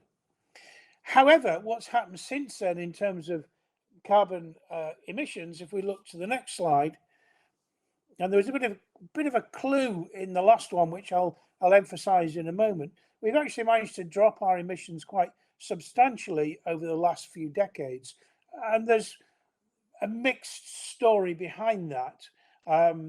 If I can have the next slide, please. So the traditional areas of CO2 emissions in the UK have remained more or less constant since the Industrial Revolution. Aside from London, basically we built our towns and cities where coal was, and that's where the major industries still remain. So you can see on this carbon dioxide emissions map, you know, the real peak areas around the major cities, London in the south, Birmingham in the Midlands, and then the cluster of cities across northern England from Liverpool on the west coast to Newcastle on the east coast, and then through that central belt of Scotland, moving from Glasgow in the west again to Edinburgh in the east, and sneaking up to Aberdeen, the oil capital in the UK. But we have reduced those emissions, and we've done it principally in a number of ways. So if I could have the next slide, please. One of the, I suppose, legitimate ways in which we've reduced emissions of greenhouse gases is the transition which has occurred within the power generation industry. When I moved from industry to academia some 12 years ago, coal was still the dominant component of power generation in the UK, with coal being burnt, producing steam, steam driving turbines, and turbines producing electricity. What's happened remarkably within that period of 10 years before and now 10 years since I moved into academia is that effectively coal has been accelerated off the system. You could see that from the map a few slides back where the decline of coal was significant. And what we've done here is replace coal by a combination of offshore wind, which has grown very, very rapidly, and our production of offshore wind is substantial, and very recently with large photovoltaic arrays as well. Now, you could argue that because we don't build the nacelles for the wind turbines, or we don't build the photovoltaic cells, we've exported some of our manufacturing carbon footprint elsewhere around the world, and that's certainly true. But there has been a real benefit in the UK as well. So on a good windy or sunny day, around about 50% of our total energy produced, total electricity produced, is coming from renewables. And then there's a split, wind and nuclear bringing up the remainder. With gas and nuclear bringing up the remainder. Gas has also become, thank you, not quite yet. Gas has also become over the decades, a real key component of the way in which we heat our houses. So some 50% of all energy in the UK goes on heating, and around about 77% of all that heating is from fossil fuels, some 66% directly by burning principally gas, tiny bit of coal, tiny bit of oil in people's houses. The balance is made up because of the way we still produce power from gas in the UK. So we've got to decarbonise still heating, transport, and some of the industry, along with part of the power generation. And that really brings us into thinking about the way in which carbon capture and storage will play a part. Some 10 years ago, when this was first, more than 10 years, 15 years ago, when this was first suggested as a technology that could be used in the UK, it was all around decarbonising coal-fired power. The coal-fired power was decarbonised in an entirely different way. And so what we're now looking at is really decarbonising industry and hydrogen generation, and in a roundabout way, domestic pieces as well. So what we'll look at in the timeline is the past evidence of UK CCS, the current situation, and where we might get to in the future. Thanks. Can we move on to the next slide? Given the way in which the UK has developed its power industry and changed dramatically from dominated by coal to much more evenly spread between gas, wind, nuclear nowadays, it's perhaps no surprising that over the decades that I'm talking about, the last couple of decades, there's been a rather roller coaster response from different governments. And in the UK, in that period of time from 2000, we've gone from a Labour-dominated administration through a coalition, and of course, most recently, a Tory-dominated. So from left to shared responsibility to right-wing. But it's, the roller coaster exists almost irrespective of that change in administration. And you can see on the timeline what I've done here is show in red. So the first programme that was ever conceived in the UK was around the Miller field. Now, we've heard earlier in the afternoon about the area around Sleipner. So Miller sits just on the UK side of the median line. Very similar in many respects to the Sleipner field. It was discovered, I worked on the discovery well back in 1982, my goodness. And it discovered this very light oil, deep, 4 kilometers deep, in the central part of what's called the South Viking Graben, very gassy, and up to 15% of the gas produced by the field was CO2. Indeed, there are many who think this was originally a CO2 accumulation before later being filled with very light oil. The consequence of the composition of the gas meant that all of the infrastructure in the area of Miller and the adjacent fields, which are called Bray, Bray North, Central, South, and so on, was chrome steel. It was high grade, which would not respond to corrosion from CO2. And this fuel, gas and oil from the fields was landed just north of Aberdeen at a place called Peterhead Power Station. Now, back in the mid-noughties, BP were in negotiation, not quite yet, please, Carla. BP were in negotiation with the government in order to use Miller to send CO2 back through the Miller pipeline, back to the field and into the ground. But the agreement never happened. And so that was our first failure, if you will. By the time I moved into academia in 2009, one of the really big programs was set up, the UK Storage Appraisal Programme. I was part of that, a bunch of universities and industry working together, and we basically assessed the whole of the UK offshore sector for the opportunity to bury CO2 either in depleted oil and gas fields or in saline aquifers. And there's about 300 to 400 of each. That was motoring along very well, but was cancelled in 2011. And again, despite being resurrected, cancelled in 2015. But what we've got in the last 6 years or so is a consistent commitment, particularly in the 6 in which things are now moving ahead. So next slide, please. So this really just takes us through. In fact, Carla, you're right to have moved on the slide because I'd already started to tell the story in detail. So we can see we've had commitment to CCS from various governments, and yet still we've had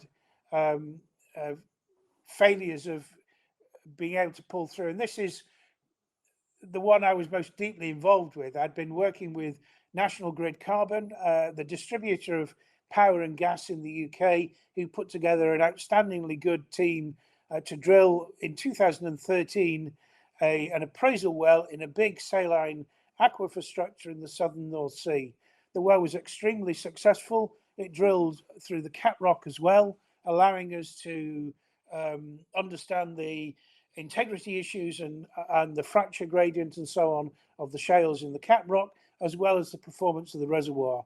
And then hidden away just on the eve of the COP, which was held in Paris at the last moment in the comprehensive spending review, that manifesto commitment from 2015 was just quietly swept under the carpet, and £1 billion of support for the industry to develop CO2 storage was wiped away in a second, only for the government minister to announce in Paris a few weeks later that, wonderful, it had put an extra £20 million into CO2 carbon capture and storage research. Wonderful. So that was a rather low point in the process for the UK in 2015.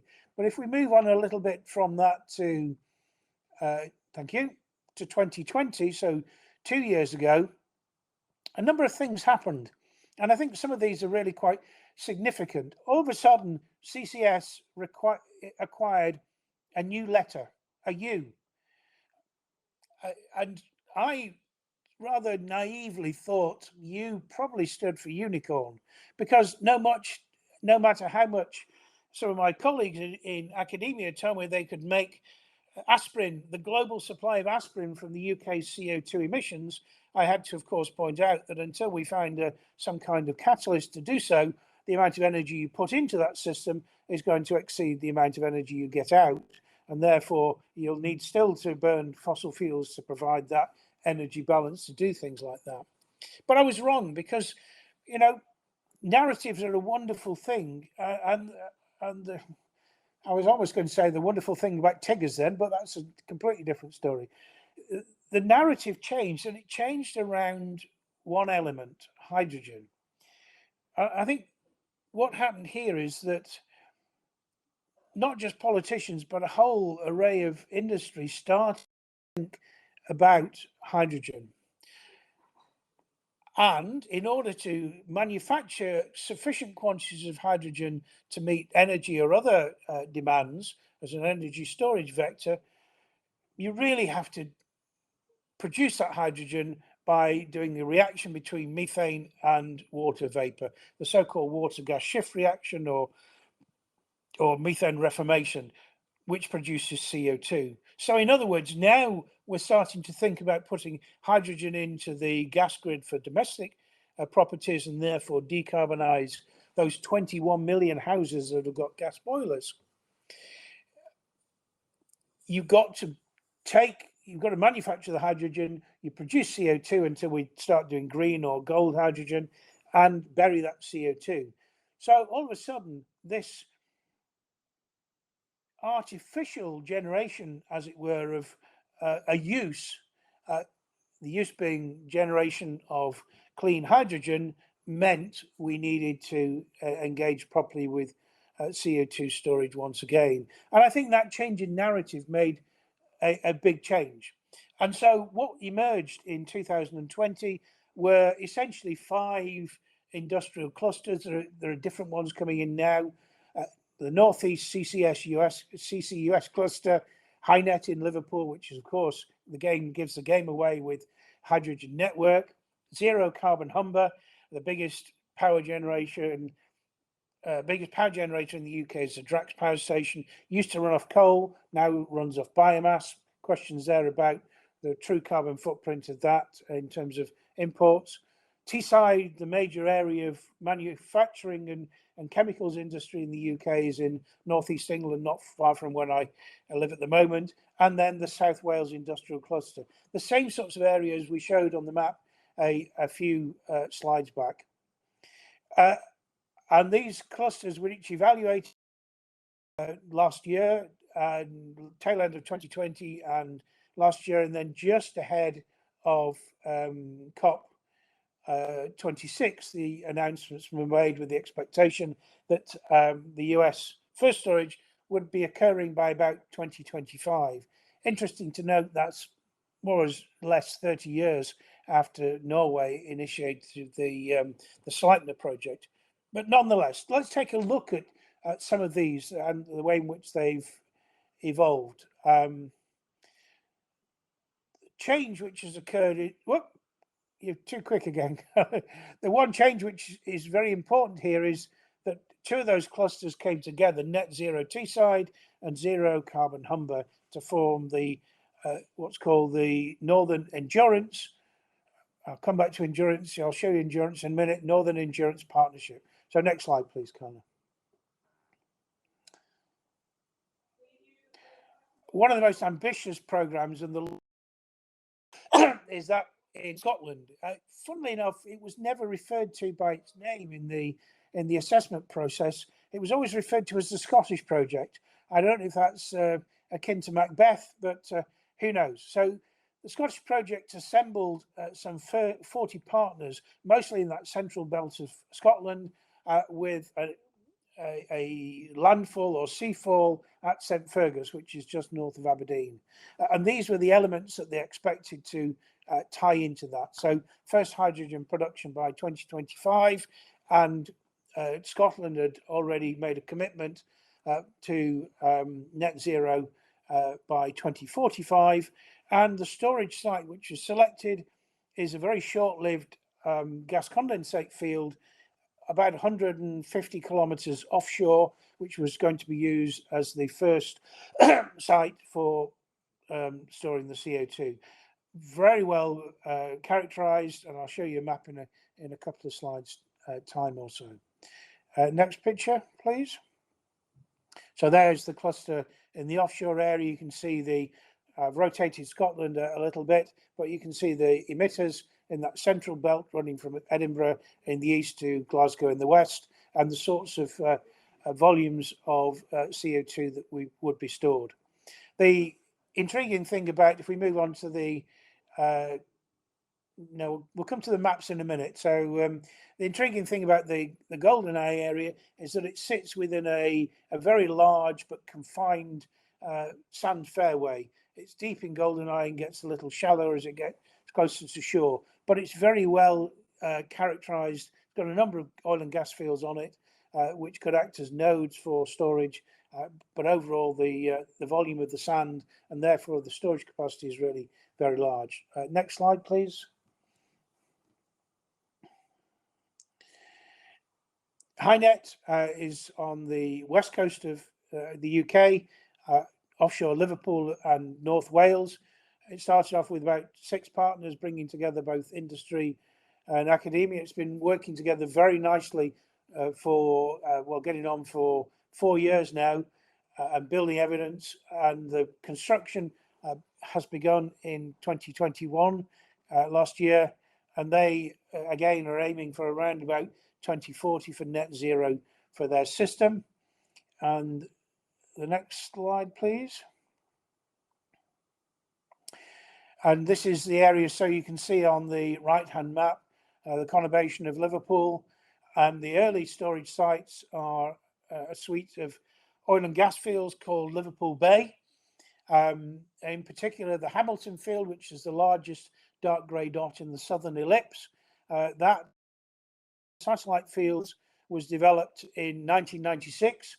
Again, I was responsible for the first 5 years of production from that cluster of fields, but the storage capacity of the whole area is substantial. Some of the biggest gas fields now heavily depleted in the UK sector are in the Morecambe Bay area. And so although it's starting fairly modest with the Hamilton field and potential to grow into some of these other clusters, Lennox, the storage potential of the whole of the East Irish Sea is substantial.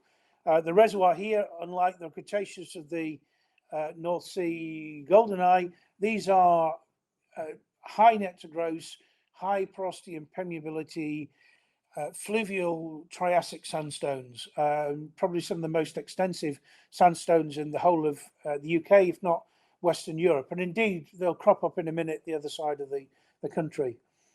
The one disadvantage perhaps of these sites is that although you've got a very good seal in terms of salt, they're actually quite shallow in the Liverpool Bay area. You're only just in the dense phase storage capacity for CO2.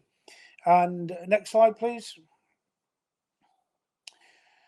This was the southern of the two elements which came together in the Northern Enterprise Partnership, principally around Drax, the world's, what is claiming it will be the world's first negative carbon negative power station, where B stands for biomass, of course, and so biomass energy and CCS.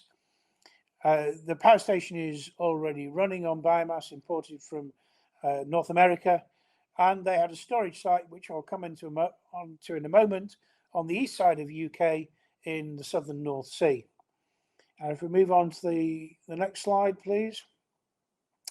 And probably the most complex program that had been put together, even more complex now, it's joined with the Drax one, was Net Zero Teesside. The whole area of Teesside developed in the mid to late 19th century as the principal industrial area of the UK. Cement manufacture, aluminium production for a time, chemicals, petrochemicals, and so on. And that area is the biggest emitter of CO2 for any area in the UK, any concentrated area. It too thought about the very same storage site in the southern North Sea. So let's take if we move on to the next slide, we can look at that storage site, which has been identified by both parts of the Northern Endurance Partnership. It's a very large anticline, devoid of any petroleum, in Triassic sandstones overlying zechstein salt. So the zechstein salt pillows have given it this large geometry. It overlaps with, you can see on the left-hand slide there, the outline of Endurance, and it actually lies over just the southern edge of a now depleted gas field at a deeper level. But what that map also shows on the left-hand side are a whole bunch of gas fields, most of which basically are heavily depleted. So although this is a single super large structure, the growth potential is substantial. Now, what I've done in essentially one of the last couple of slides of the talk is compared those. And what I've simply done here, just for reference, is put an outline of those sites with their current well stocks on a map of central London. Perhaps I should have done Houston for this, but it shows just how big the storage site Endurance is. Essentially, taking the analogy with London a bit too far, this site has been evaluated based upon seismic data and 4 wells. It's a bit like asking a taxi driver to learn the map of London when you only give him information around 4 lampposts. And the same for Goldeneye, shown in the top right, and Hamilton, shown in the bottom left. So these will be the storage areas which are moving through to development in the UK. A depleted condensate field, a depleted gas field, and a whacking great big saline aquifer. So what does the future look like for the UK? If we can have the next to last slide, please, Carla. Well, I suppose, whoops, back one, please. I suppose it's still possible that we may, since we haven't got CCS in the UK, we may still fail. But I think it's highly unlikely. We're now moving to the position where we'll expect 2 active sites within this decade, 4 or more by the mid part of the next decade. But we're also now part of a global race for net zero. We've heard great talks this afternoon on what's happening in the USA. I've just put up 3, this has been used elsewhere, 3 countries there. Of course, China has also said it will be net zero by 2060. One of the real key opportunities for the UK in the future, though, is this map originally put together by Stuart Hazeldine and others almost a decade ago. You see in red the spots which are the gas fields, nearly all of which are depleted now. You see the green dots in the central and northern areas of those maps, which are the depleted oil fields. And you see outlined in blue some of the really big aquifer systems which exist in the North Sea. We've drilled upwards of 10,000 wells here. We know a great deal about the system. We know we've calculated the storage capacity, not just static, but in dynamic through injectivity. We've looked at the integrity of cap rocks and so on. So there is a real opportunity that the North Sea, not just the UK sector, the Dutch, the Norwegian and the German sectors, could act as the real storage sites for CO2 coming out of anywhere in Europe. Well characterized, great opportunity there to be. Thank you very much indeed.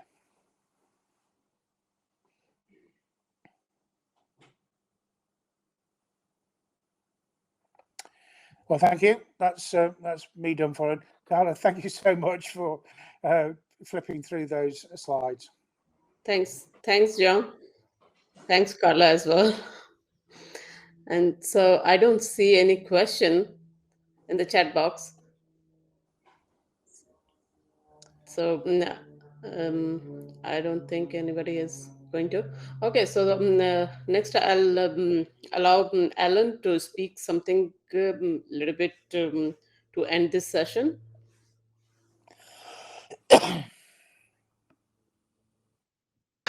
Hello, everybody.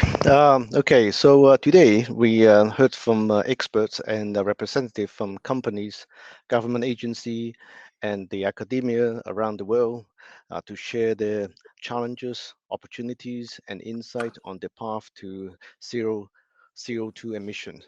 With that, I would like to, hang on a second here.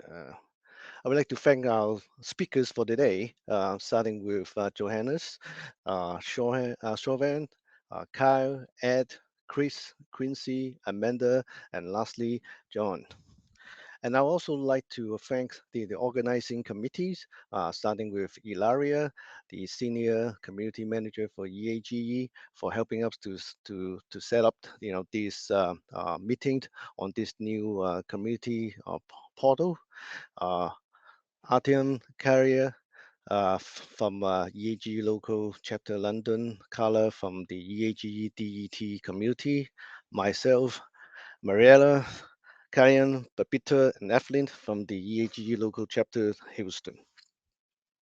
If you want to know more about the activities of the local chapters, you can follow the local chapter London and Houston's, on the LinkedIn, and you will find the activities and monthly talks, that will be held, for each local chapters. And finally, I would like to thank everybody for attending this meeting. Thank you.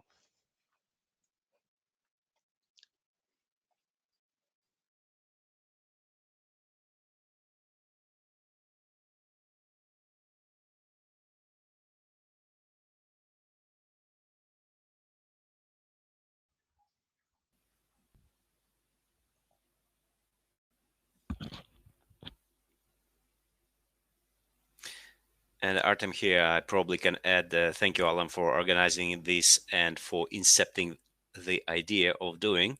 So just a bit of statistics for today. We had totally 228 people registered on Eventbrite for the entire day. And during the sessions, we had usually about 50 to 45 people. And the number was a bit decaying when we moved into the evening hours of the UK. So the last talk, I believe we had something like 36 people, but otherwise it was a good attendance, and I think we can call this event a big success.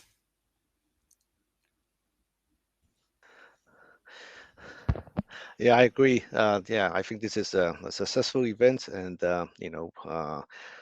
coming from the Houston local chapter, we look forward to joining the London chapter again for future events like this. So hopefully that more people can join. And once again, yeah, thank you everybody.